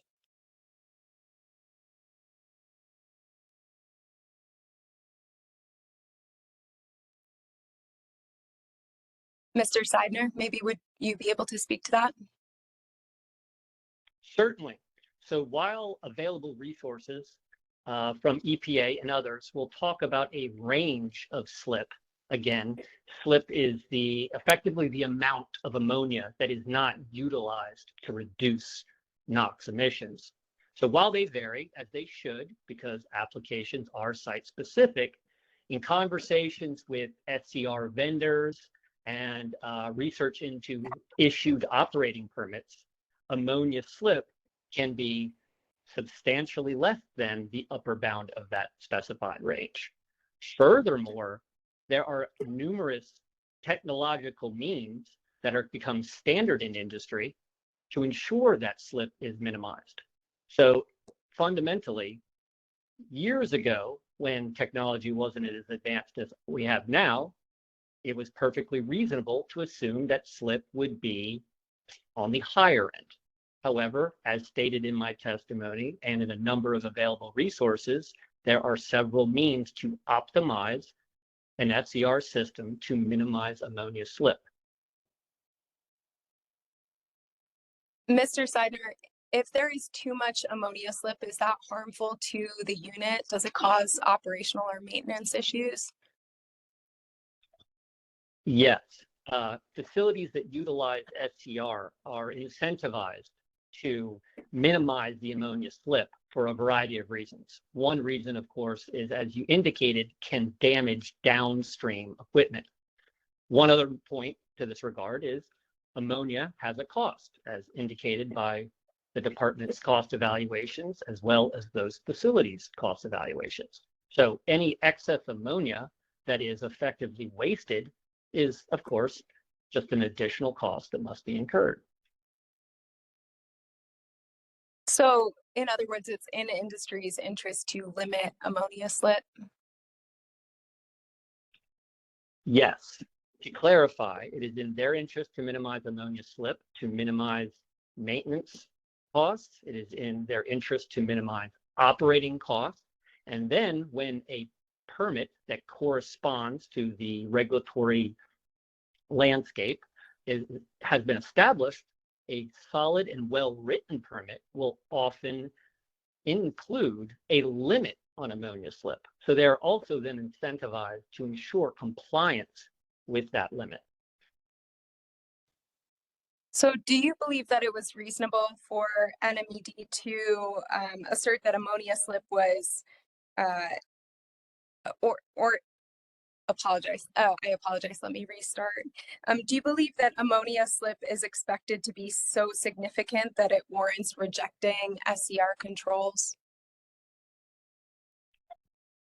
No, for two primary reasons. One, SCR operation, again, is prolific, and the issue of slip and its impacts has been something that has been evaluated and considered for as long as it's been around. But secondly, the actual impact of slip on air quality, both around the immediate facility and its impact on the larger atmosphere, is extremely challenging to evaluate. Okay, thank you. I'd like to turn to the remaining useful life issue, which was raised in Ms. Roberts' testimony. And Mr. Seidner, I'll stick with you. The draft revised SIP assumes a useful life for various controls, yes? That is correct. And NMED assigned a remaining useful life of 20 years for low emission combustion or LEC control systems? Correct. And NMED assigned a remaining useful life of 30 years for the replacement of a unit, correct? Also correct. Can you explain why it was reasonable for NMED to assign a 30-year remaining useful life for a replacement unit that would include LEC controls? Certainly. So in that paradigm or that scenario, we are talking about the replacement of an existing unit, which in many cases is 50, 60, or 70 years old. So a very old legacy high emitting unit with a new unit of its approximate equivalent. So a new unit as a system of parts is expected to exist and operate for a period of time. That 30-year number is based on the expected useful life, again, of a new, let's be simple, a new reciprocating engine, consistent with what equipment manufacturers for engines would say, also reasonably within the time frame of what those equipment manufacturers might provide in terms of initial warranties and things of that nature. Would you like me to continue as to why the disparity between the 30-year for new replacement and the 15-year for LEC exists? Yes, please. Thanks. So again, an important distinction is that LEC is a system of mechanical and electrical controls for an engine.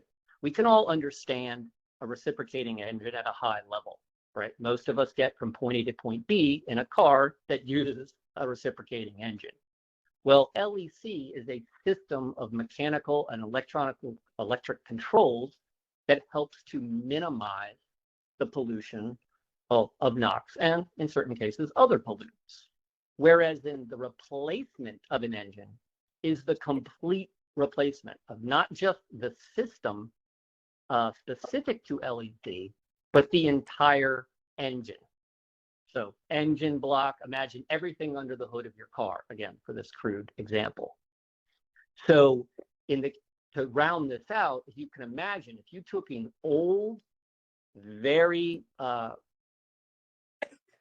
I'll stick with that, a very old engine, like an old car that you had, you can put maybe a new carburetor or fuel injector, you can put new parts into the car, and that certainly can extend its useful life reasonably, but it's not the same thing as turning in that old junker car and buying a brand new car that comes with an extended warranty because of how well it's made and the fact that it is built up to existing standards.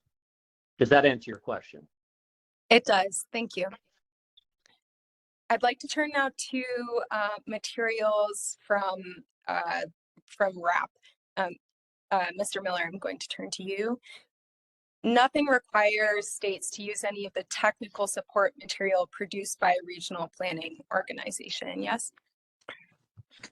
Yes, that's correct. When it comes to guidance, whether it's guidance in the form of the RAP protocol, which has been mentioned, EPA guidance on regional haze, et cetera, you will not find a guidance document out there that doesn't say on page 1, nobody is legally required to follow this guidance. It does not create any legally binding requirements on anybody. And anyone who is looking at this or using it is free to depart from this guidance, if it's reasonable and they have reasons, for doing so. So that certainly applies to the RAP guidance. The idea is it gives you, it's a potential roadmap and a framework to help states consider how to perform certain analyses. But Mr. Jones can speak to this better than I can. He was around when this, part of it was done. When that guidance, when that RAP protocol was developed, there was an understanding amongst all the RAP states who were, participated in the development of that protocol, that there would be, unique circumstances in different states, and that not every state would follow every recommendation necessarily in that protocol to the letter. And they may deviate with good reason, at different times and in different ways. So states may do something different as long as it meets the requirements of the Clean Air Act and the Regional Haze Rule. Oh, yes, absolutely. I mean, the only legally binding requirements come from the Act and the rule. So as long as you're complying with the requirements of the Act and the rule, you're okay in a sense, right? Even if you're doing something a little bit different than what the RAP protocol or EPA guidance, would suggest, might be reasonable. I'd like to talk briefly about the space constraint concerns at Enterprise's Blanco C&D facility. I'll stick with you, Mr. Miller. Mr. Jacobson raised on pages 8 through 10 of his testimony concerns about space constraints related to SCR at Blanco C and D. Did Mr. Jacobson submit information about options that would not require building modifications? Your Honor, we object as friendly cross-examination. We've tried to be very patient here. I understand Welk doesn't have a notice of intent, so we were trying to understand where they're coming from. But this certainly sounds like all she's trying to do is elicit additional explanations from the Environment Department witnesses that are supportive of the Environment Department's position, which is the very definition of friendly cross-examination. I'm sorry, Mr. Wexler. What rule would prevent friendly cross-examination? I mean, in a rulemaking, there are parties of all stripes. Yeah, I think it's common practice within all rulemakings, including many that I've been before you, that friendly cross-examination simply isn't allowed. If you want me to cite a specific rule, I would say the one that prevents sort of duplication, that you don't want the rulemaking to go on longer than necessary, because here all we're doing is eliciting the same testimony that's been pre-filed, and now they've had their opportunity to do their summary, and now we're simply bolstering that same testimony. I mean, if to give an example, if this rule were allowed when EPNG is on the stand, then what's to stop Enterprise, for example, from going up and asking a number of questions just to encourage additional answers? Okay, so I want to draw a distinction here between eliciting the same testimony again, perhaps to stress by repetition, which will just lengthen this proceeding unnecessarily. So we had it both in writing and then also verbally. And to make sure you're not doing that, and instead asking questions which will elicit something that adds to the testimony already given. Absolutely. That was my objective. I apologize for any duplication. Okay. So, gentlemen, I'm just going to offer some guidance. To the extent you already gave a particular bit of testimony, you can say, I testified to that already on direct. If you have something to add, that's great. Thanks. Go ahead. Thank you. And I'm almost finished. So I just wanted to ask, with this, was there any information submitted about dealing with the space constraint concerns at the Blanco C&D facility that would not require building modifications? They did testify to building modifications, but can you speak to any other options that weren't included in their testimony? Yeah, I mean, the evidence that was submitted was sort of premised on the idea that you would have to go outside of the existing building. There was no information whatsoever, to my recollection, provided regarding other options, such as using the space within the existing buildings, which might be challenging. You know, we don't really know, but they submitted photos showing the exterior and where you might build or add SCR, module outside of the existing building, without first establishing that that was a necessity to be able to install SCR. So the limited evidence that was provided regarding the space for SCR beyond the confines of existing buildings certainly didn't address that kind of other question, or that first question, the initial question, which is, could it have been done another way by building it within the existing structures, either by building up, more complicated ducting, whatever might be required to make that happen. We just simply don't know because no information was provided in that regard. Okay, thank you so much. That's all I have. Okay, thank you, Ms. O'Grady. Let's see, Mr. Harris or Mr. Boutier?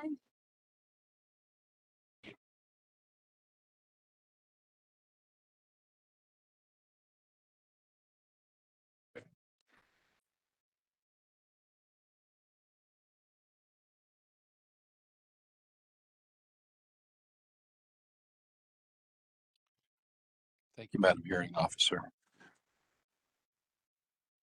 I might just have a couple questions for Mr. Jones. Mr. Jones, my name is Stan Harris, and I represent Target Resources in this matter. Mr. Jones, in your rebuttal testimony, I understood that you testified that New Mexico Environment Department reviewed emissions at Targa's monument facility from 2016 to 2022. Is that correct? Yes. Has New Mexico Environment Department reviewed any more recent monument data? For purposes of my rebuttal, I looked at information in that time period that you referred to. So is that a no? So New Mexico Environment Department solely looked at data from 2016 to 2022, correct? So I don't want to get confused here between source selection and then the four-factor analysis. So the source selection step, which I testified or provided my direct and rebuttal testimony, is a finite step in the process where you select sources that then would undergo a further four-factor analysis. And so others that testified in the four-factor analysis could testify on what information was reviewed for the purposes of that step. Great. So your testimony was with regard to the source selection step. Is that correct? That's correct. Okay.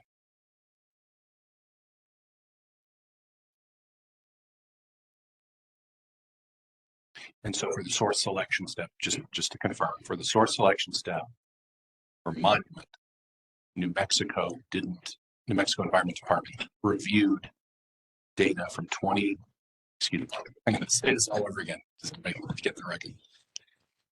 For the source selection step for Targa's monument facility, NMED reviewed data from 2016 to 2022, correct? So this rebuttal testimony was rebuttal to witness Roberts' testimony about monument gas plant, having anomalous years and not, I guess trying to, there were several kind of lines of reasoning where she was suggesting that monuments should be excluded from the source selection. Okay, so what you're saying then that in rebuttal to Ms. Roberts' testimony, you reviewed data from 2016 to 2022. I looked at additional information above and beyond 2016, which was the discrete year we used for source selection. But you gave 2022 as the last year that you had reviewed data for the monument facility in your rebuttal testimony. Is that correct? Objection asked and answered. I haven't actually heard that he answered. For answering in my rebuttal testimony, I looked at the years 2016 through 2022. That's correct. Thank you. That's all I have. Thank you. Thank you, Mr. Harris. Ms. Gutierrez.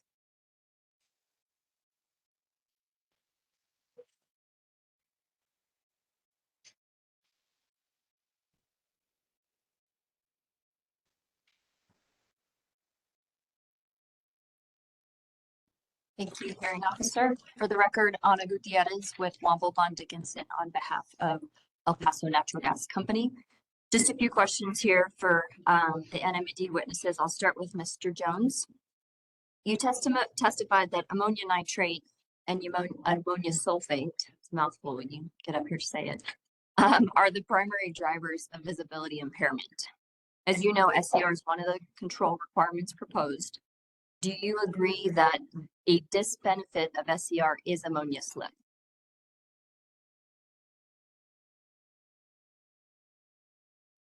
So I did not testify on the four-factor analysis, which is where SCR was evaluated, and Bob Seidner had testified in regard to ammonium slip issues. Okay, I did hear this morning some commentary on ammonia slip, but I'm happy to save that for Mr. Sider. Another question for you, Mr. Jones. In any general application, does 79.98 round up to 80?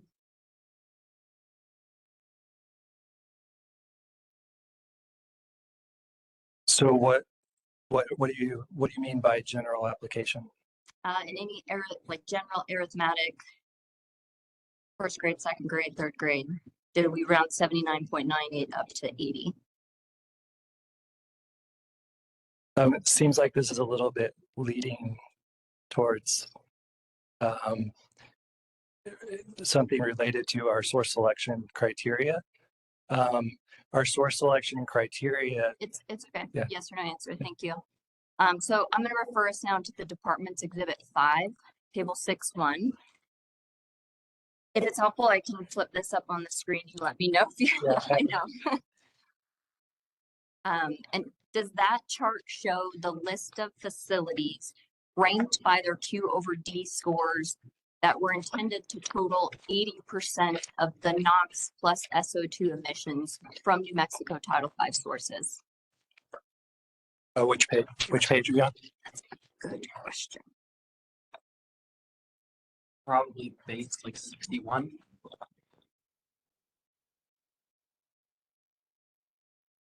Michael Miller.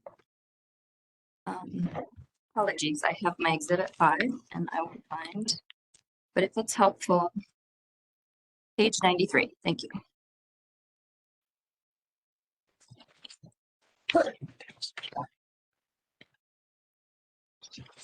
So you're referring to the full list of the 134 facilities? I'm referring to table 6-1. 6-1.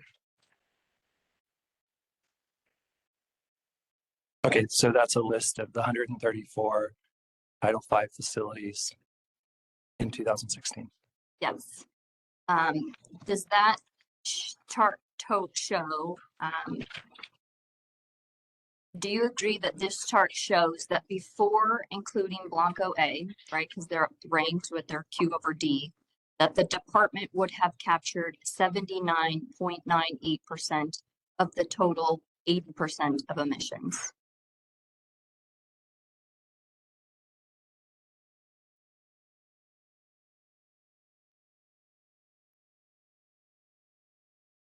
So which you're all the way down to Artesia gas plant? Is that where you're? Blanco A. So Blanco A. So with Blanco compressor station A included, we would have the 80% threshold, which is what we use. 79.98. To clarify, that be before Blanco A is included.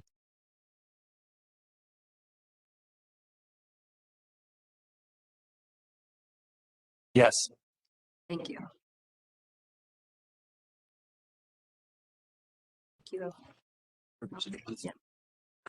Michael Miller on behalf of El Paso Natural Gas. This question is for Mr. Jones.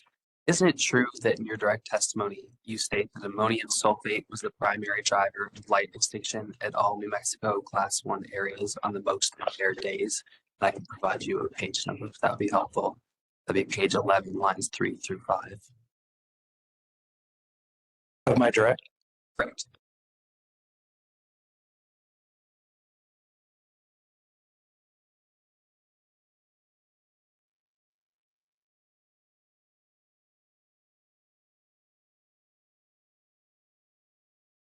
Yes. And then you continue on lines 5 through 8 of the same page and explain that, quote, on the clearest days, all sites were dominated by ammonia sulfate except for Bandelier Wilderness, Bosque del Pachi Wilderness, and Gila Wilderness, where organic mass made an equal or slightly larger contribution to light extinction, and Salt Creek Wilderness, where coarse mass made the largest contribution, end quote.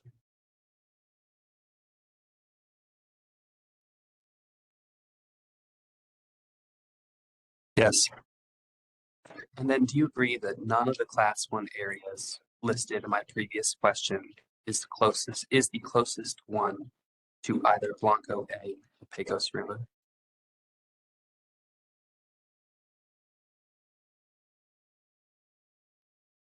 Can I make one clarification to the statement that you confirmed that was written in my direct? That section talks about the clearest days. So the regional haze rule requires that we make progress reducing impairment on the most impaired days, and that on the clearest days, so So your answer is yes. the days with the least amount of impairment, we prevent the further degradation of those clearest days at those class 1 areas. So can you follow up with that question? I didn't get the exact question after that. Okay.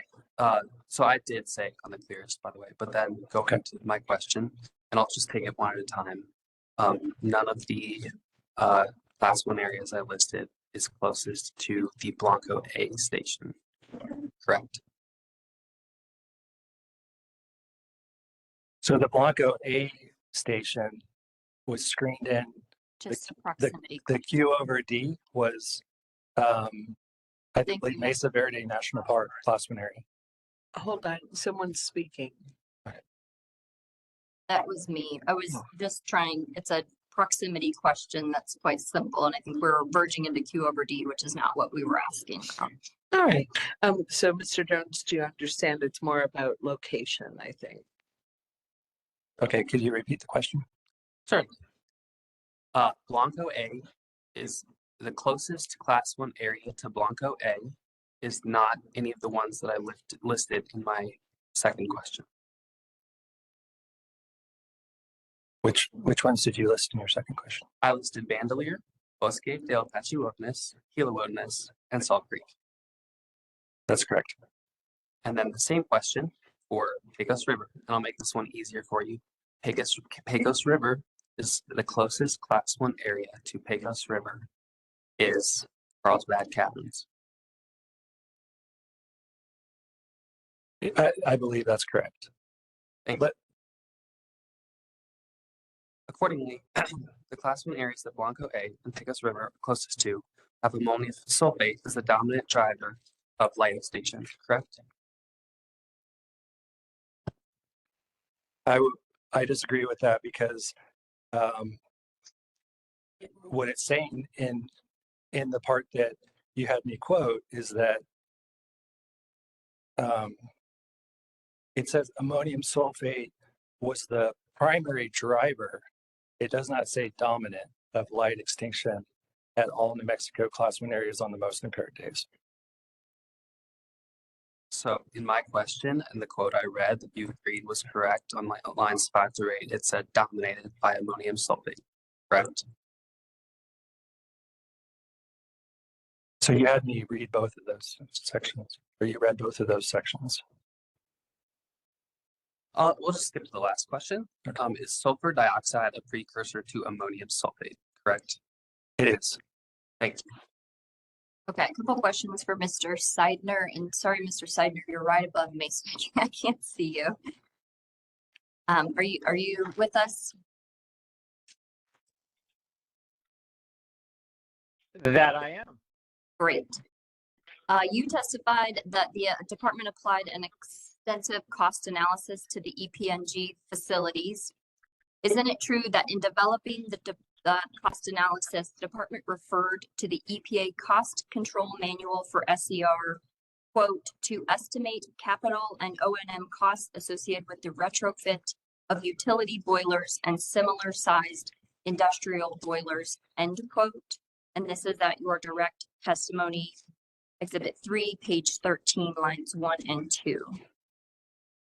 That sounds correct. And if it helps, I can clarify that, yes. It's okay, thank you. And then, thank you. And then hold on, Mr. Seidner, to the extent Mr. V. Hill believes he could elicit a fuller answer from you, that'll happen on redirect, all right? Understood. Thank you for clarifying. Thank you. And the SCR control manual is just based on boilers, not turbines. Is that correct? The SCR control manual covers a wide variety of controls that is applicable to a number of different emission units. And is it true that EPNG does not operate boilers or any kind of industrial boiler at Pecos River? To my knowledge, that is correct. Great, thank you. You had mentioned that EPNG's cost information was, quote, inadequately supported. This was in your testimony just before lunch. Are you aware that EPNG submitted this exact same style of vendor quotes in the Part 50 ozone rule, and those were relied upon by your department and this board in adoption of that rule? No, I was not, because I was not party or Thank asked you. to participate in that. Thank you very much. Next set of questions, let's talk about SCR and the 80% NOx removal efficiency.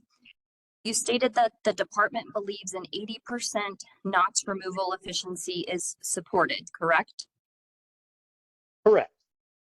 You testified both verbally today and in written testimony that the department reviewed air permits for turbines that indicate a 70 to 90% NOx removal rate. Is that right? Yes, that is And correct in the sense. Sorry. Nope.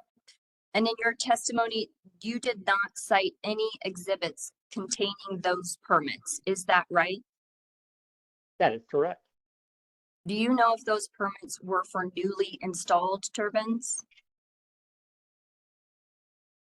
It is my understanding that those are for existing turbines. Do you have a citation to that they are for already existing turbines? A citation? Perhaps not, but I believe if you would give me the opportunity, I could probably indicate what facility comes to mind and what time and permit date. Thank you. Do you know if any of those turbines in the permits have regenerators installed like the regenerators at Pecos River? I do not know offhand. No, I do not. Do you acknowledge that regenerators like those at EPNG's Pecos River facility reduce the exhaust temperature of the exhaust gas before entering the SCR system? Yes, I do. And isn't it true that you verbally testified right before lunch that an operator may be able to hit the high NOx reduction rates, those 80 and 90%, if they can maintain the high temperatures? If they can maintain the adequate temperatures. High is a relative term. In the prior question, you responded that, yep, that actually gets us there. We're good. Okay. Question for ammonia slip. I'm going to flip this question to you because Mr. Jones felt it was more appropriately addressed your way. You testified that ammonia nitrate and ammonia sulfate are the primary drivers of visibility impairment.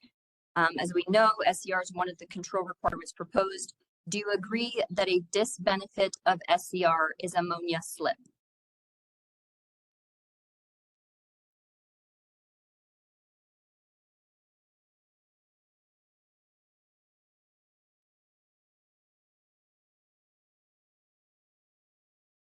Yeah, Mr. Seidner, I'm sorry. I thought that was, that was, do you want me to repeat the question if that was?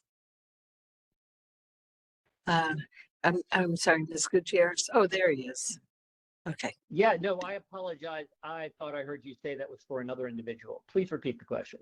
Apologies. I was actually clarifying that we're coming back to you on this one. So you testified about, between you and Mr. Jones, the NMED testified that ammonia nitrate and ammonia sulfate are the primary drivers of visibility impairment. And as you know, SCR is one of the control requirements proposed. Do you agree that a disbenefit of SCR is ammonia slip? One of the disbenefits of SCR is ammonia slip, yes. And given that ammonia nitrate and ammonia sulfate are the primary drivers of visibility issues, isn't it true that the department did not quantitatively assess the impact of ammonia slip on regional haze visibility impairment. Unfortunately, I cannot speak to that. That was not in my testimony, nor was I a part of the source selection process or the evaluation of those matters. For the record, I think I've heard from both Mr. Jones and Mr. Seidner that they've testified to ammonia slip, but are unable to answer that question. One more question on ammonia slip, Mr. Seidner. You testified this morning pointing to anecdotal conversations that ammonia slip can be managed. Are those conversations documented in the record in writing? No, they are not. Thank you. Mr. Miller, just one question for you. You testified that the department's proposal offers great flexibility to operators and doesn't mandate the installation of any specific control. For Blanco A, the department proposes 2 units achieve a 0.5 gram per horsepower hour NOx emissions rate limit, correct? That is correct. Are you aware of any options to achieve that required emissions limit without entirely replacing those engines? Yes, based on information submitted by EP&G, 0.5 grams per horsepower hour is achievable through low emissions combustion or LEC. At Blanco A, not Washington Ranch. At Blanco A, yes, correct. We'll come back to that. And for Pecos River, the department proposes a 3.64 and 4.05 respectively per 2 different units, grams per horsepower hour NOx limit, correct? At Pecos River, can you repeat the limits? 3.64 and 4.05.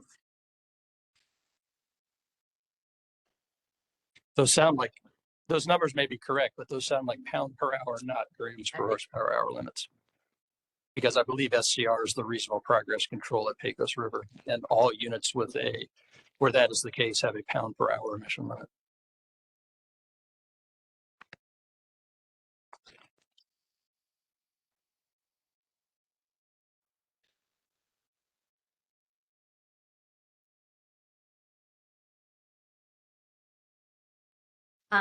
Okay, so we'll correct for the record the NOx emission rate limit for Pecos River. But keep this simple, there is one in the record that the department is proposing, correct? I believe that is correct, yes. And do you have any reason to disagree with Mr. Trent that as a practical matter, the SIP's proposed revision would in fact compel EP&G to install SCR on the 2 units at Pecos River? I do not know that for a fact, no. It's possible that they may not be able to reach the limits using any other control technology, but I can't say that with a certainty. Did the department evaluate any other options for control technology? I would have to look. Thank you. I think that's all of our questions here. Thank you, Mr. Gutierrez. Ms. Gutierrez and Mr. Miller. Mr. Wexler or Ms. Wood?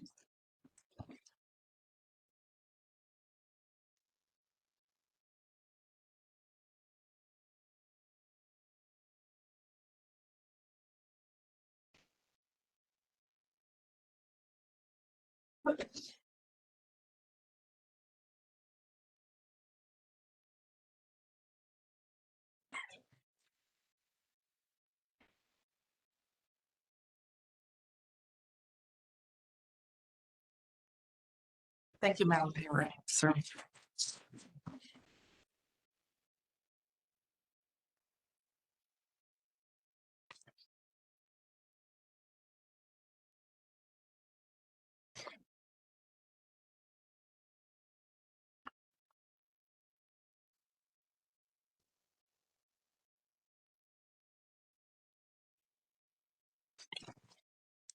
I'm going to start with you, Mr. Sanchez, if that's okay. You testified, am I right, that the process for putting together this SIP began in April of 2019? Yes, that's correct. And then you also testified that the first SIP was completed in May of 2024. Yes, that's correct. So if I'm doing my math correctly, that took 5 years, correct? Yes. during that period of time, isn't it true that Enterprise had told you that installing SCR at its facilities was not feasible, and you had not questioned that? I was not around during the initial timing of this particular matter. However, that does seem more like a source selection material, which I did not directly testify to. And somebody on the panel confirmed that during that period of time, the discussions were that with Enterprise regarding technical feasibility? Madam Officer, Madam Chair, members of the board, I just wanted to be able to tell my witnesses, feel free to jump in, rather than batting off questions. Maybe you could just figure out who did the testimony, answer the question. No, thank you, Mr. D. Hill. I actually want to applaud that. Yeah. Maybe I won't direct my questions directly at somebody, and then, if I'm, so that I don't inadvertently ask the wrong person. I think I could probably answer that, but would you just please restate the question so I make sure I don't answer the wrong question? I just wanted to confirm that between April 29, 2019, when the development of the SIP began, and May of 2024, when we had the first SIP, it was not contemplated that the Enterprise facilities would have to install SCR. Yes, that is correct. Initially, we took the information provided by Enterprise at face value, but later reconsidered that decision. So also, and now this I believe is in Mr. Sanchez's testimony. In May of 2024, when the department completed the first SIP, you shared it with FLMs, correct? That is correct. And the National Park Service reviewed the SIP and said that they thought that the documentation that Enterprise had provided for infeasibility was not sufficient. Is that correct? That is what they said in their comments, yes. I'd like to read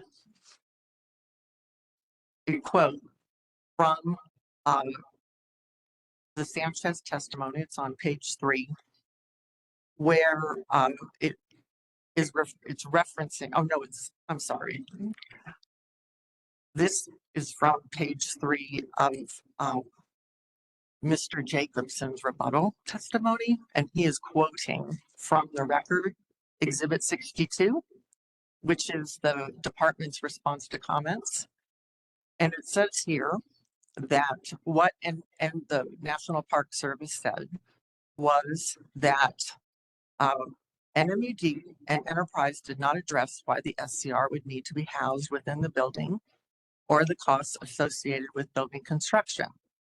The aerial photograph provided illustrates that the facility is located on a large gravel pad with ample additional space. Is that correct? That is, yes, that is correct from the NPS comments. Did the National Park Service analyze exhaust path, pressure, and rates that would be associated with SCR development? Objection. Was this covered? I don't think this is covered in direct examination or rebuttal. I mean, you're questioning him on the National Park Service comments. The Sanchez testimony talks about the National Park Service's comments. Yeah, she referred specifically to the page where it was found. Go ahead, Ms. Wood. So to answer your question, I cannot speak for how the National Park Service went about their determination for SCR. They made comments and they did analyze and provide an MED with a cost evaluation or an SCR evaluation for those enterprise facilities, but I was not a part of that decision-making process from them. What are the qualifications of the National Park Service with regard to SCR installation?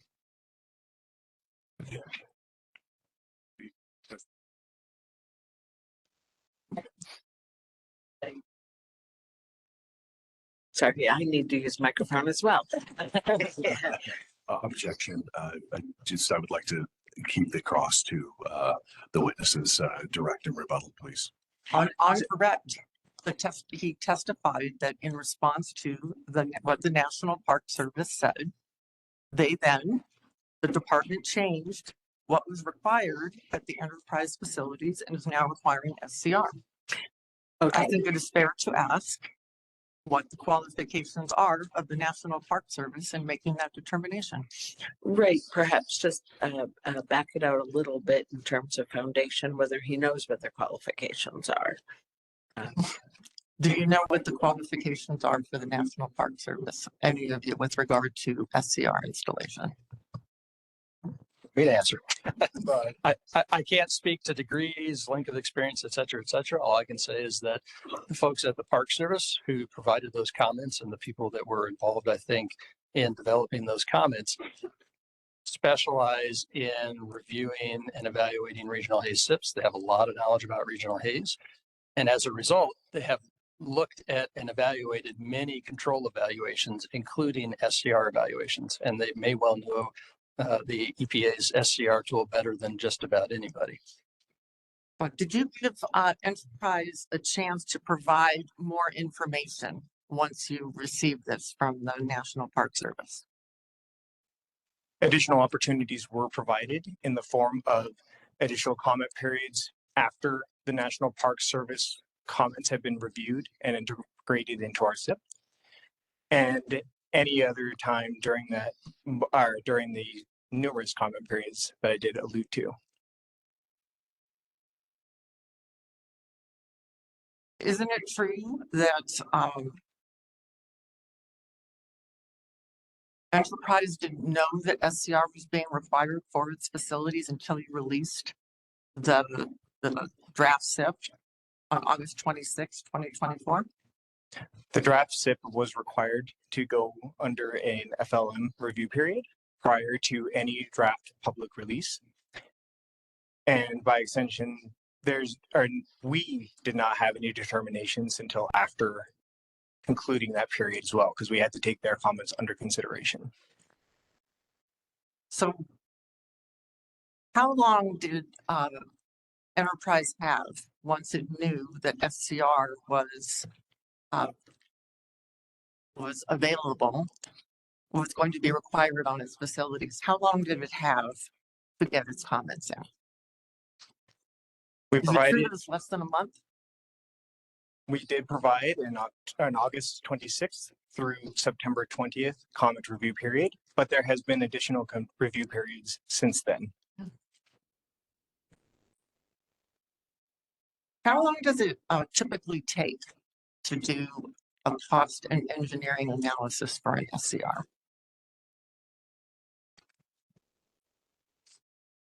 I don't think there's a single answer to that question. It depends on the facility, the unit, that there's just a lot of variables. Some maybe are easier than others and can be done more quickly. But you know, I can't say 3 months, 6 months, 12 months as an answer across the board. May I interject as well? Mr. Seidner? Yes, that is correct. Go ahead. So to complement what Mr. Miller just said, it also depends on the nature and extent of the estimate in question. There are, and this is actually outlined in a portion of EPA documents, there are various types of estimates that start with very preliminary, scoping, budgetary. There are a wide variety of estimates that require different levels, that often contain or associated with varying levels of engineering estimates.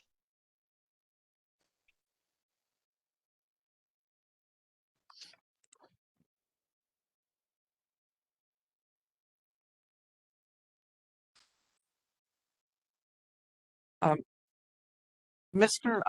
Cinder, who was just speaking, so this is apt. You mentioned that when there are space constraints at a facility in terms of installing an SCR, that you can go outward and upward Is that correct? In general, that is a possibility. Does this change the cost? Certainly it can. How did the department analyze cost here? In For the the case enterprise of facilities?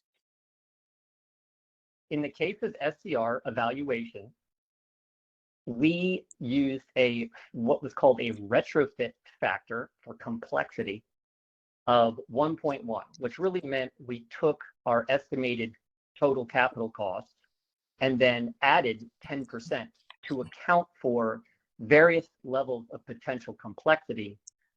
And one example could be additional space that may be needed. For example, more specifically, that could be exhaust work, ducting, building modifications, what have you.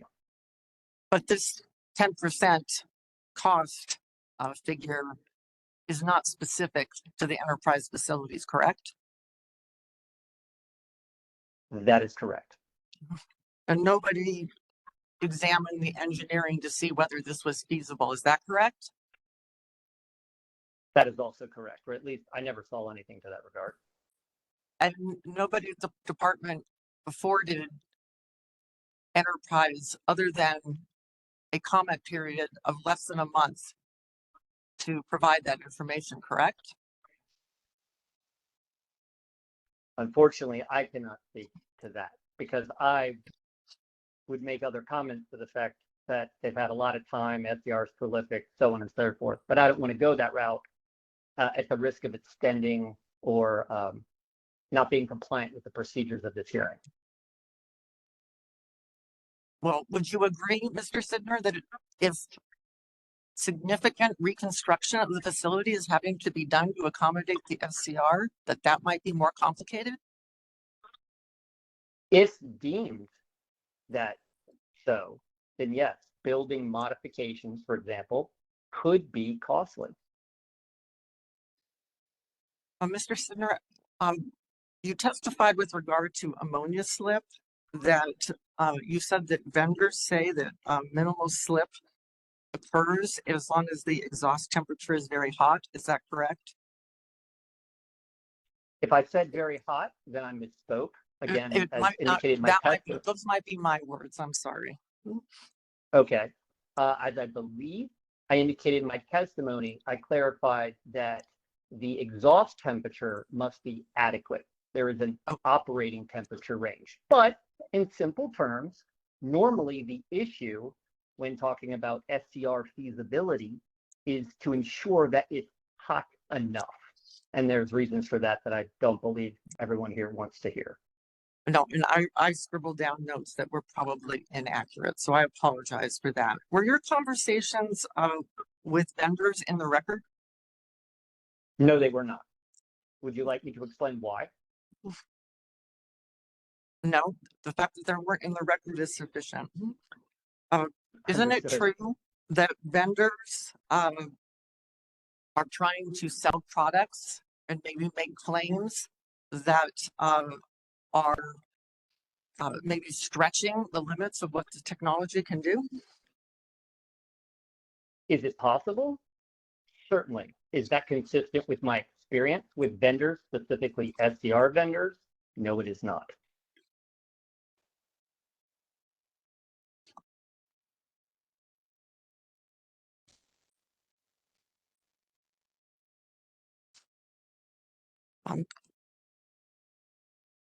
Mr. Miller,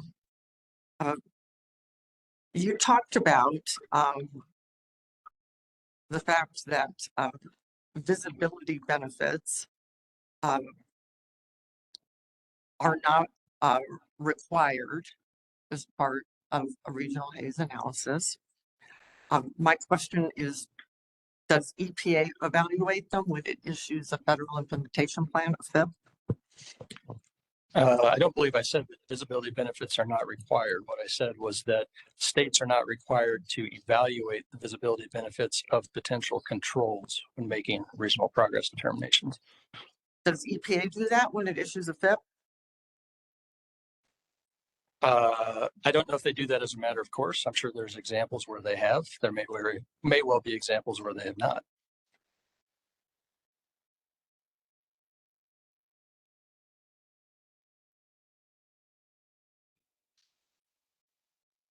I'm sorry, bear with me. My notes are all over the place. Oh, I'm here till 5.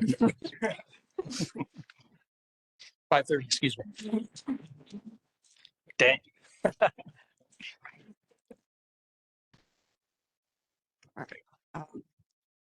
Mr. Jones, you noted today in your testimony that if the Q over D metric had been placed at 10, that would have captured only 69% of the emissions. Is that correct? I was referring to something from the enterprise testimony that was stated in that testimony. Is it true that you don't have to follow EPA guidance with regard to the 80%? I would say in most cases, guidance is suggested methodology for states.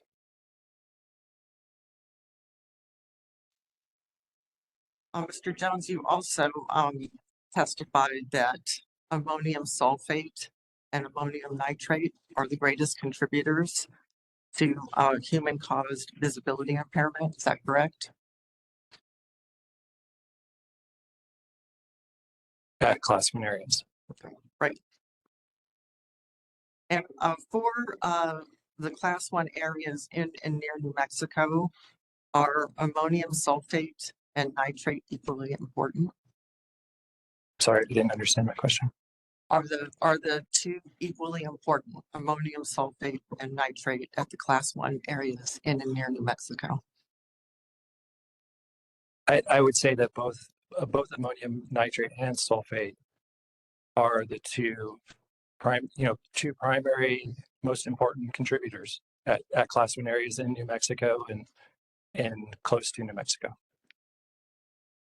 Doesn't the draft SIP on page 53 say that ammonium sulfate is the #1 contributor to visibility impairment in the state? I'm sorry, which page? I'd have to look at that page. Page 53, lines 13 to 17.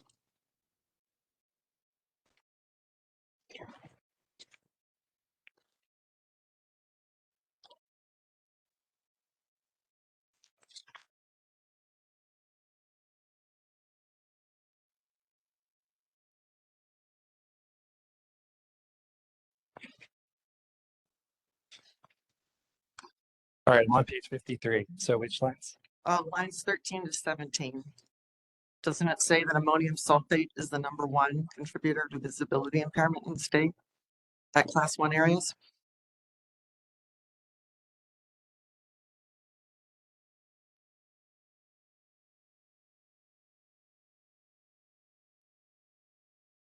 So I think that you're taking it a little bit out of context. It doesn't say that in the words that you described. What does it say? Do you want me to read? Yes. Okay. So this is section 3.4 of the revised proposed regional Haze SIP, which is monitoring data summary. And I believe this is the part you're referring to. It says noteworthy trends across the network during the current period, which is 2019 to 2023. And the first one, it says, is ammonium sulfate was the primary driver of light extinction at all New Mexico class 1 areas on the most impaired days. Excuse me. On the clearest days, all sites were dominated by ammonium sulfate except for Gila Wilderness, Bosque del Apache Wilderness, and Bandelier Wilderness, where organic mass made an equal or slightly larger contribution to light extinction, and Salt Creek Wilderness, where coarse mass made the largest contribution. So ammonium nitrate is not mentioned there, correct? It's not mentioned in this #1 of the noteworthy trends. There's 4 four statements here. But the primary driver is ammonium sulfate, correct? Of light extinction. So Light extinction. yeah, so light extinction includes natural and human caused sources. Later on in number 3 here, I say the combined ammonium sulfate and ammonium nitrate contribution to light extinction makes up approximately half of the total contribution at all sites through to the current period on both the most impaired days and the clearest days. Well, how do you know, given that ammonium sulfate is the primary driver of the light extinction, how do you know that it's not continuing to be the primary driver in number 3 here?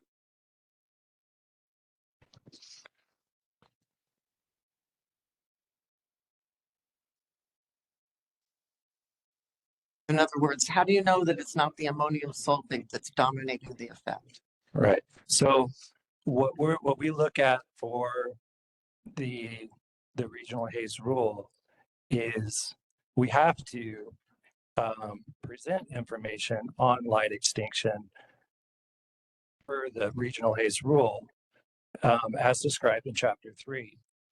However, visibility impairment is different from the light, or visibility impairment means human caused sources. So and that's what we're focusing our source selection on, is the human caused portion. Here it includes both the natural and the human caused sources, which is light extinction. But given the effect that ammonium sulfate has, which is clear from this page, why is SO2 not being addressed? SO2 is being addressed in the SIP. Is it being addressed in the same amounts as NOx? Well, we, in our source selection methodology that I described this in my direct testimony. We used a visibility surrogate, a Q over D method, which is emissions over distance. The emissions is the combined quantity of NOx and SO2 divided by the distance to the nearest class 1 area. So we did include both NOx and SO2 in that source selection process. Are you requiring any controls for SO2 from any sources? So this may be a question for Ken on the long-term strategy.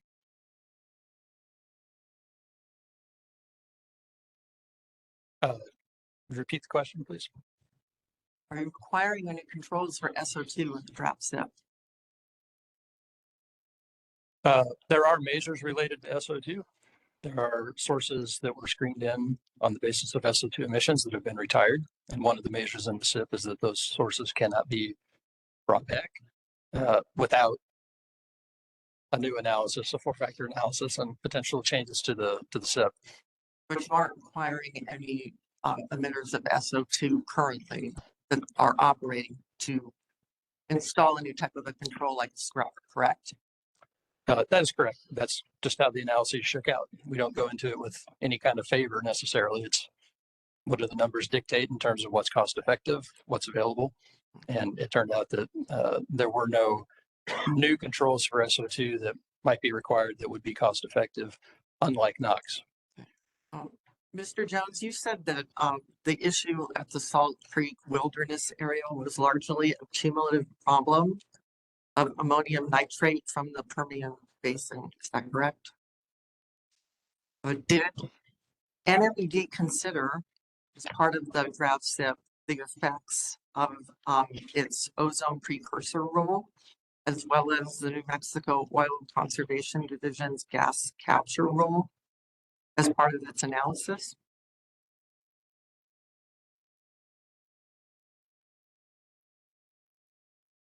So I did not cover that in my direct testimony or my rebuttal testimony about that ozone precursor rule.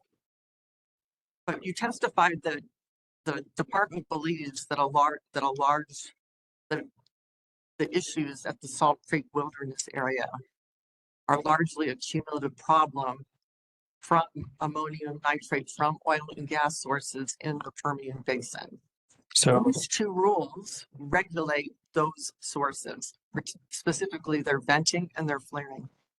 right. So I was referring to section 10.3 of New Mexico's SIP does provides a robust demonstration for Salt Creek Wilderness area, and in that section there are some figures that show some source apportionment that shows oil and gas as a major contributor.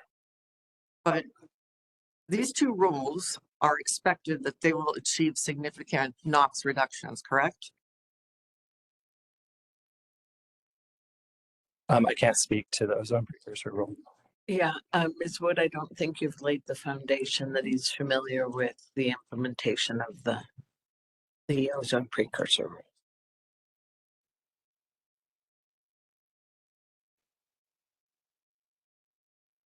If, as you have testified, ammonium nitrate NOx emissions from the Permian Basin creating a visibility problem at the Salt Creek Wilderness area, wouldn't it be prudent for the department to take into account any regulations that would reduce those emissions?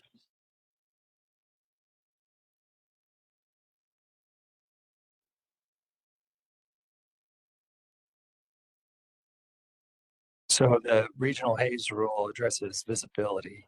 The ozone precursor rule was aimed at other air quality issues. To address regional haze visibility problems, isn't it true that you are regulating NOx emissions? Objection. It seems to be heading towards asking some legal questions of our technical staff that they're not really involved with. Yeah, Ms. Wood, I think you need to just respect the boundaries of the testimony they're giving. I think they're trying hard to answer your question, but it's beyond the scope of what they do at the Bureau. Okay. So to ask it something very simply, and then I will move on. You did not take those rules into account in the draft SIP, correct? The emission reductions from them.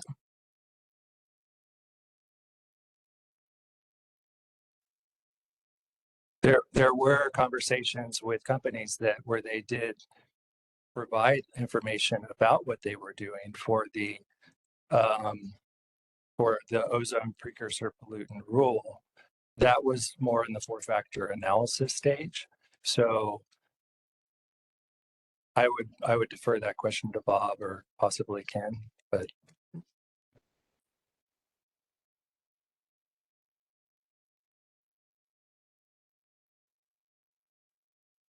And either of you answer? Mr. Miller, do you have anything to add? Well, I would just piggyback on what Mr. Jones just said. Part 50, or the ozone precursor rule, is a complicated rule, and there are many routes to compliance with that rule for facilities, including what they call alternative compliance plans, which be careful how I say this. You might look at that rule and think, well, it's very straightforward. There's emission limits listed for different types of equipment, and so both existing and new equipment, and therefore any existing equipment that's out there needs to comply with those new emission limits. That's not the case at all. There are ways that facilities can request through an alternative compliance plan to sort of comply on a fleet-wide basis, where maybe they make changes over here so that they don't have to make changes over there. So it gets fairly complicated when you start talking about how companies are going to comply with Part 50. For purposes of regional haze, if companies were doing something at a facility on the units that we were evaluating to comply with Part 50, and they wanted us to consider that as part of our regional haze analysis, it's incumbent on the companies to make us aware of that. Why is it incumbent on the companies to tell the department about a department's own rule?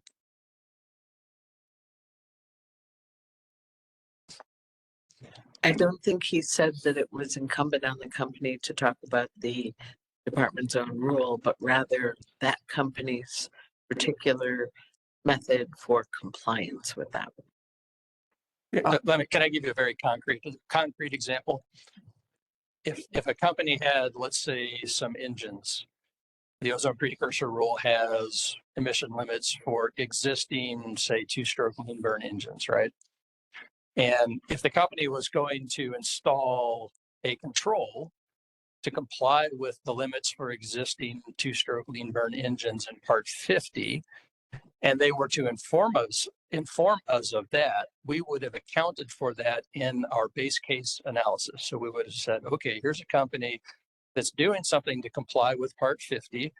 Let's account for that in our regional haze analysis when we're trying to determine what additional measures, number one, might be available and what the emissions impact of that would be. I can give you actually an example of a company that did just that. So DCP owns 3 of the facilities that we looked at. And at one of those facilities, they have 4 turbines we evaluated for regional haze. 3 of them, they have already installed controls for compliance with Part 50. They let us know. And so we said, okay, let's make sure that the emission rates we're using in our regional haze analysis are reflective of the controls that they've already installed for Part 50. But they had one unit where it was still in process, right? They are going to install new controls. They've taken a number of steps in that direction, including going so far as soliciting bids from vendors, right? And so in that case, even though it hasn't actually happened yet, we still accounted for that in our analysis because, you don't want, when you've got a company that's trying to, I was going to say be proactive, but I'm not sure that's the right word. They are actually doing something to comply with Part 50, as opposed to simply trying to get out of requirements by shuffling potential emissions around through an alternative compliance plan or something like that. You want to recognize that, and you don't want to penalize them and create uncertainty for them by saying, they're halfway down the road towards installing this control, and all of a sudden we say, oh, well, sorry, that's too bad. Now you need to do something else entirely, right? Okay. So they let us know about that, and we account for that in our analysis.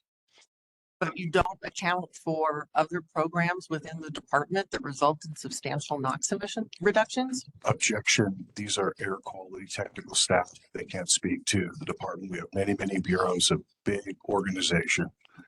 It's a technical question regarding what goes into the analysis. Okay, so he just described how compliance with Part 50 could go into the Haze analysis. What was the other import of your question? I was asking whether the department, in doing its regional Haze analysis, takes into account other programs within the department. Yes or no? Other programs that result in NOx emission reductions. So beyond Objection. There's a groundwater quality program. We have OSHA. We regulate. No, I'm asking. We regulate hot dog stands in Santa Fe. Okay, hold on. One at a time. We're only going to speak one at a time. I believe you were trying to be more specific there at the end. And yet, again, I think foundationally, he's already given you, I think, a complete answer as to how they could consider a particular form of compliance with Part 50 here. Is there another air quality NOx reduction, SO2 reduction regulation that you would have in mind that they should take into account? No. Okay.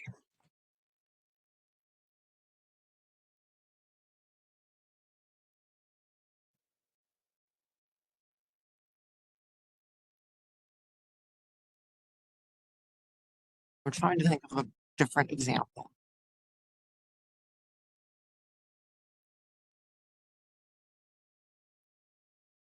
If, for example, as part of the ozone mats, this is just an example, you knew, the department knew that there were going to be certain controls put on as part of the SIP. So that's a different program than Regional Haze. But does, as part of your Regional Haze analysis, would you consider those reductions that are coming, or would you not? So just clarify for me if you would. If we were aware of reductions that were coming from a different program within for, I think in your example, you said for purposes of ozone NAAQS compliance, would we account for that or consider that as part of Regional Haze? In your analysis of what might then be required to meet reasonable progress? Yes, if we had information about what was going to be done. It goes back to what I was trying to explain when it comes to Part 50. It's not a straightforward rule in terms of what's going to be needed for compliance. So we can't, without input from the companies, information from companies, divine what they're going to do to comply with Part 50 necessarily. But if they provide us information and say, hey, we're going to install LEC on this engine, we're going to install DLN on this turbine, et cetera, then we absolutely take that into consideration, and we did. And we would do that for another program for something that's being done for NAAQS compliance too. But again, the companies need to provide us with that information. Here is what we are doing to comply with this rule, with this program, with this whatever. And some did. And when they did, we did absolutely take it into consideration.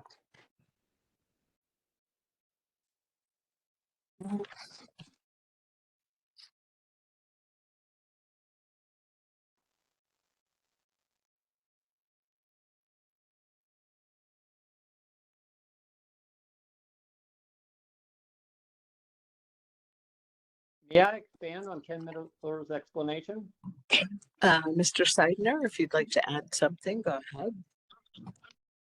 I'll be very concise. And of course, this comes from the perspective of a contractor who is not directly involved in the ozone rule, but myself, of course, who played a large role in the four-factor analysis.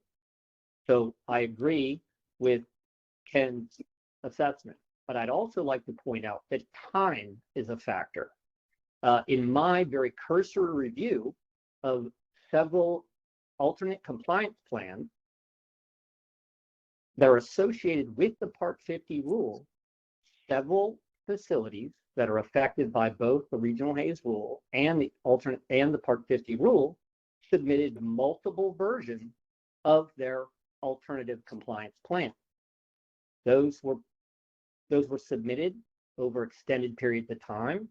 From what I recall, some of them had very substantial revisions. And we and the program from the department were expected to make meaningful and reasonable progress throughout this rulemaking. We could not keep moving the goalposts as facilities continued to revise plans. And that is, I think, another example of why we relied on facilities to present us with information. Because on a given week, they may say that their proposed solution to the Part 50 alternative compliance plan could be compliance with emission limits. But a few weeks or even months later, they could revise that statement and say, well, now we're proposing changes to our emission limit. And with someone who has 25 years of extensive permitting experience, I can tell you that revising emission limits can result in absolutely zero meaningful and actual reductions. So it kind of becomes, in a way, a game of cat and mouse, and we have to operate with the best information we have by trying to achieve the goals that we've been set out for. All right, well, let's move to a different topic, which I think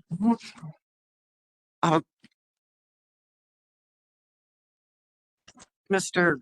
I think it was from Mr. Miller.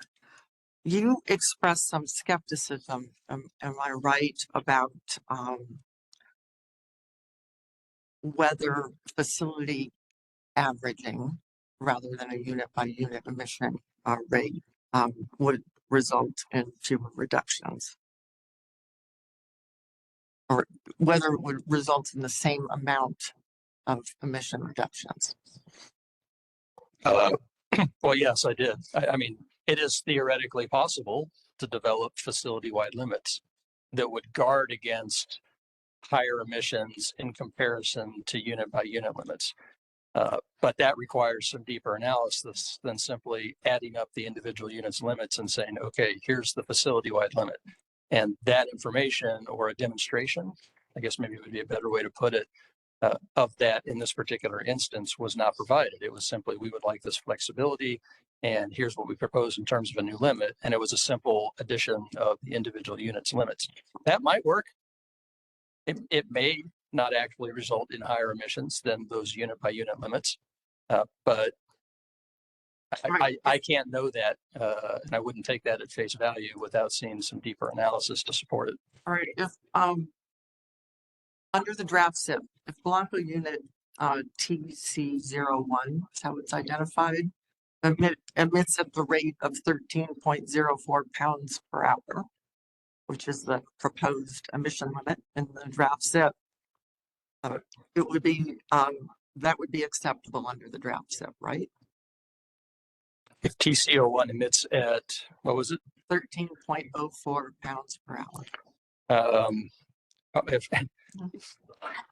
Probably correct. I will take you at your word that you're citing the correct emission limit from table 8-1 or whatever it is.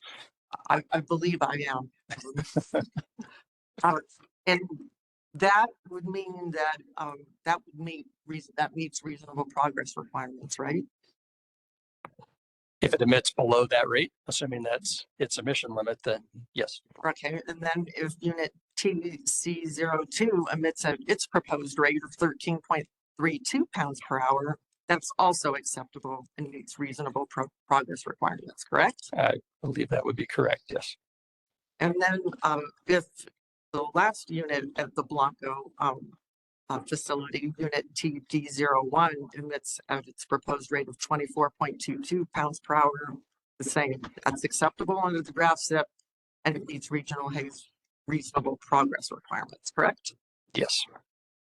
So why then would it not be okay for the Blanco facility to add up those as long as it's under? Why is that not acceptable? Because when you start looking at it this way, when you start talking about, okay, instead of an individual unit limit, we're going to have a single limit that applies to multiple units. There's more to the equation than simply what's the emission rate of each of those units.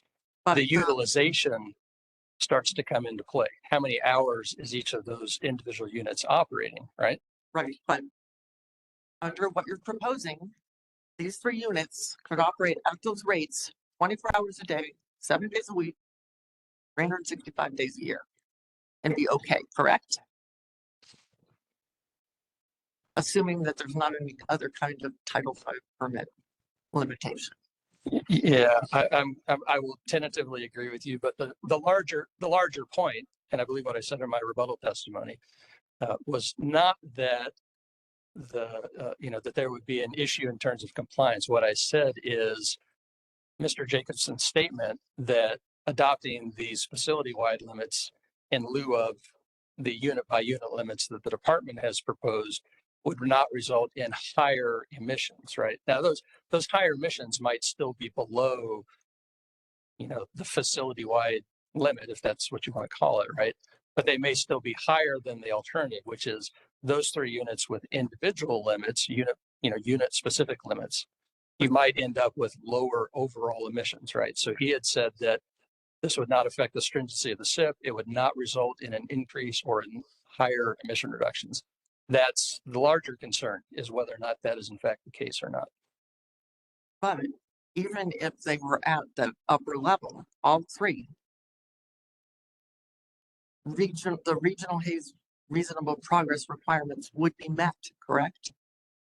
might be able to comply with the limit, but that's not what he was speaking to. He was speaking to the level of emissions, not in comparison to the regional haze limit, like the requirement, I think, as you're referring to it, but that versus the alternative scenario where, you know, potentially you have one scenario where they have a facility-wide limit that applies to all three of those units, and that it emits X tons per year or pounds per hour, however you want to look at it, right? And then the other scenario is each one of these units has its own limit, its own individual limit.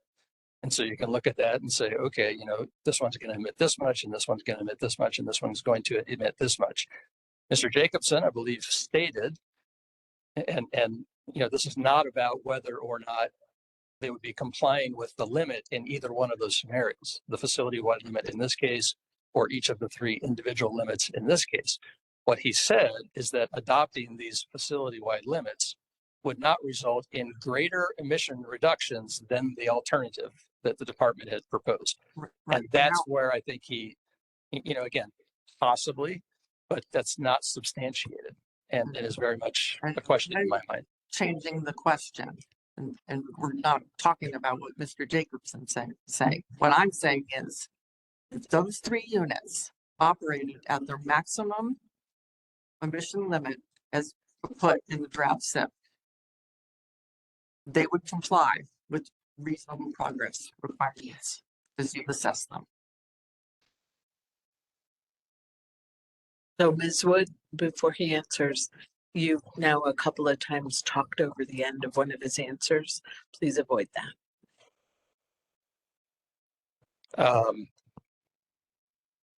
I believe that's correct. I would, it's a complicated question. I think you're correct in that.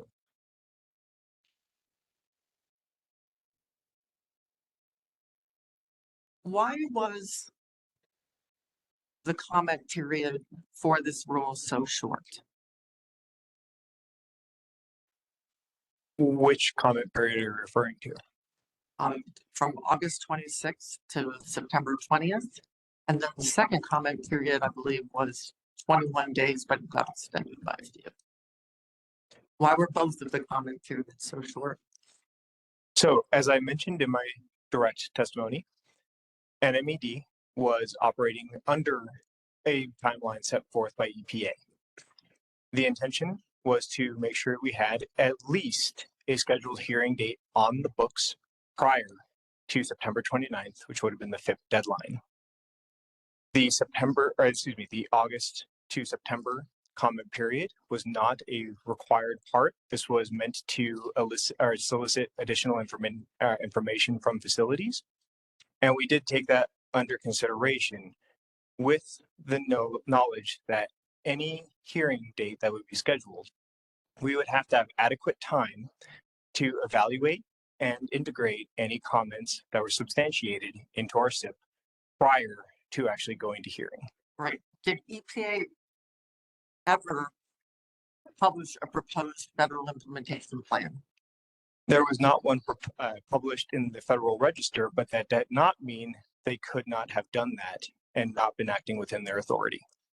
Had EPA published a federal implementation plan proposal in the Federal Register, would it have immediately gone into effect? Objection. These are employees of the New Mexico Environment Department testifying on the SIP. They're not testifying for the EPA, and they should be required to know internal EPA process. So, Mr. Sanchez, I'm sure you'll be able to discern the difference between offering testimony from your personal knowledge and just saying, I don't know if you don't know. So feel comfortable doing that. That is correct. And in this case, I do not know. Others on the panel, isn't it true that before a FIP goes into effect, it needs to be proposed, published in the Federal Register, comments taken, and then EPA needs to respond to those comments, and then before a final FIP can be issued? Is that correct? That is correct. Isn't it also correct that that process typically takes a year or two. It can. It could also potentially happen faster. Where it becomes in doubt is the interest in and comments received. If EPA publishes a proposal and receives no comments on it, they can finalize that relatively quickly. And so you're not looking at a year or 2 years. You might be looking at less than a year easily. Right. And So isn't it also true that even if if EPA imposed a FIP on New Mexico, that nothing would prevent the department from then still submitting a SIP and then getting the FIP removed?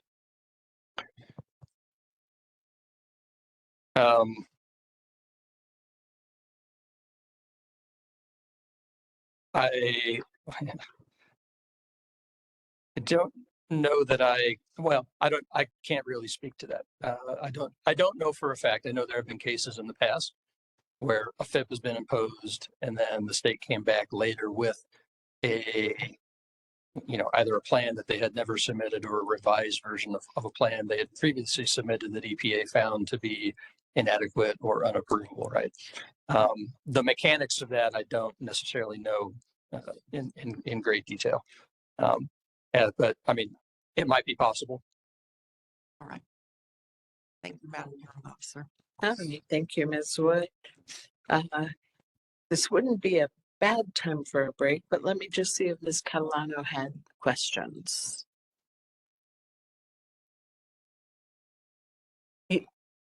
Yes. Thank you. Thank you. And Ms. Jones, has Mr. Maxwell joined us yet? No. All right. So actually, this is a perfect time for a break because we move now from party questioning. Oh, are you going to redirect Mr. Behill? No. Ha. So we move from party questioning to board questioning. So we'll take that up about 10 minutes. Let's do 10 minutes because we're close to the home stretch. 4:40. You're like, is it worth anything later?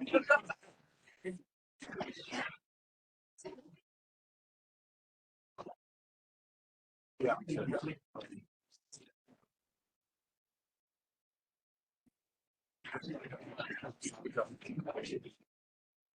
Yeah, that was a good number. Yeah. Oh gosh. Yeah, I was like, oh, like that makes sense. All righty. Let's come back from the break, please. Yeah.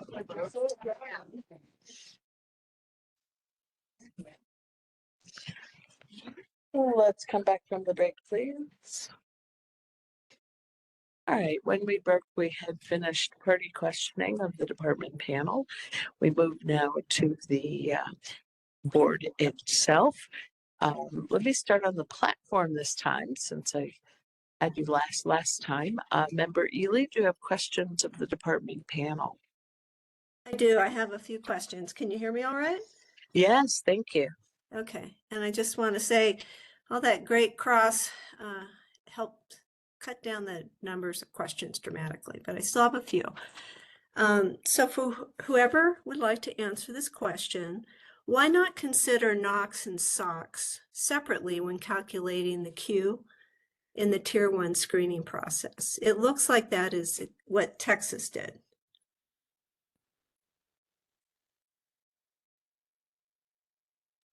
So the Q was calculated adding both NOx and SOx to see in the Tier 1 screening process. Why not look at those two pollutants separately?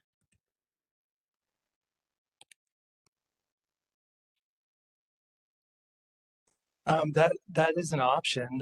We, in working with during the source selection process, we were working with RAP in collaboration and also the federal land managers and City of Albuquerque. And we thought that doing NOx and SO2 together would be maybe more appropriate for like a statewide process. But that could have been another option of source selection, but we decided not to go that route. Okay. Do you bring in a different set of sources by combining them?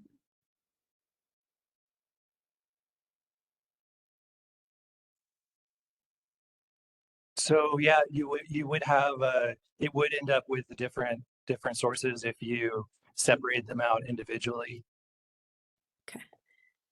But it is one of the many areas of flexibility that EPA and federal law gives you. Yes, that's true. Okay. Okay, hang on. So I'm going to the question of Targa and their monument facility. It's kind of a follow-up to Mr. Harris's cross.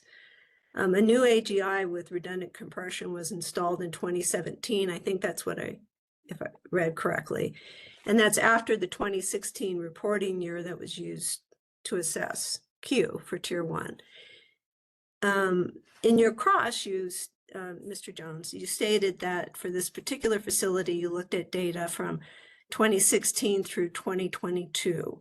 I just want to confirm that that data you looked at then considered the impacts of the AGI and redundant compression because you looked at data after the 2017 installation date. Is that right?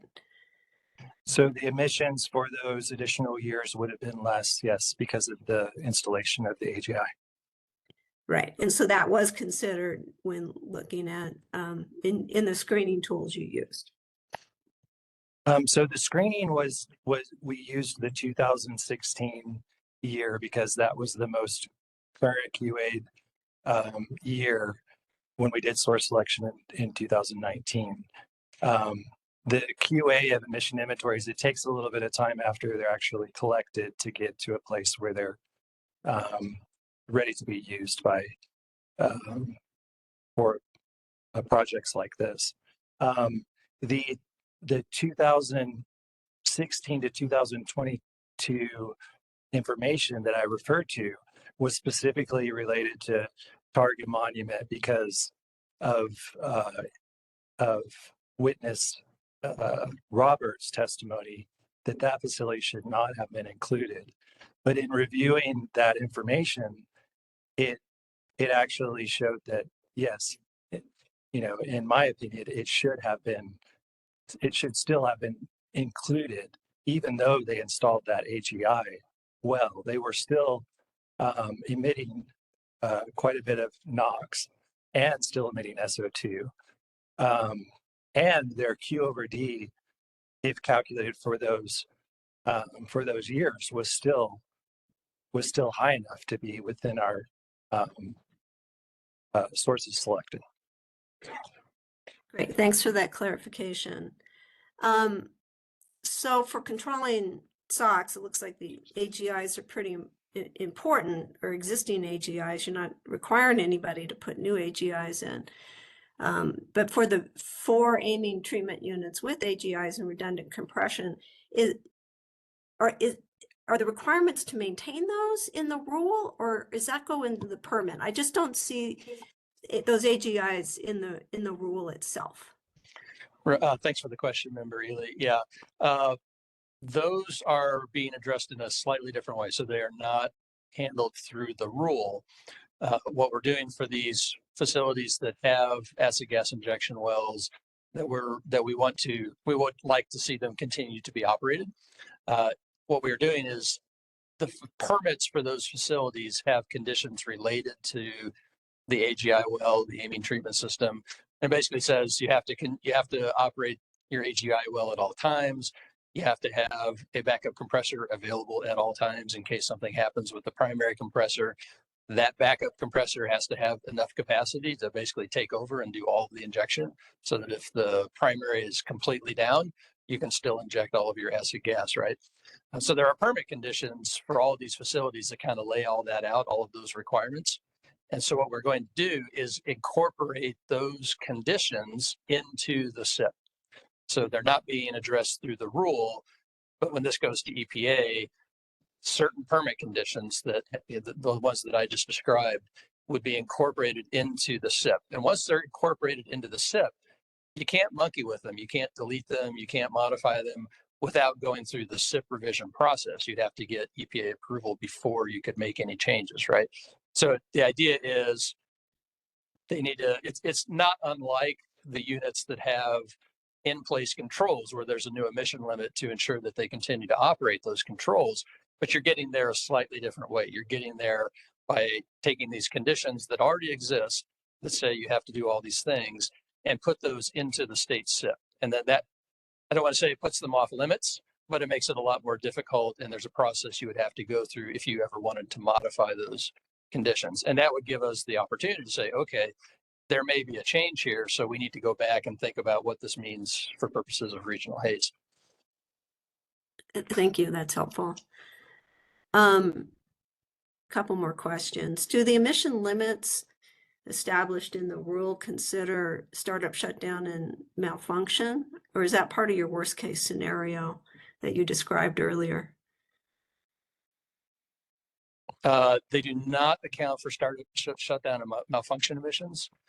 Those types of emissions, there's generally separate limits for SSM, as that's referred to. So the limits that are being imposed are not for SSM. They are just for, sort of routine operations, if you will. Okay, so it'd just be a normal compliance issue if they exceeded those. Correct. Through SSM. Okay. Right. I'm sorry, I didn't mean to step over your words there. And all of the permits for these facilities already have, in most cases, maybe all cases, I honestly would have to go back and look, but I know at least in many cases, if not all, the permits already have existing limits for, sort of routine operations, and then limits that apply in SSM situations, right? So we would basically be the limits that are in the rule 20.2.60A would sort of supplant the limits that are currently in there for normal operations, but they would still have these other limits that apply to SSM events. Okay. Section 102 of the rule limits the amount of the ammonia slip to 10 ppmvd. Can we assume that those limits will limit the visibility impacts in class 1 areas? Is that how that was established, or how was that level established? I'll tell you where it came from, and then maybe I'll throw it over to Mr. Seidner to talk about this a little bit more. That came from Part 50, the ozone precursor rule. There are provisions in Part 50 that state that, as we were talking about just a little while ago, there are emission limits that apply to various, existing units of various types. And there's language in Part 50 that says if those limits are complied with through any kind of control, technology that uses, forget the exact wording, but, uses urea or ammonia as a reagent, then slip has to be limited to 10 ppm. So that's where it came from. We want to be consistent with Part 50. And so, and also we felt that slip limits were needed. So that's where the numbers came from. Now I'll hush up and let Bob add on to that if there's anything he'd like to add.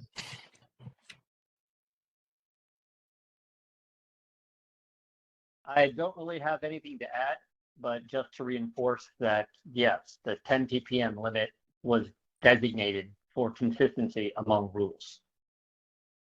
Okay. And then lastly, the timelines for compliance in the rule are based on EPA approval of the SIP. What happens if EPA does not approve the SIP? Do we really need to contemplate that possibility? You never know these days. Well, I mean, if EPA does not approve the SIP, then obviously those limits are not going to go into effect. I suppose at that point, one of two things would happen. The department would have the opportunity, I suppose, to go back. We would need to know what the issue was. Why did EPA disapprove? We would then likely have the opportunity to go back and reevaluate and maybe revise the SIP and then resubmit it to try and address whatever shortcomings they thought were there, or whatever, address their concerns, whatever caused them to disapprove it.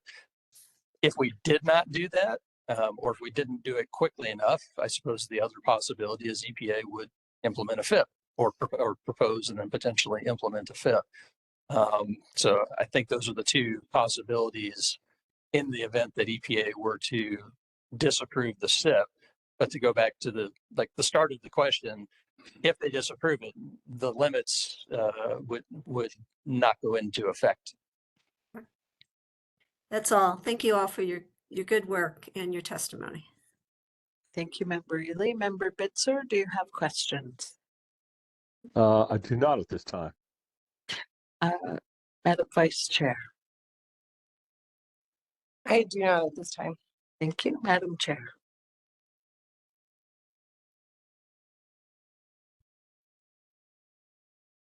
I just have a follow-up question, just for my clarity.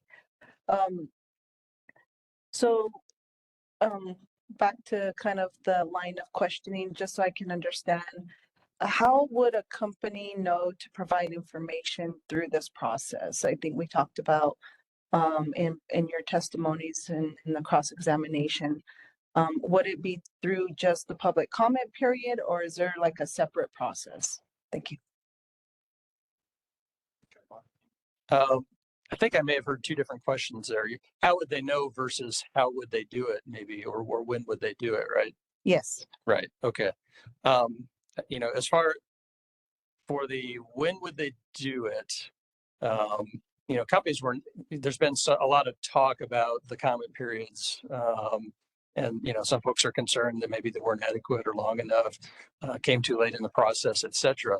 But it's important to note that those comment periods came at the end of a very long process of engagement with the companies, going all the way back to when they were first notified that they need to perform a 4-factor analysis for certain equipment at certain facilities. There's been a sort of constant back and forth between the department and these companies. And so if you look in Appendix D of the SIP, there's a lot of documentation of like, okay, here's the 4-factor they provided originally. Here's follow-up questions we sent them. Here's information they gave us in response. Here's more questions we had, et cetera, et cetera.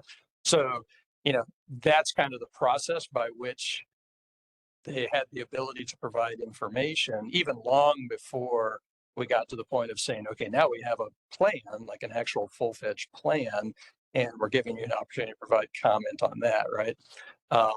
As far as, how would they know to submit information? I hope, maybe Mark can speak to this better because he's the only one of this crew that was actually around from the beginning, that was communicated to all the companies. There have been multiple meetings, I think, with every company that's, impacted by this. Again, going all the way back to, I think probably 2020 is maybe when they started. And so, we were communicating with them, in those meetings as well as in correspondence, this is what you need to provide us, anything that we need. And, and it's not simply a matter of, we need a 4-factor analysis or we need cost information. It's basically anything that's relevant that we need to know about, that we need to, or you want us to consider, you have to provide that to us. So I don't know, Mark, you have anything to add to that? Yes, that's correct. So in 2019, Alex Sanchez's testimony, we reached out to the companies notifying them that,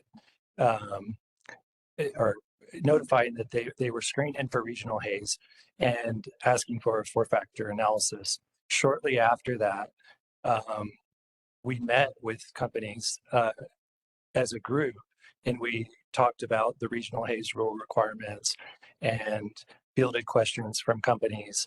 That kind of began a long process since then to the present of engagement with companies. There were several discrete steps that Mr. Sanchez had discussed in his testimony, where we reached back out to companies, for example, after COVID and people were kind of coming back into the office and whatnot. That's why we held we held a series of 3 webinars and invited all stakeholders and affected entities. And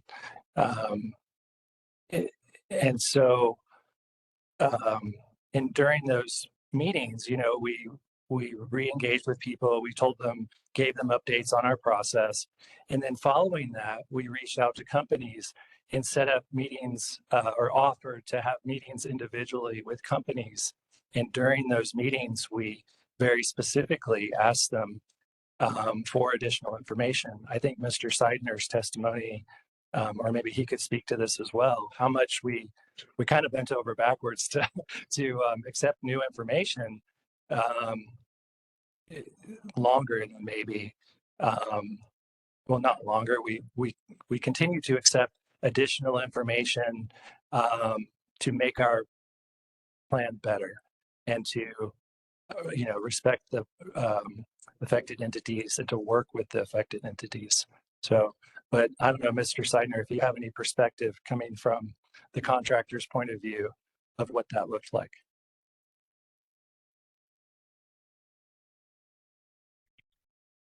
I can give my opinion on the matter, and that is, yes, I believe that there was substantial communication. More specifically, since my involvement started in, I believe, early 2023, I was surprised at the focus and attention given by the department staff on maintaining a level of communication with the affected facilities. In fact, I had several instances warned them based on my extensive experience in permitting and control technology evaluations and numerous.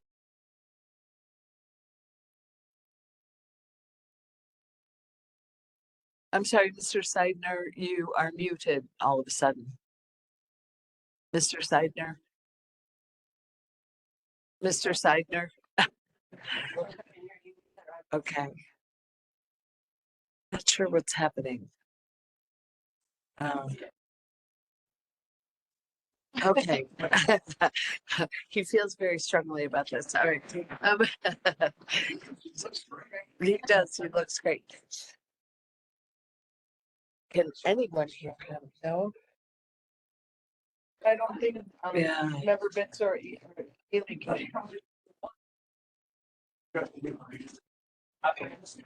Oh, but Okay. because of the phone, he was using his phone. Separate up the getting phone and phone manifest, yeah. Oh, okay.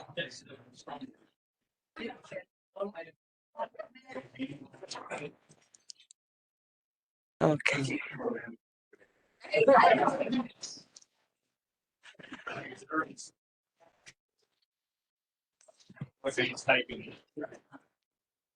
I think we can all agree that that was great, right? Exactly.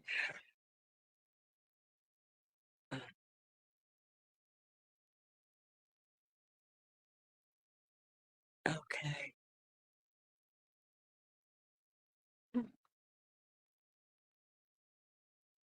Okay. Mr. Seidner, can you hear me?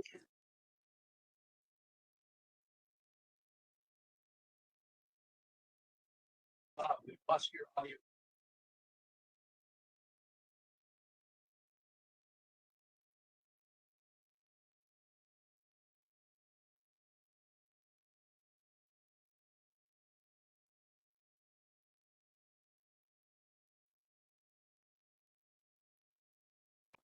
It's still going. Yeah. You have a computer.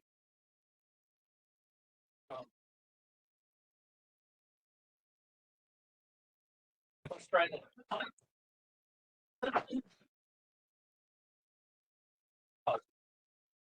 Oh, thank you. Thank you, Mr. Miller.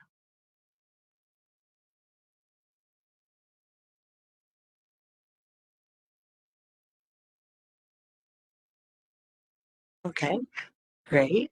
And can we hear your voice now? No. Unmute your computer, maybe?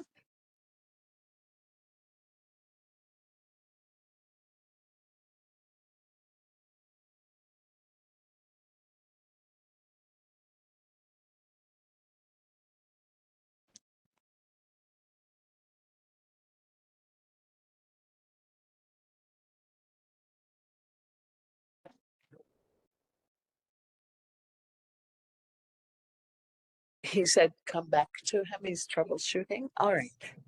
Let me, I had hoped to finish the board questioning before we turn to public comment. But do y'all mind if I just accept public comment? Because I want to be able to hear from Mr. Seidner. All right. If you are in the room, let me start with folks in the room. Is there anyone in the room who is present now to offer non-technical public comment? This will not be your last opportunity. I see no hands in the room. On the platform, I see the name of Caitlin Miller, and I understand, Ms. Miller, you would like to offer public comment. Can you unmute yourself, please? Hi, yes, I had spoken with Pamela over email and was planning to do that tomorrow at 5 p.m. Oh, very sorry. All right. No problem. Thank you.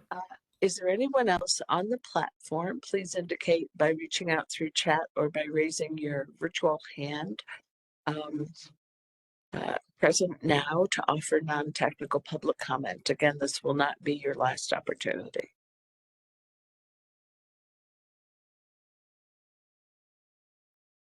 No. Okay. Thank you then. The next opportunity to offer public comment will be 1 p.m. Tomorrow, also 5 p.m. Those are approximate times. Mr. Seidner, do we have sound from you yet?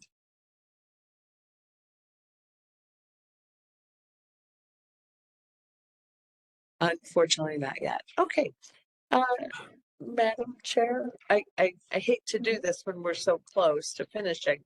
We can either take a break or we can break for the day and come back in the morning. Okay, well, what is the board feel?